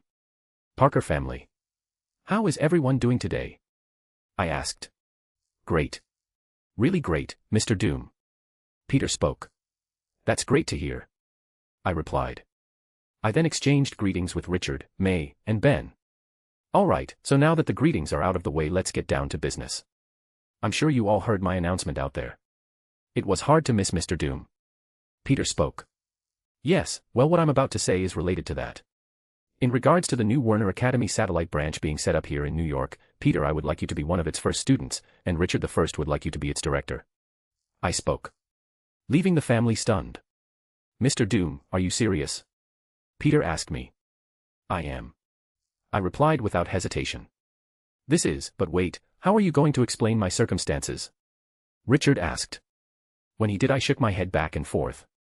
Oh, Richard, I would have thought you know never to underestimate me, given all you've seen me accomplish since we met. Don't worry, your absence already has a foolproof story behind it. Meaning even if you don't take the director position you can stay in the States with your family. I spoke. I'll even set you up with a high-paying job. Why, when I already have one? Richard asked. So that means you'll become the New York school's director? I asked. Yes. Richard immediately replied. And I'll become a student there. Peter spoke. The words of both father and son music to my ears. After they agreed to my offers we discussed a few more things before I took my leave from the room. I then rejoined Susan, so we could spend the day enjoying the rest of what the expo had to offer. Chapter 112, Chapter 108, Prince of Thunder. The winner of the last GIF contest was Overlord BG's. Today insert a GIF of Otto Octavius here. One more thing. I have also refined Doom's harem once again. Hoping this is the last time in the story I do so. Anyway, here it is. 1. Susan Storm. 2. Lucia von Bardas. 3. Zora Vukovic/Victorious. 4. Celine Gallio. 5. Jessica Drew, comic book version. 6. Kelsey Naramani/Deathbird, member of the Shi'ar royal family. 7. Hela Odinsider. Yeah, I removed both Natasha and Medusa. Since for the former I created another romantic avenue, while for the latter I decided not to cuck Black Bolt. At least for this FIC. Now on to the chapter. Puente Antiguo, New Mexico. June 2, 2010. Third person, POV. Sitting in the command chair aboard her personal VTOL, which was closed to avoid any unwanted attention, Halo, and most of her bridge crew, had their eyes glued to the holographic screen in front of them, which was currently displaying a battle. One between the Asgardian destroyer armor and Thor and his allies. Insert image of Thor here. Watching as the battle continues to unfold, Halo gripped the armrests of her chair. Now finally coming to understand the true depth of the Asgardians her creator and emperor, Doom, had sent her to observe. After their people detected the arrival of Asgard's prince, from the information they'd been able to collect over the past few days. A prince who was now walking out of cover and speaking directly to the destroyer armor. Making references to someone known as Loki, who appears to be his brother. After Thor finished his small speech, the armor stopped rampaging and simply focused on him. Only for it in the next second to unleash a powerful blast towards Thor. Pre-March Halo, your orders? One of her subordinates asked. We hold. She replied. Though she didn't like it. Still the decision was not hers but an order from their Lord Doom. So she would follow it. Even if it didn't make any sense to her. Though before Halo could ponder her thoughts too deeply, she saw as the hammer known as Mjolnir flew into Thor's grasp and instantly empowered him. Leading to all the sensors on the bridge going wild at the exact same time. Ah, I see now. Halo thought. Her lord likely predicted the events that were happening right now. How he did it she doesn't know, but what Halo does know is that she was wrong to question Doom so blatantly. Yes. How wrong I was. Halo thought. Getting a slightly crazed and reverent look in her eyes. As she did, the battle between a newly repowered Thor and the destroyer armor took place, with the former emerging victorious. Okay people, that's the signal. Prepare to move. Halo commanded. Yes, pre-march Halo. Her subordinates replied on unison. Once they did, the VTOL bridge became a hub of activity. With Halo now actively observing all the holographic screens in front of her, which displayed views of multiple areas of Puente Antiguo. She continued watching these screens until saw Thor getting ready to leave. Then once he did, she looked at her subordinates once more. Status? She asked. It's working. The tracker is perfectly functional and operating. I repeat, the tracker is functional. One of her subordinates said. Since while Thor was in Puente Antiguo, Halo and her subordinates had tagged him with a new radioactive isotope, which gave off a unique energy signature only they could track. Even over great distances. Like right at this moment, when they were tracking Thor. Who stopped at a location only seconds later. Get me those coordinates. Halo spoke. Also prep for recovery of the destroyer armor. She said. Her subordinates acknowledging her orders. Thus Halo and her people managed to gain the coordinates of Thor's new position. They also managed to retrieve the destroyer armor, and replace it with a fate conjured with magic. Alright, with this phase 1 of the mission is complete. Now, on to phase 2. Halo spoke. Returning to her temporary home, courtesy of S.H.I.E.L.D., Jane Foster started going through all the research they had returned, due to Thor, to make sure nothing important was missing. Insert image of Jane Foster here. Her assistant Darcy Lewis, and fellow professor Dr. Eric Selvig aiding her. Insert image of Darcy Lewis here. Insert image of Eric Selvig here. Well, nothing appears to be missing. Eric spoke. Yes.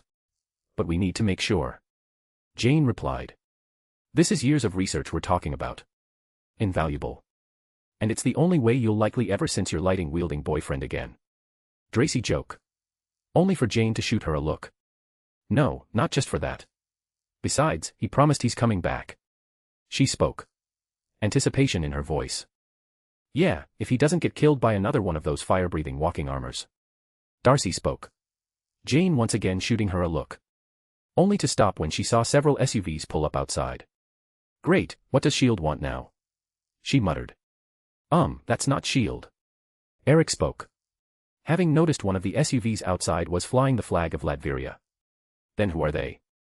Darcy asked. As they did, the doors to the SUVs opened up and several people stopped out.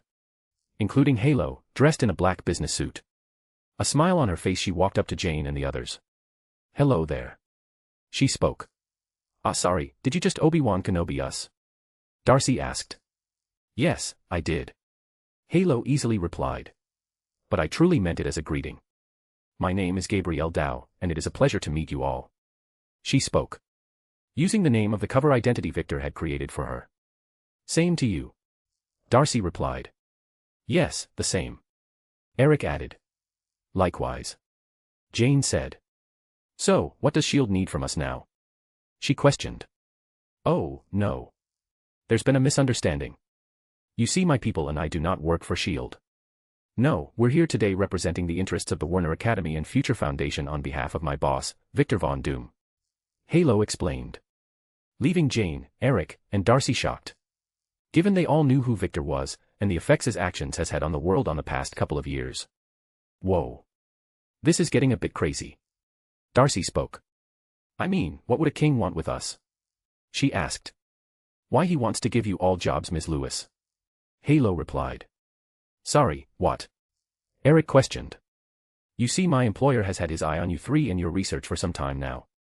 And now, with confirmation that your theories are true, what with the arrival of Thor and his fellow Asgardians, he would like to sponsor your research and help take it up the next level.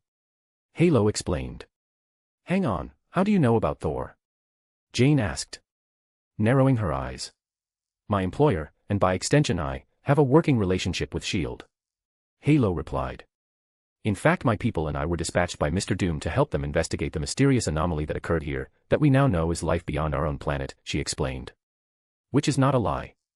Since S.H.I.E.L.D. did call Doom for his aid in dealing with Thor's matter, and in response he sent Halo, giving her the perfect cover to execute his orders. If you don't believe me, I could contact Agent Coulson and have him tell you himself. Halo spoke. No, that's all right. Eric said. Right, Jane? I suppose. She replied. Wonderful. Halo said. So, about the job offer. The Warner Academy and Future Foundation will fully fund any and all research you three conduct, and give you full credit for any discovers. We'll also pay you quite handsome salaries. She spoke. Halo then slipped a piece of paper out of her pocket and showed it to Jane and the others. Their eyes going wide as they looked at it. What's that number? Jane asked. The salaries each of you will be paid if you agree to the job proposal. Halo replied. Holy shit. Darcy exclaimed. I could pay off all my student loans and my car with that. Hell, I could buy a new car with that. Yes, I'm sure you could, Darcy. Now, what's the catch? Jane spoke. Since this deal sounds too good to be true. Very astute, Dr. Foster. Halo replied. And there is a catch. Which is for all of you to come and teach and work at the new Warner Academy facility currently being built in New York City when it is completed. That's it? Jane asked. Halo nodded. Yes, that's it. She replied. Of course, I understand if you need some time to think about it. You don't have to answer right now. Take your time. Consider all your options. Then contact us when you're absolutely sure. She spoke. Halo then reached into her pocket again and handed a business card to each of them. You can reach me at this number. Well then, have a good rest of your day. Halo spoke. She then turned to leave. Jane, Darcy, and Eric speechless as she did. Then once the SUVs has pulled off, Darcy spoke up. Did that really just happen? Tell me I'm not dreaming. No, seriously, tell me. You're not dreaming, Darcy. That really did just happen. Eric spoke. Now, the question is, what are we going to do about it? He asked. Though each of them already had the answer to that question in their minds. Future ruler of the Sol System Doom, POV. Excellent. I spoke. I then ended the video call I was on with Halo, who had accomplished all her objectives in New Mexico. Now not only do I possess the coordinates for Augard, but also you are you by way of the remains of the destroyer armor, and likely Jane, Darcy, and Eric coming to work for me. Because with the amount of money I'm offering them I'd be surprised if they say no. Since no matter what people say almost everything has a price. One I have no trouble paying if it gets me what I want. Especially in this regard, since it will allow me to forge a relationship with Thor. A thing I could have done while he was here, but didn't for very important reasons. The two main ones is that it would bring me to the attention of Asgard and Loki. Which I am not prepared for yet. The former because I am wary. Because a civilization like Asgard doesn't survive for as long as it has without having what it takes to survive. They are not to be trifled with. From Heimdall with his all-seeing eyes, that I don't even have the faintest idea how to counter, to the big man in charge Odin himself. Who despite being near one of his weakest moments, given that he about to enter the Odin sleep, still managed to take away Thor's powers and banish him to Earth. That's not something just anyone could pull off. Add to the years of the sheer amount of experience he has in everything from politics to warfare and he is not a man I want to antagonize without reason. Especially in light of the Odin force. Which again, just like Heimdall's side I have no idea how to even begin to create a countermeasure for. Oh, and let's not forget Thor himself. By that I mean his parentage. Since I have no clue if he is the child of Odin and Frigga like in the films or if his origins are more in line with the comics where Gaia, the fucking spirit of Earth itself, is his mama. For if that is the case Thor is even more of a danger than I initially suspected. To say nothing of what Gaia might do if he really is her child and I make any sort of move against him. So with Asgard it's tread carefully. Though that's not the case with Loki. Oh no. He is nothing to me.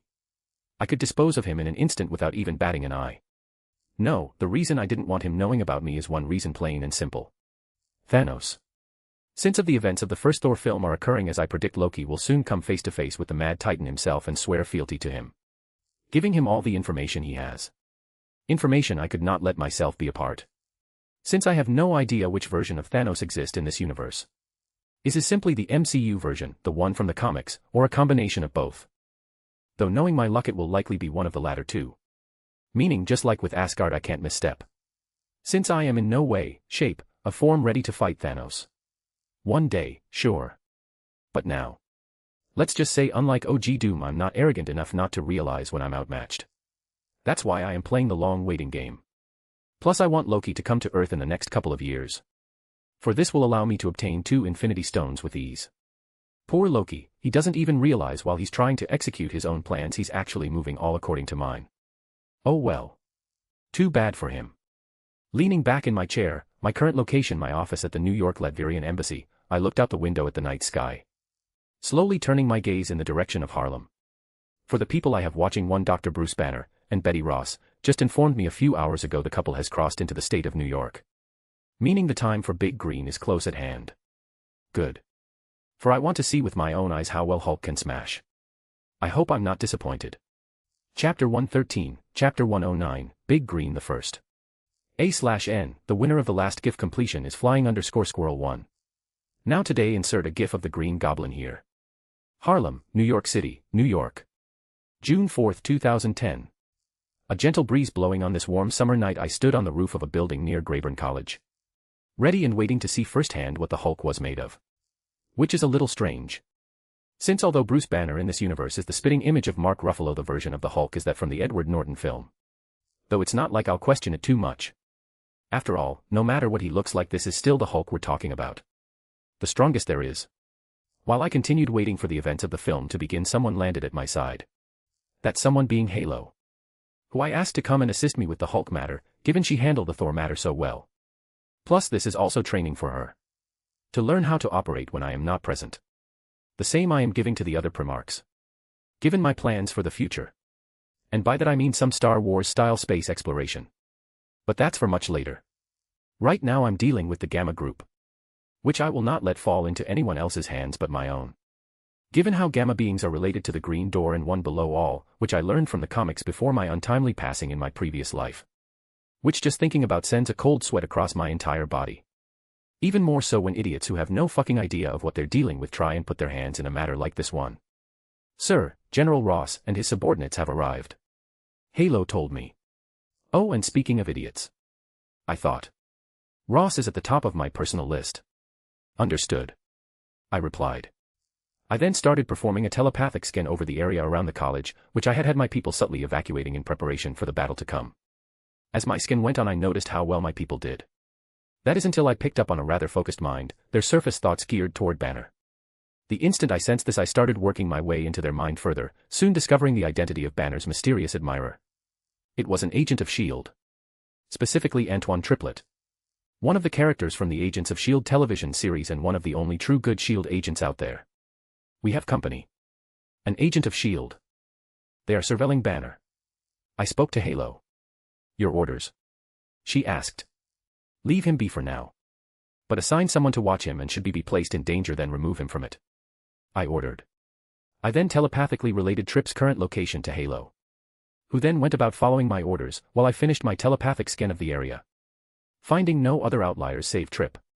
Then just as I finished, I noticed Bruce and Betty, the former in chains, being escorted by soldiers right to Ross, who thankfully is still William Hurt in this universe and not my boy Harrison Ford like in the new Captain America movie that was set to come out before I died. Insert image of MCU Bruce Banner here. Insert image of Elizabeth Ross here. Insert image of Thaddeus Thunderbolt Ross here. Since I would feel pretty bad about burying the guy who played Indiana Jones and Han Solo. Which is exactly what I'm going to do to Ross. Because I refuse to let that man gain power like he did in the films. There will be no President Ross here. Oh no. Once I'm done with him, Ross won't even be able to get a job as a school security guard. As I watched Bruce's arrest play out before me, I saw Betty start to angrily shout at her father, sensing hurt and disappointment from her. Meanwhile, all I sensed from Ross was resignation, a sense of duty, and even some greed. Pulling back from their minds, I watched as Betty smacked her father, a small smirk appearing on my face because of it, before he started forcing her into the same chopper Bruce had been placed it. Which then took off. Then about 10 minutes after it did, Blonsky burst through the wall where Stern's lab was located, Kool-Aid Man style, now fully and utterly transformed into the Abomination. Insert image of the Abomination here. And so it begins. I spoke. I then spoke to all my subordinates over the comms. Okay people, execute. I commanded. Thus Operation Big Green commenced. Third person, POV. Cut, and Bruce is covering most of his body. Dr. Samuel Stern laid on the floor of his partially destroyed lab. Insert image of Samuel Stern here. A vial of gamma-irradiated blood hanging over him, dangerously close to cracking and leaking. However, before that could happen, the doors to the lab opened and Jessica, in her Spider-Woman costume, walked inside, followed by several armed Spartans. When this happened, Samuel Stern looked in their direction. Oh, what's this? He asked. A pleasure, Dr. Stern. Jessica replied. My name is Jessica. Now listen, and listen well. I am offering you a choice right now that will expire in the next 5 minutes. Either come work for me, employer, or stay here and be arrested by the US government, who you will end up working for no matter what you say. Of course the same is true if you come and work for my boss. But at least he won't work you like a slave. So, what's it going to be? The first option. Samuel replied. Not even needing a minute to think about things. Excellent. Jessica replied. Okay people, you heard the doctor. Move it. She commanded. Yes. The Spartan guards chorused in unison. They then began quickly clearing out the lab of all relevant research and materials, while also tending to Stern's injuries. Jessica also made sure no gamma blood mixed with his own, since from seeing how Emil Blonsky turned out, she did not want to deal with another gamma creation tonight.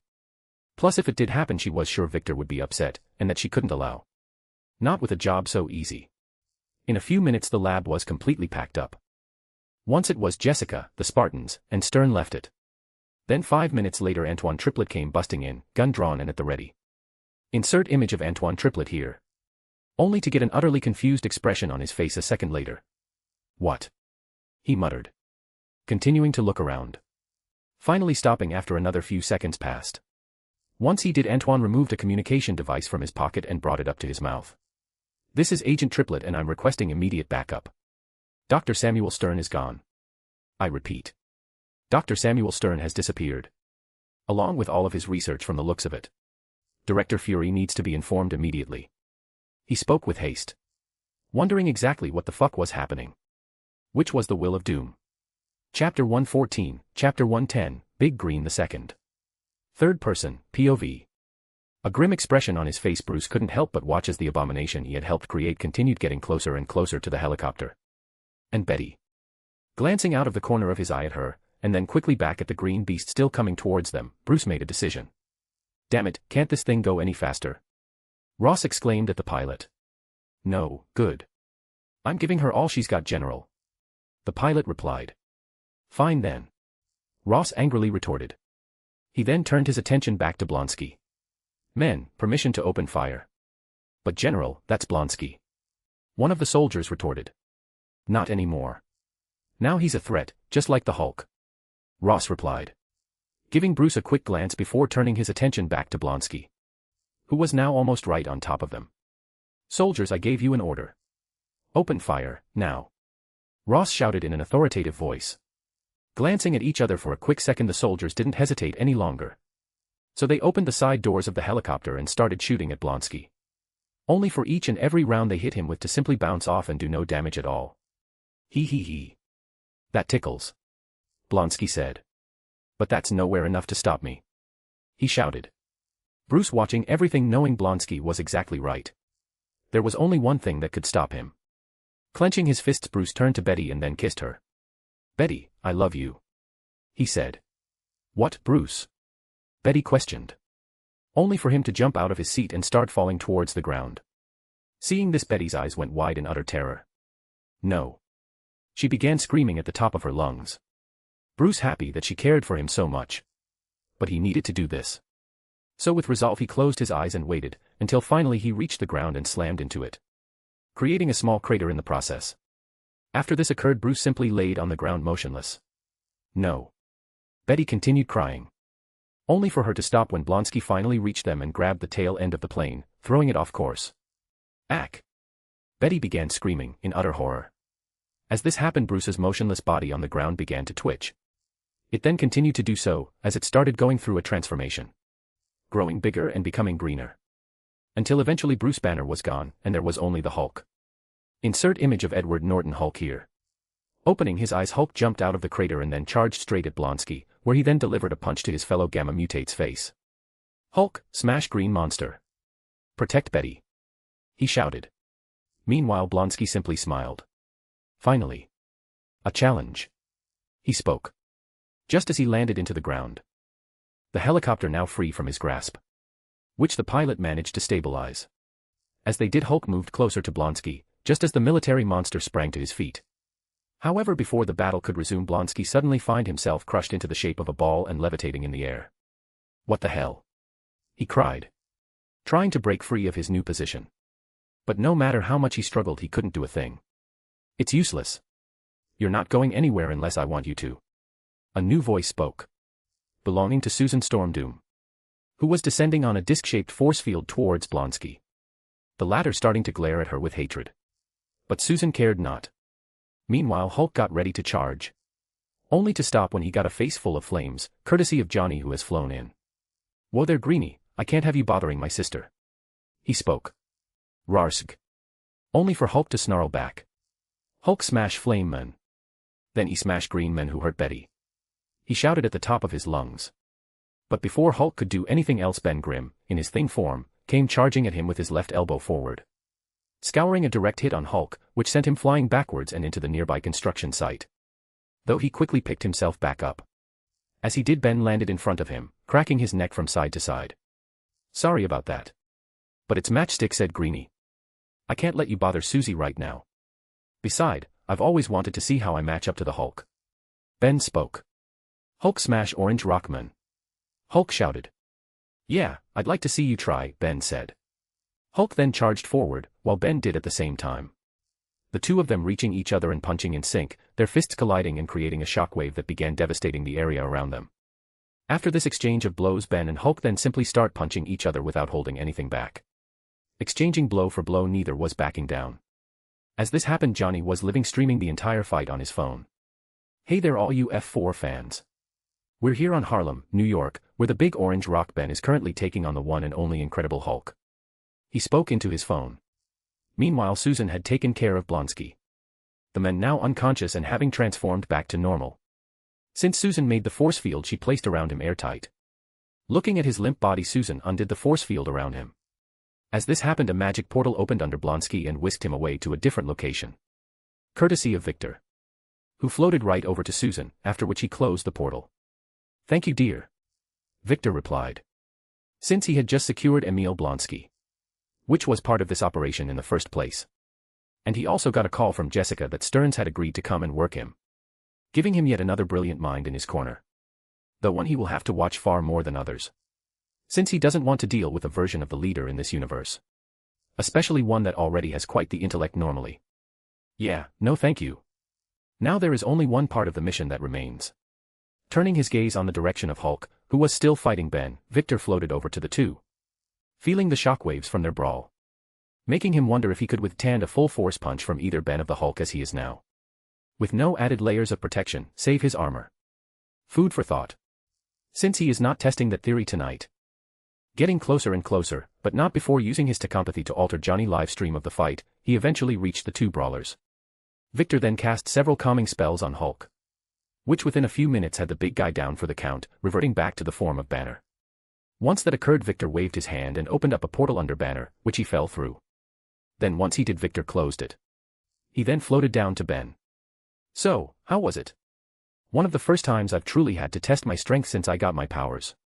The Hulk was no pushover and would have finished me off if I had even let up for a second," Ben explained. Victor nodding his head. "Understood. And thank you once more," he said. "It's no problem.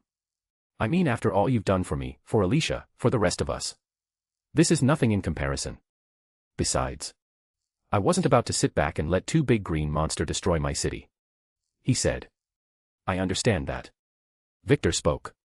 He then took his leave, bringing Operation Big Green to a close. At least on Phase 1. Now it was on to Phase 2. Chapter 115, Chapter 111, New York's Defenders. A/N, the winner of the last GIF competition was Alter04. Now today I have another double header. Insert a GIF of Electro here. Insert a GIF of Shocker here. Washington, D.C., Triskelion. June 12, 2010. Third person, POV. Sitting in his office, with Maria Hill standing on his left and Philip Coulson on his right, Fury focused his one good eye on the screen in front of him. Insert image of MCU Maria Hill here, which was displaying news coverage related to the incident involving the Hulk that took place in New York a week ago. An incident that was still a very hot topic. For many reasons. Especially for Fury and S.H.I.E.L.D. Since during said incident Dr. Samuel Stearns, and all his research, Emil Blonsky, whom people were now calling Abomination, and finally the Hulk himself had all disappeared. With S.H.I.E.L.D. still having found no trace of any of them whatsoever. Which is why Fury has been fielding calls from all his bosses for the past few days, who needless to say were not one bit happy. Fury continued watching the news coverage of the incident for a few more seconds before then tapping a button stop his desk to shut it off. He then sat up straighter in his chair, before quickly looking between Maria and Coulson. "Talk to me. Anything new so far?" "I'm afraid not, Director." Maria spoke up. "We still haven't found any traces of Stearns and his research, Blonsky, or Banner," she explained. "But we're leaving no stone unturned." "Understood," Fury replied. "Now, how about the situation in regards to Ross?" "His court-martial has been scheduled for within the new 2 months, sir," Coulson said. Since after the Harlem incident involving the Hulk, Fury and S.H.I.E.L.D. had been tasked with arresting Thaddeus Ross and those under his commands, on the orders from not only the World Security Council but also high-level politicians and military personnel a part of the U.S. government, who wanted Ross to answer for his actions. Especially after information regarding his actions on his pursuit of Banner had been leaked to the media. But the real nail in his coffin is when his own daughter Betty not only gave an interview on CNN but also told the authorities of her father's actions. This had quickly seen General Thaddeus Ross stripped of his rank, jailed, and pretty much lose all his political capital and or any kind of authority. "All right," Fury replied to Coulson. "At least one thing is currently heading in the right direction," he spoke. "Keep up the search for Banner and the others." Dismissed. With that, Hill and Coulson took their leave from Fury's office. After they did, the men turned to face the window, wondering exactly where the gamma-related subjects had gone off to, as well as if anyone in particular was behind it. Reaching the offices of the Future Foundation, Luke walked through the front doors without any hesitation, heading straight for the front desk, where a receptionist was seated. But before he could even say a word, the receptionist spoke up. "7th floor, last room on the left, Mr. Cage," she said. "Understood," Luke said after a few seconds. He then headed for the elevator and got on. After which he headed to the 7th floor just as instructed and then headed for the last room on the left side on the hallway. Though after opening the door he got a slightly shocked expression on his face when he saw not only the woman named Jessica who had talked to him before, but also 3 others. 2 women and another man, whom he didn't recognize. Seeing Luke, Jessica smiled. Mr. Cage. Good. Now we can finally begin. So please, come in and take a seat so we can get started. Sorry, but with what exactly? He asked. Why, discussing matters related to the team you are all going to be a part of naturally. Jessica spoke. As she did, Luke frowned. As did the other 3 in the room. Excuse me, team? You never said anything about this before. The other man said. Yeah. I'm not really a play well with others type. One of the women spoke up. But isn't that the reason you're all here in the first place? Jessica asked them. Ignoring their curious looks and putting a serious expression on her face. Because you want to protect the innocent better but can't do it on your own. She spoke. Tell me, why are you all here today? Because of what just happened in Harlem where I live. Luke easily replied. Not seeing any reason to lie. For the incident with the Hulk was why he finally decided to take up Jessica and her boss's offer. Because Luke knew he was strong, but after witnessing the events with the Hulk he knew he stood no chance against that monster. At least not as he was. And he couldn't stop thinking, what if another incident happened like that again in the future and the Fantastic Four were nowhere to be found? That's why he wanted to take up the offer. To keep Hell's Kitchen a safer place. The men spoke. What they said. The female from earlier added. Right. You all want to protect others.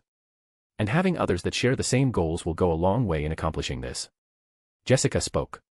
Hence why we are forming a team around you 4 that sole focus will be handling threats related specifically to New York.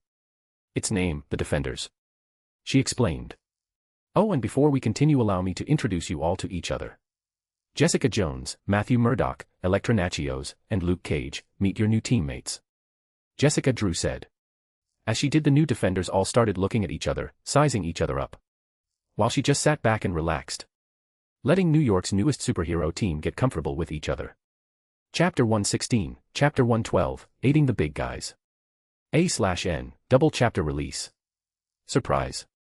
Also sorry about not being consistent with writing, but at times I'm just not motivated and it takes me a while to get back into it. Especially since I plan for this story to be a long one. Though I can promise while the chapter updates won't be consistent, I won't delete this FIC from my web novel page like I have others. So without further ado, enjoy today's second chapter. Third person, POV. Slowly but surely Bruce opened his eyes. The memories of events shortly before he once again turned into the Hulk becoming back to him. When they finished, the calm expression on Bruce's face vanished, replaced by one of worry and fear. Betty! He exclaimed. Immediately sitting upright in the bed he was in. Huh? Which Bruce immediately questioned. Since he had never found himself in a bed after turning into the Hulk before. Instead he usually found himself in the middle of nowhere, all of his clothes gone except for his pants, which were usually ripped beyond all repair. Save only for that one time near Las Vegas, but that is a memory he promised to himself never really to touch again. Though right now that's besides the point. The question is, why am I in a bed right now? And fully clothed at that? Bruce thought. Since after noticing the bed he was lying on he also noticed he was wearing clothes that fit his body and weren't ripped to shreds. Ah, I'm dreaming. That's the only explanation. Bruce said to himself. No, Dr. Banner, you are not dreaming, I assure you. Also, glad to see you're finally awake. A voice suddenly spoke to Bruce. When it did, he immediately turned his head in its direction and found himself utterly shocked when he identified the owner of the voice as none other than the famous Victor Von Doom. Who was sitting at the only table in the room, what Bruce now realized looked like a luxury hotel room, eating from a plate of food. Since said table was filled with a hearty breakfast. You're Victor Von Doom. Bruce spoke. Yes, I am. Victor replied. In between bites of his food. And you're eating breakfast? Bruce questioned. I am. Victor easily replied. It's the most important meal of the day after all. On that note, please join me before it gets cold. I'm sure you must be hungry given what you just went through as your other self. You know about that, huh? Bruce questioned, narrowing his eyes at Victor. I know a great many things, Dr. Banner. More than you could probably ever dream. And that bit of information I just shared is but a tiny sliver of my knowledge. Victor replied. Looking Bruce directly into his eyes. For instance, I can help you achieve peace and unity with the Hulk. Bruce snorted. Yeah, right. He replied. And how exactly are you going to do that? MHM. Some new technology. Tai Chi. Breathing exercises. Well, if that's the case, then don't bother. Since I've tried it all and nothing has worked. Oh, nothing so mundane as those things, Dr. Banner. No, I'm going to help you with magic. Victor spoke. Only for Bruce to look at him like he was crazy. Magic. Are you serious? I thought you were a scientist. Bruce asked. To answer your questions in order, yes, and I am. Victor replied. Also, magic is real, Dr. Banner. All right, enough of this. Bruce spoke. Getting to his feet. Listen, I don't know what this is or who might have put you up to it, but enough is enough. I'm dangerous, you're a king, and if you don't do anything then someone me dash. Before Bruce could finish speaking, Victor turned away from his plate, got up to his feet, closed the distance between them, and then slammed his left palm into Bruce's chest, separating his soul and body. Once this happened, Bruce was nothing but a spectral floating form. Upon realizing this, he began racing his hands all over himself. No, this is impossible. This is impossible. This can't be real. He began muttering. Oh, Dr. Banner, I would have thought given your own experiences you would have realized that sometimes the impossible can be true. Victor spoke. His words gaining back Bruce's attention on him. But that was science and this is dash. Magic is simply a science many fail to ever understand and grasp because they limit their minds and hardly ever allow in new possibilities. Victor interrupted. But enough about other people. Let's talk about you, Dr. Banner. And what Latveria can do for you. Victor then snapped his fingers. After he did, panels in the front of the room slightly opened to reveal none other than the skyline of Dumstad, the capital of Latveria, whom Victor made sure to send Bruce to after the battle in Harlem a week ago, where he had made sure he had stayed unconscious until everything with Ross had been sorted out. Which it has. The old general was now imprisoned, awaiting trial. Exactly as Doom had planned. Boy, it felt good to be himself. I see. So that's where I am. Bruce spoke. As he tried and failed to get back into his body. Yes. Also stop trying to return to your body. Since unless I, or another of the other skilled magic users, undoes what I just did, you'll be stuck like that. Victor explained. Hearing this, Bruce stopped trying to get back into his body. He then focused his attention back onto Victor. I see. Now you have my undivided attention. So, what do you want from me? As I said, nothing. I simply want to help a man who was hunted like an animal, and lost everything he worked for, simply because he would not bend to the will of a modern-day rogue general. Who I might add has been arrested, lost his rank, and is awaiting court-martial as I speak. Really, he is? Bruce asked. Victor nodded. That was fast. But if that is the case, then let me ask, how long was I out for? A week. Victor replied. An entire week. Bruce exclaimed. Yes. Victor calmly replied. Watching as Bruce tried to get back into his body. Seeing this, Victor couldn't help but sigh. He then undid the spell and as Bruce's soul returned to his body. After which he immediately started firing off questions at Victor. Is Betty okay? What happened to the people? What happened to Stearns? What dash? That's enough, Bruce. Victor interrupted.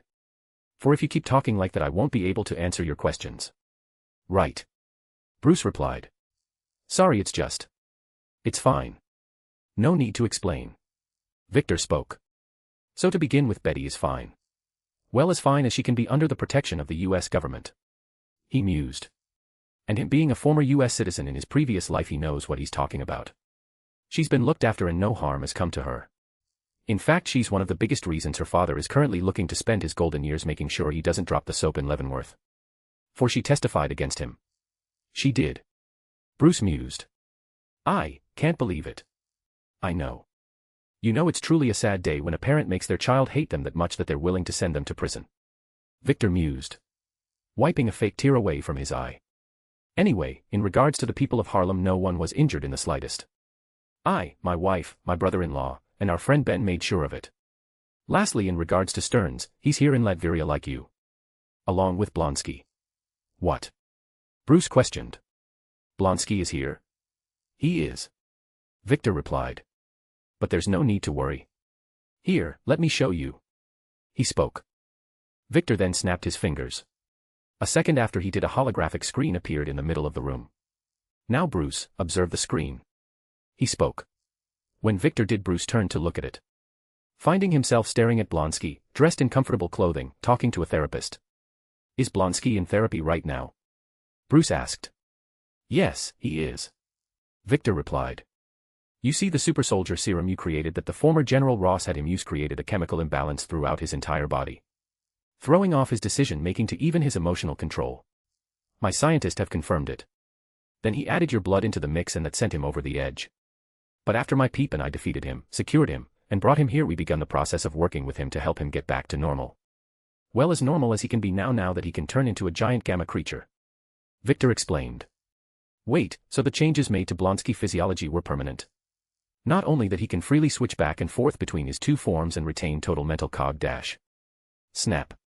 Before Bruce could continue, Victor snapped his fingers in front of his face. Dr. Banner. While I wouldn't mind discussing the science in regards to your and Mr. Blonsky gamma transformations, let's stay on task and save it for a later date. Victor spoke. Yes, of course. Bruce replied. So, is Blonsky your prisoner?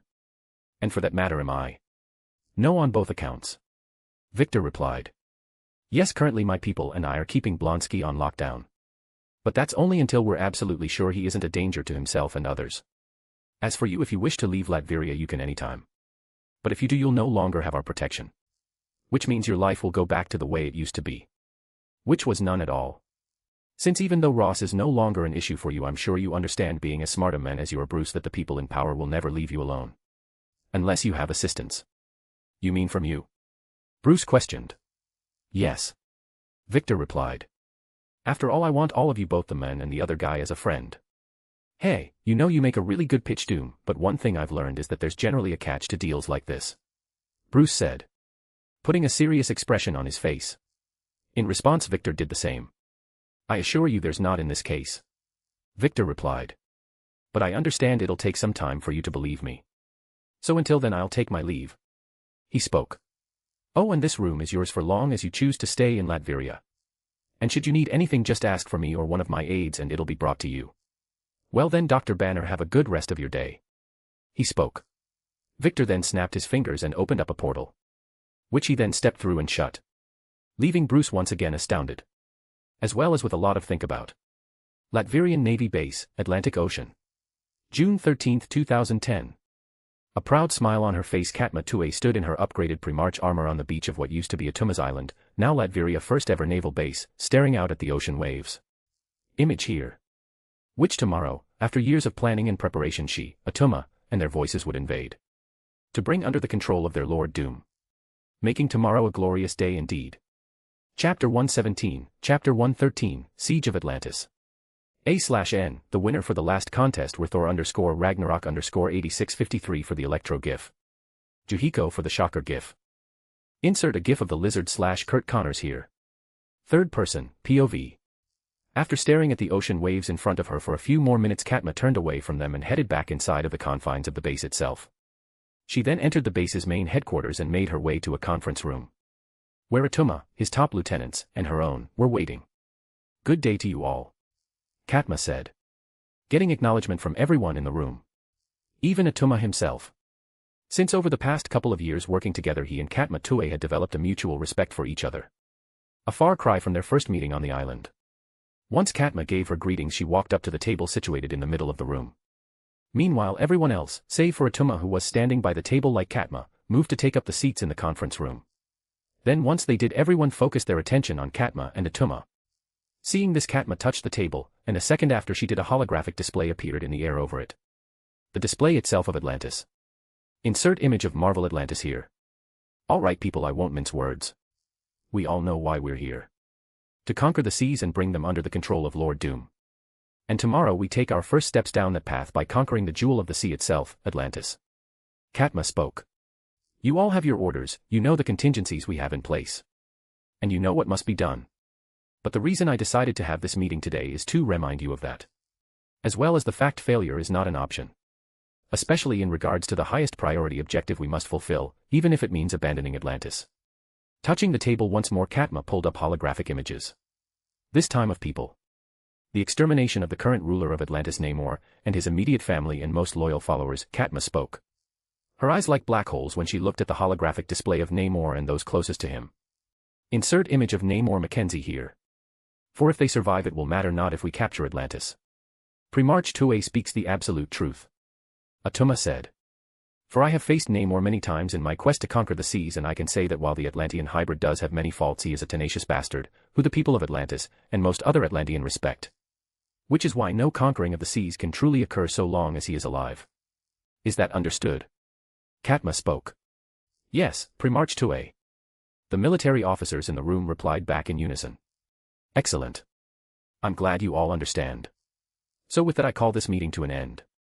Now all of you make sure to get some rest tonight, for tomorrow we will make the seas turn red with the blood of all those who oppose us. For the Emperor. For the Emperor. The entire room shouted, bringing a huge smile to Katma Tue's face. Atlantis.